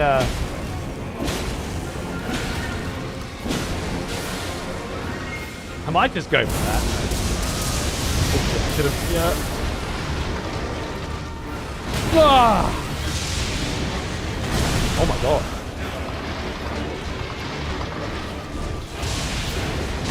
Apparently I mistimed that really badly.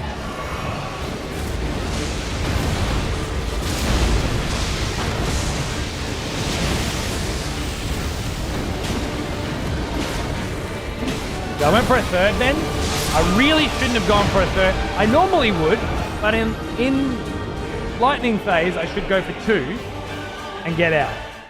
I think I'm getting it. I think I'm getting it. Your flow state is feral as fuck. You just start fucking hacking shit up, sliding and hacking.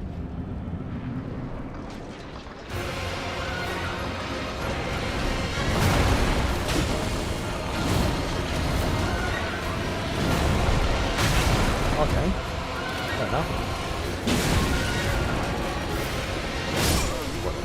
Whatever.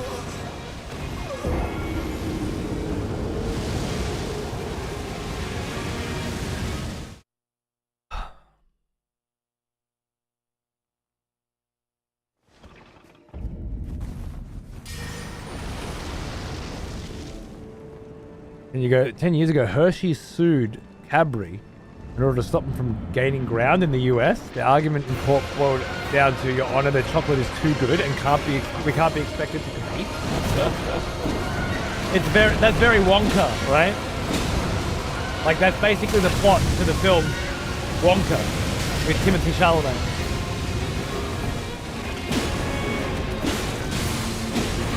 Doesn't surprise me. And the funny thing is, Cadbury's pretty good, but it's got nothing on the European shit. Even the European store-bought shit, like Milka, as I said, is fucking leagues better than Cadbury, and or Nestle. And that's not even the good shit in Europe. It's average. The actual chocolate shop, chocolatier good shit in Europe is 1,000 leagues ahead. And it's unbelievable. We do have some pretty good chocolatiers here these days as well, I gotta say. Oh, can't do it. Get fucking thrown around. Just, oh my god. Sometimes, Lint the good shit? No, Lint and Daryl Lee are probably in the same area. I'd say decent enough. I think the problem with Lint is it's always like... It's always the same kind of chocolate somehow. Like it's these balls. I'm trying to think of... I don't know. It's obviously good chocolate. It's just an acquired taste. Whereas the rest is all just a block of chocolate and you're competing for various blocks of chocolate. Lint is its own kind of thing, which I guess what you'd say is you don't eat Lint when you're in a chocolate mood. You eat Lint when you're in a Lint mood. Or you want to buy something nice for someone. You grab a Lint when you're in the mood for a Lint, whereas the rest of the chocolate is chocolate. The Cadbury stuff, the Hershey stuff, you can buy it all in blocks. Nestle. There are others here as well. Like there are local stuff here for sure. Like there's Great Ocean Road, organic stuff that's really expensive but really delicious and that. But there are other bigger brand ones too. Does anyone know Tony's? And Whitman's? Is it Whitman's? Whitaker's. It might be Whitaker's. I haven't heard of Tony. I think it's Tony's. Tony's, plural. And Whitaker's. They make the same blocks, but the blocks are bigger and thicker. And they're at least double the price. Yeah, mate, it lives down the road. I think it's Whitaker's. Yeah, it is, because Whitman's is the sampler, right? Whitaker's and Tony's thick. I usually buy it if it's on sale. Fucking fantastic. It's really nice chocolate. And it's, sustainably sourced cocoa. Not fucking, using children to get the beans and shit. Fucking, they've got a process for tracking where the beans come from to make sure that like it's all good. If you've got friends coming over, put a block of that shit on the table, That's where I first had it, at a certain cowboy's house, and let me tell you, it changed my perspective. Feastables are banned in this house. I don't know, just on principle. But I can't believe that Mr. Beast shit is actually on the shelves in my country. Mind-blowing. What reach?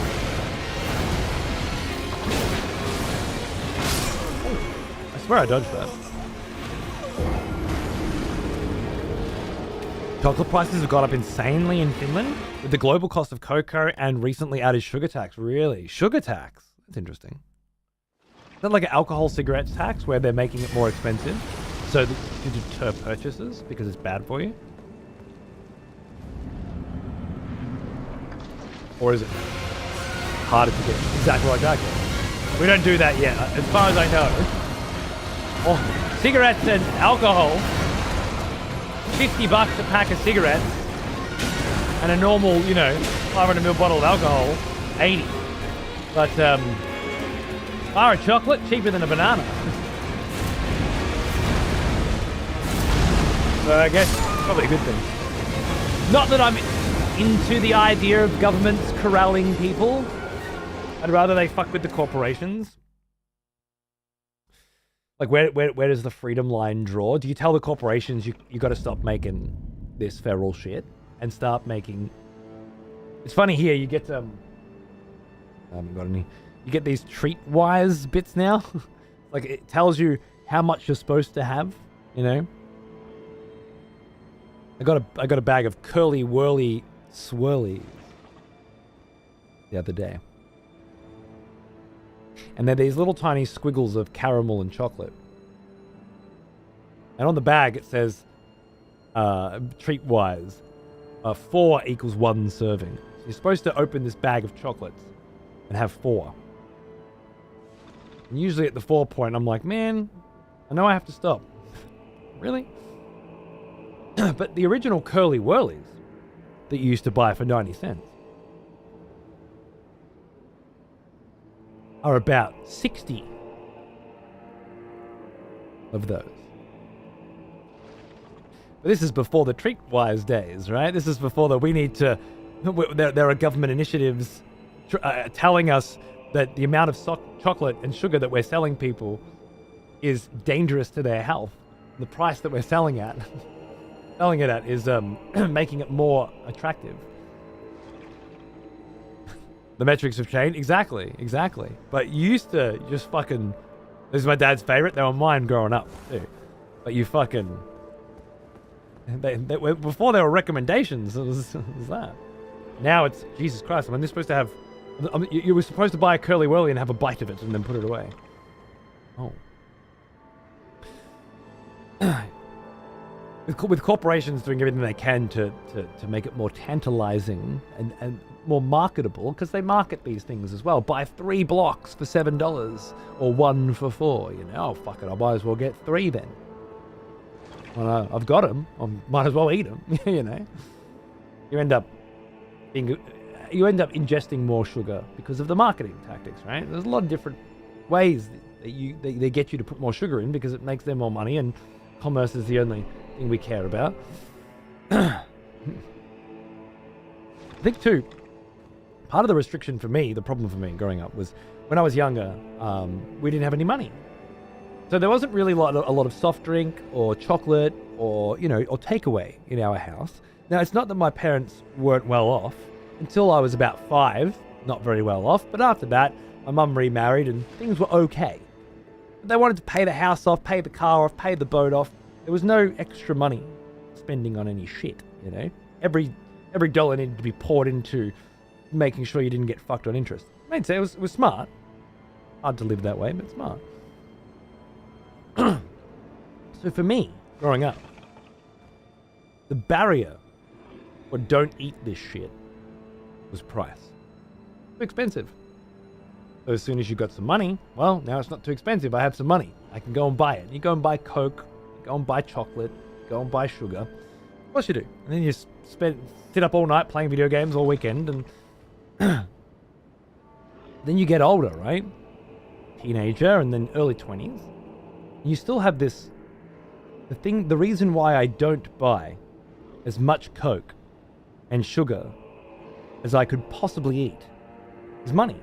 But now you're making $1,000 a week at this fucking job. And when you go to the supermarket, you're not going to the supermarket with $5 anymore. You're going with a couple $100 and you need to get a week's worth of shopping. And naturally, you're going to start grabbing all this extra fucking chocolate and extra fucking Coke and whatever's on sale, and the marketing starts kicking in, and all of a sudden you're limited only by how much you can fucking eat before you feel sick. Not, I should have a little bit of this and then save the rest for later, because I'm a well-balanced human being who had fantastic parents who raised me in such a way that I was able to control my impulses. It's different. You come up with price is the only problem, your money's the only problem, as soon as that barrier's been knocked down, and this stuff's cheap. Cheap as fuck. It's cheaper than chips. So you just fucking start wolfing it down, and by the fucking time you know it, you're 30 years old, you started to realize this was all just a big fucking scam. Your teeth are rotten out, your stomach doesn't fucking work anymore. Maybe this is the part where the government is supposed to step in and say, what is the best way we can stop people from eating this sugar? We can't stop the companies from selling it at this price, apparently. It will increase the price to such a degree that people are deterred. I'm not sure if this is how it's going to work. Is it working with cigarettes? Is it working with alcohol? I'm not sure. Will it work with sugar? I'm not sure. But I mean, somebody's concerned.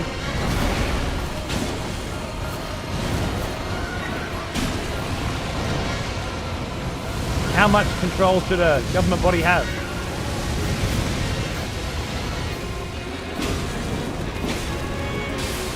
Selling it and marketing the living shit out of it?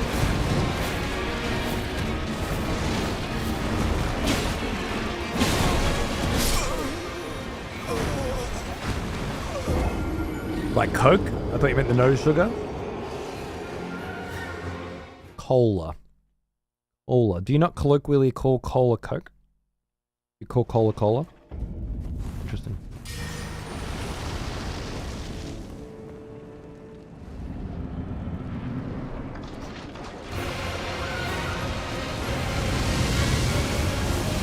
Call it Coke. Pepsi Cola? Like, that's some marketing that worked well, isn't it?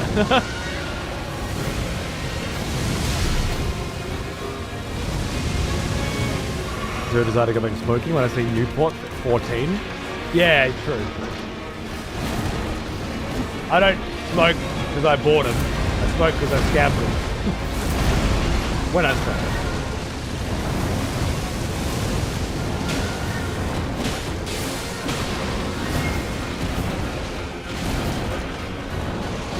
Went for a fucking tail whip after that? You dirty mutt. Come here.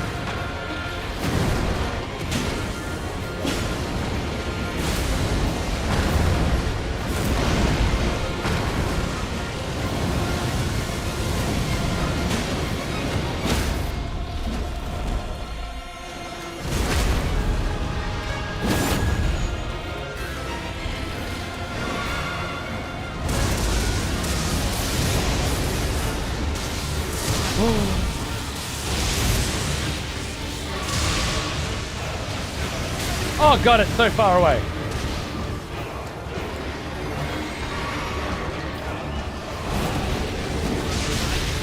Gotta be careful of that.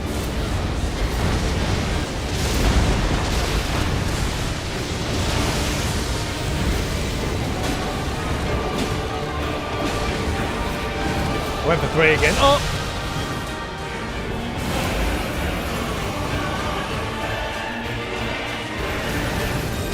What the fuck am I doing? I don't know how to read this shit.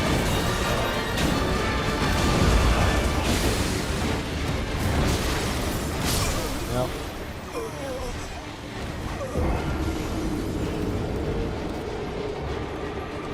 I'm gonna get some drink. Yeah, fair enough. Here it's called soft drink. Kids often get told it's called fizzy drink. So fizzy drinks usually used by people who don't let their children drink much of it. Soft drink, people who just don't buy much of it because it's too expensive. In my experience. But my wife's solution is usually she just fucking half fills the cup with water. The amount of times Xander has had soft drink that didn't have water in it. Poor bastard. May I have your fizziest drink? I just drink water now. I mean, there occasionally I'll grab a drink. Usually it's an American one, believe it or not. There's like a big can of Arizona or something because it's a bit special. I usually just go with them. Water now, unless I'm drinking alcohol, which is gins these days, gin and tonic. And my wife mixes soda out into the water. Yeah, she's just cutting the sugar, you know. But then she's not a big carbonation person. She doesn't, for her, the whole like she likes it very lightly carbonated, if that. She's the sort of person that prefers Coke flat, you know. You stole fizzy lifting drink. Good day. Arizona's a lot. They're really nice. I can get one every now and then, and like a watermelon one or something. Dick Hammer over in Minnesota. No, Mississippi. Massachusetts? It was Mississippi. Got me on one.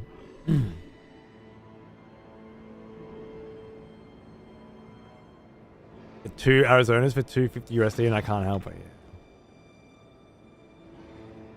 Mozambique. Ventured away from soda, just unsweet iced tea and hot tea. Fair enough. Me, it's carbonated water, which I'm gonna go and grab right now. But just, I got one of those soda stream things. Just fucking fizz up the water, And then to me, it's the same shit now. I don't think of it super differently. I want mine. Yeah, I like it quite heavily carbonated too, AK. She doesn't, so for her, it's not a big deal. And I'm not going to not... When Xander and I are hanging out, I'm not cutting it, but for the most part, it's probably a good thing that, you know, when on the occasion that you do have some soft drink, especially when you're young, cut it. Because when you give these tiny kids the same amount of sugar, carbonation, as you give a full adult, like a full can of, you know, orange soda or something, which we would call Fanta, it's a lot of sugar. It's a lot of sugar for a grown adult to drink a can of Fanta. For someone 3 sizes smaller than you, that's, you know, what, 20 kilos or something. Fucking shitload of sugar.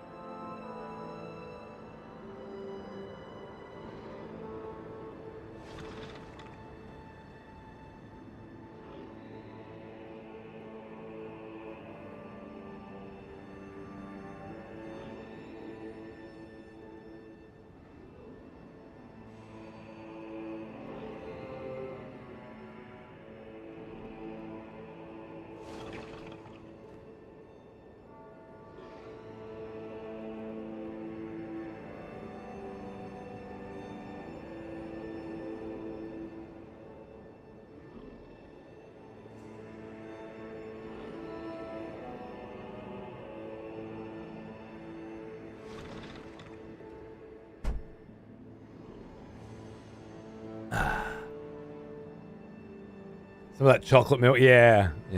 He always wants chocolate milk before bed and he gets normal milk. I always say, you know, like there's enough sugar in normal milk. Music is great, yeah. I wish I could still drink sugary carbonated drinks. They fuck up my acid. Me too, absolutely. It's why I first stopped. But I can have some sometimes. But then I take a pill every few days for acid reflux.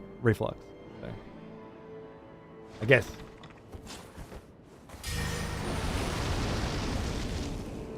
Maybe maybe that's why I can have one every now and then.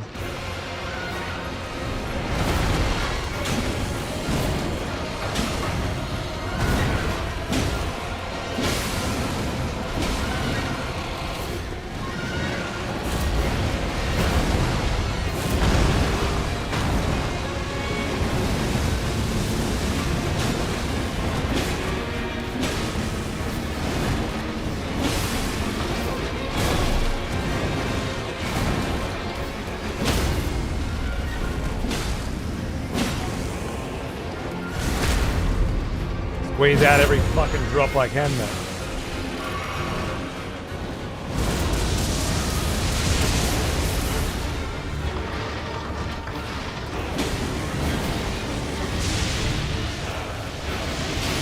Oh, silly. Very silly.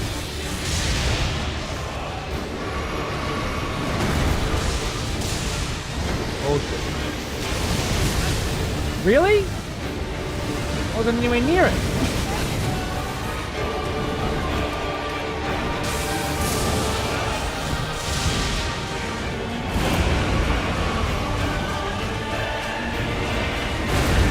Oh.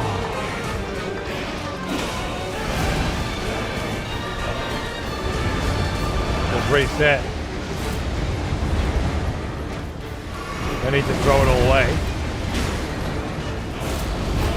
Oh god. I don't even know what that is.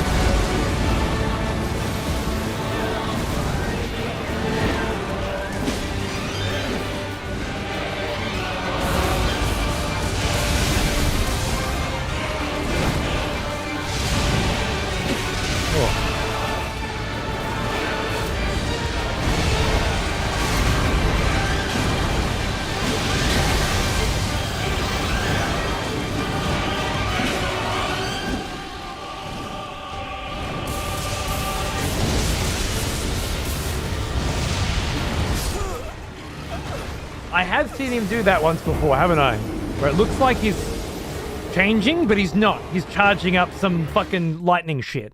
You know? First started regularly encountering carbonated water when I was traveling in Europe. Yep. It was so weird to be served that by default. Yeah. Eventually discovered the universal way to be served was no gas if the person didn't speak English. There you go. For me, it was, it started being, because we didn't do it here. It started being, well, when I started going to America, I had sparkling and non-sparkling.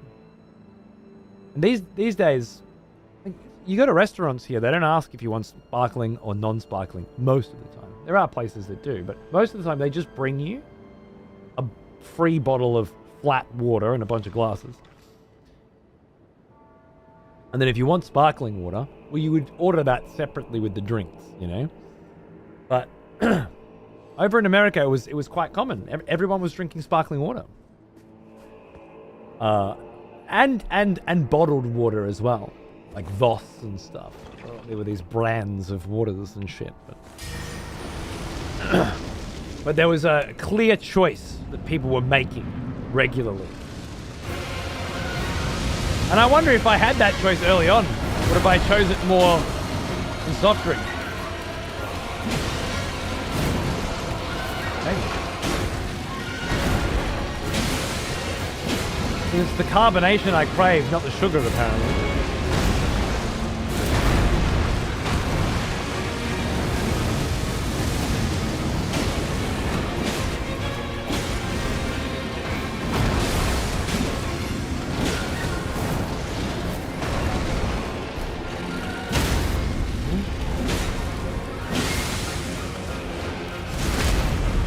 That's using up the whole stamina bar to get what you want. That's a phase 1, ladies and gentlemen. That's a phase 1 to write home about. 3, 4,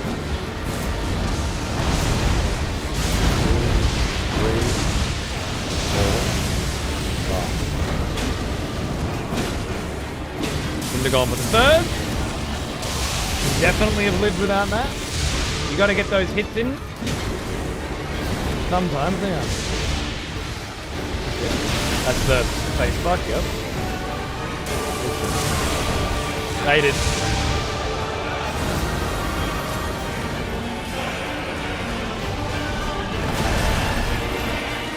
I don't think so.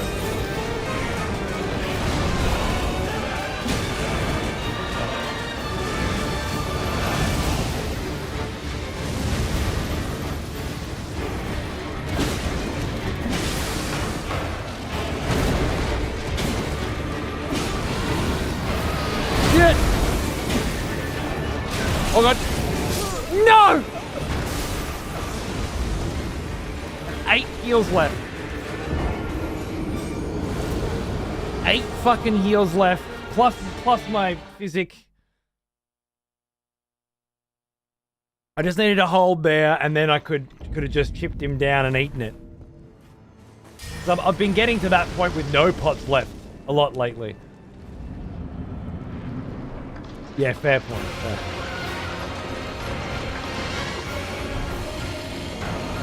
Teflon fucking particles and shit. What am I doing? I'm not thinking now. See? That run was so painful. It's fucking giving me brain damage.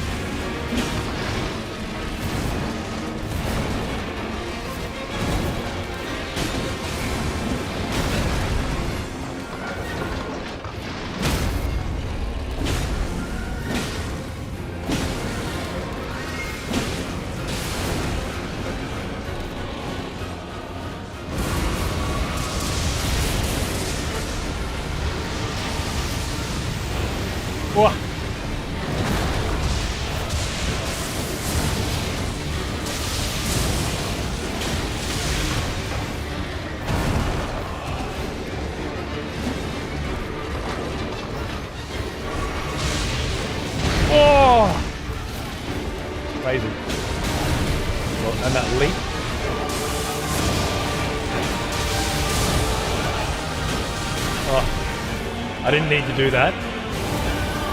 Wasn't necessary. Okay, going in.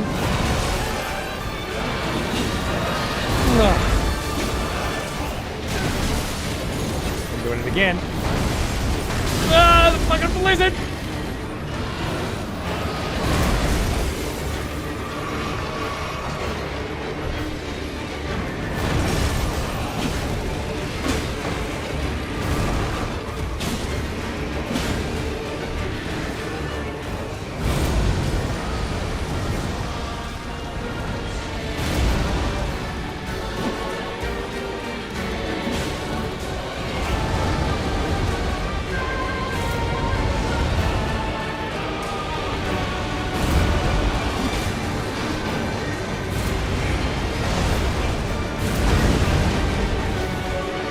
It's like he doesn't follow through with that all the time, in the wind phase specifically.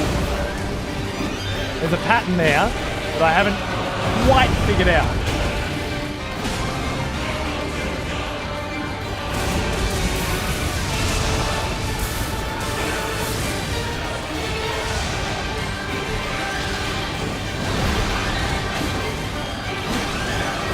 Oh.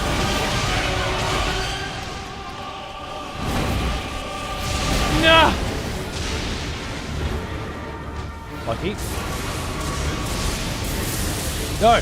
It was that again. Oh god, I missed. Oh, hey, oh! Oh, oh! I have no idea what just happened. This cunt just pulled like a fucking phase switch fucking attack shit.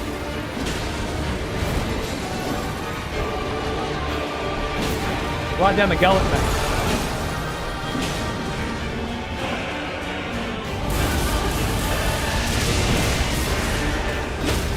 Fuck.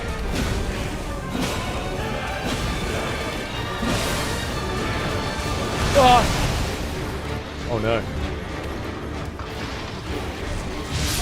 Oh.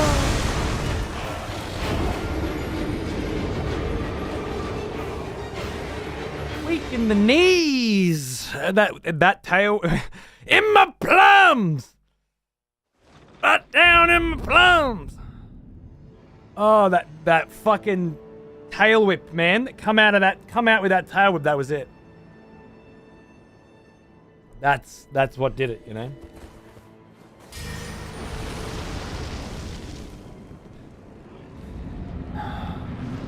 He definitely has some low health shenanigans that I haven't fully learned and probably don't need to.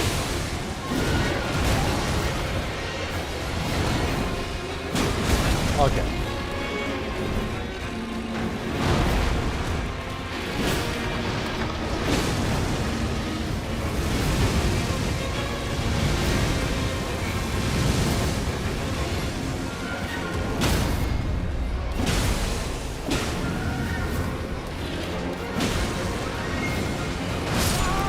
I had that coming.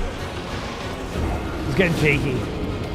Trying to get those bleeds in and then grab the visceral as well. I've done it once, but like it seems like just getting 4 or 5 hits and a bleed so much better than grabbing the visceral. If I switched to Moog's fucking staff, the visceral would probably do a lot more. It seems to do a lot more. Might be worth doing. I gave up on the Nihil as well, right? I was always like, I'm going to find a place to work Nihil in. Maybe when he's spinning, but never needed to. G'day, Jamie. How are you, mate?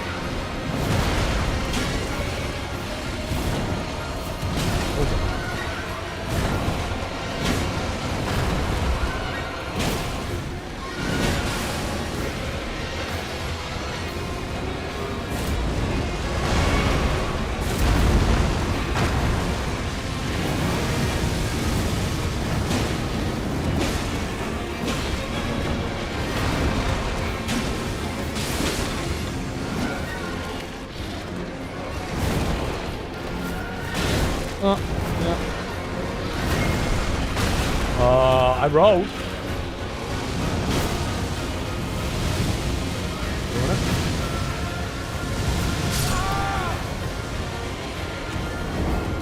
ton of a crit bonus or backstabs and stuff. I don't know. But it doesn't seem to do much.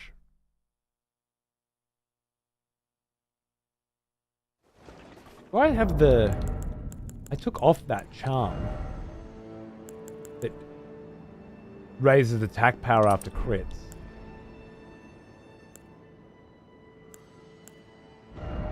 Actually might not need the increased arcane, unless I can't wield this. No, I can.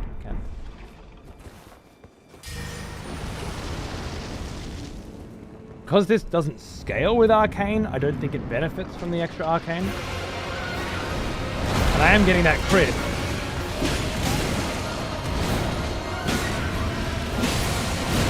I get the successive hit buff. Always the Millennia buff.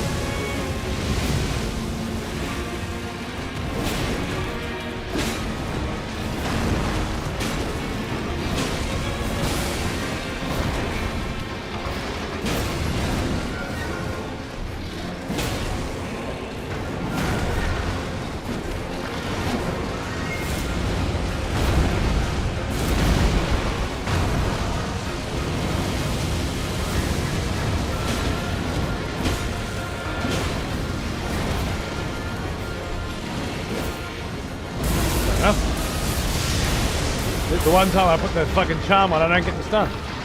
Maybe I'll get it here now. Lucky. Yep.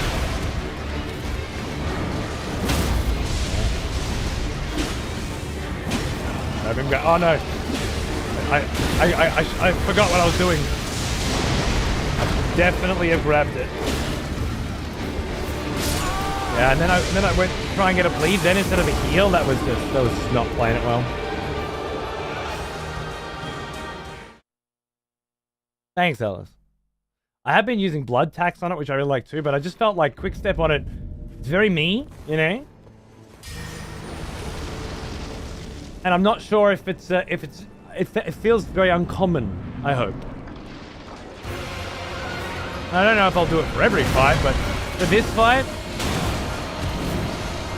obviously I want to show you something you haven't seen before. I very much hope that I am.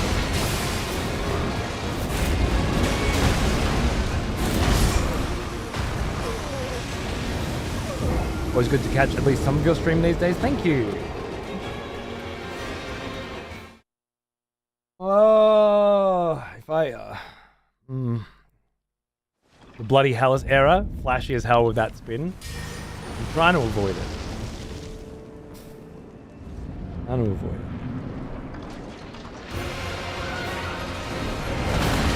That air is done, you know? Right? You gotta mix it up. The Nihil vibes lately have been amazing. Whole era. I knew that was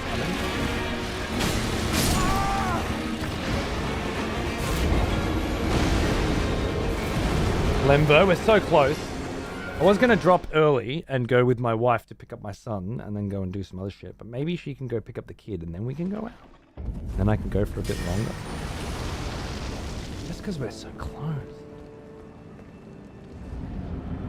I feel like it's only a matter of runs here, you know?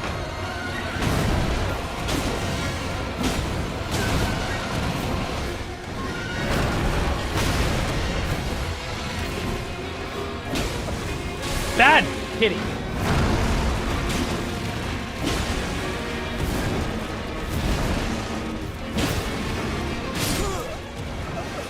That kind of close, yeah, that kind of close. But I could go for another hour and still not get the run. I'll be back, remember, I'll be back on tonight. So in 7 hours from now, I'll be live again. Probably a little earlier than that. So that we can play Night Rain in the Night Rain beta.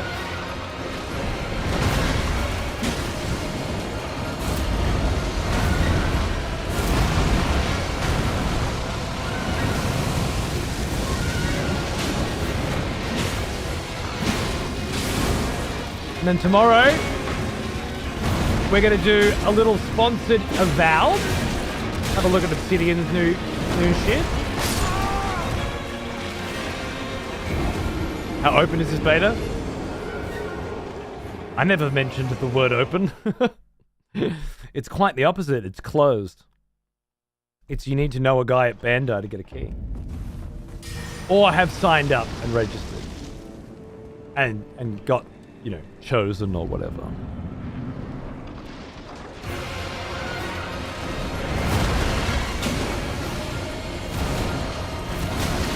I do have a spare key.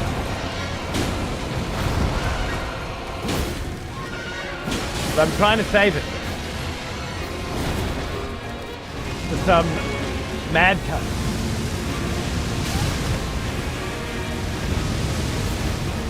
Streamer who's going to need access. Doesn't. Because you got to be in groups of 3.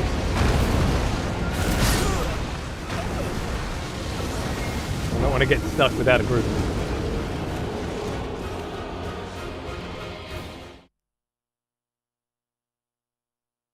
Tonight with Cowboy.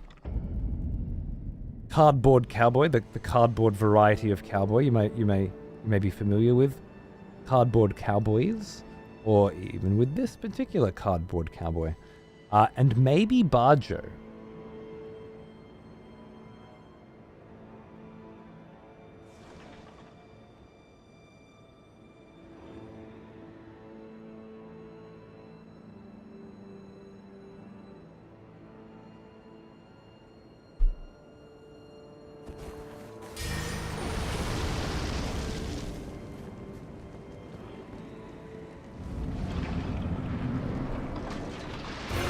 Man, it's sterner stuff than us. Tomorrow, Heave and Cowboy. Heave will be playing with Scott Young and Lance McDonald tonight.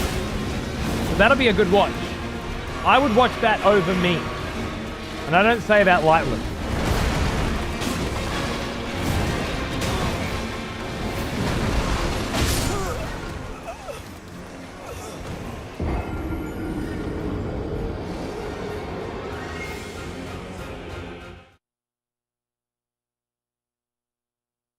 Don't tell me anything about it, Alice. I don't know what Duchess means. Clearly, you know more than I do. I'd rather not know.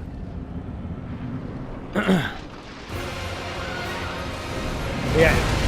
Back tonight for more of that. And then tomorrow, Avowed.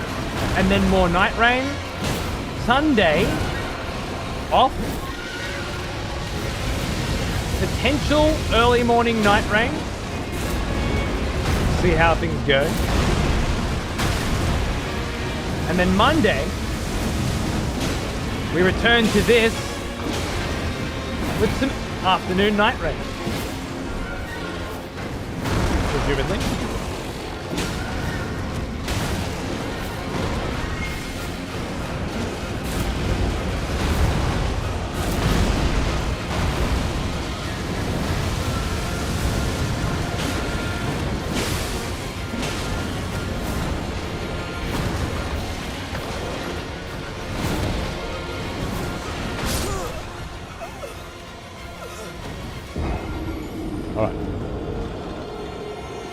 I should end it, otherwise I gotta go out and come back and just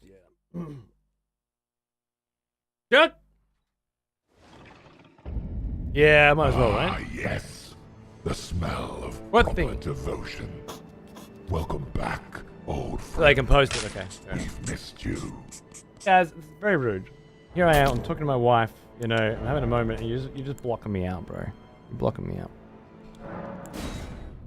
Alright, I'm gonna call it there because the runs have started to deteriorate. Let's be real. There was that one. It could have happened, it could have been the run, but it wasn't the run. It wasn't the run. Sometimes it's not the run, you know? Unfortunate. But I'll be back tonight.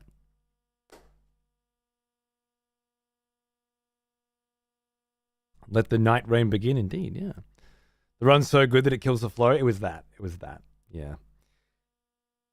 I need to build back up to that state in order to complete that fight, I think. So, yeah, I imagine we will return to that fight on Monday. Or Sunday evening for many of you. And then, yeah, maybe more Night Rain after that. Maybe we'll have had our fill of Night Rain beta, you know. We'll have to see what's going on. We'll play it by ear. It's a shame I couldn't get him down today. I really thought I would be able to knock it out. I'm shitter than than usual. I'm also going to be a real maggot of the maggot variety and give you a pretty fucking average outro. I'm so sorry. Don't hate me.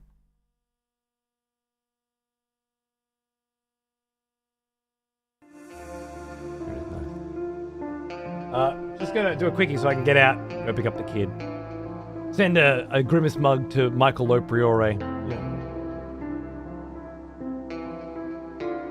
That sort of thing. 7 hours. 7 hours. Don't know if I'll be up in 7 hours, but there's always the VOD. There is always the VOD. Thanks for the show. Yes, my pleasure. Sorry it was a phoned in one today.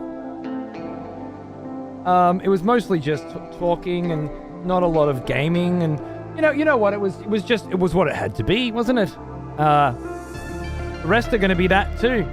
It'll just be whatever they have to be, I guess. And I'll do everything that I can to make them engaging and interesting going forward. Enjoy the rest of your evening or day or morning or whatever it is. I will see you again in 7 hours. Check out fucking motherfucking Night Rain, motherfuckers. Yeah? I'll wait. Thanks for watching. And if you're not doing anything, come on over to the VOD channel. There's some Metal Gear Solid, Death Stranding, Demon Souls and Sekiro, Hunt Force races with new races coming this week. All sorts of good stuff. Come say good day. Maybe I'll see you there. Mwah. Thank you. Take care.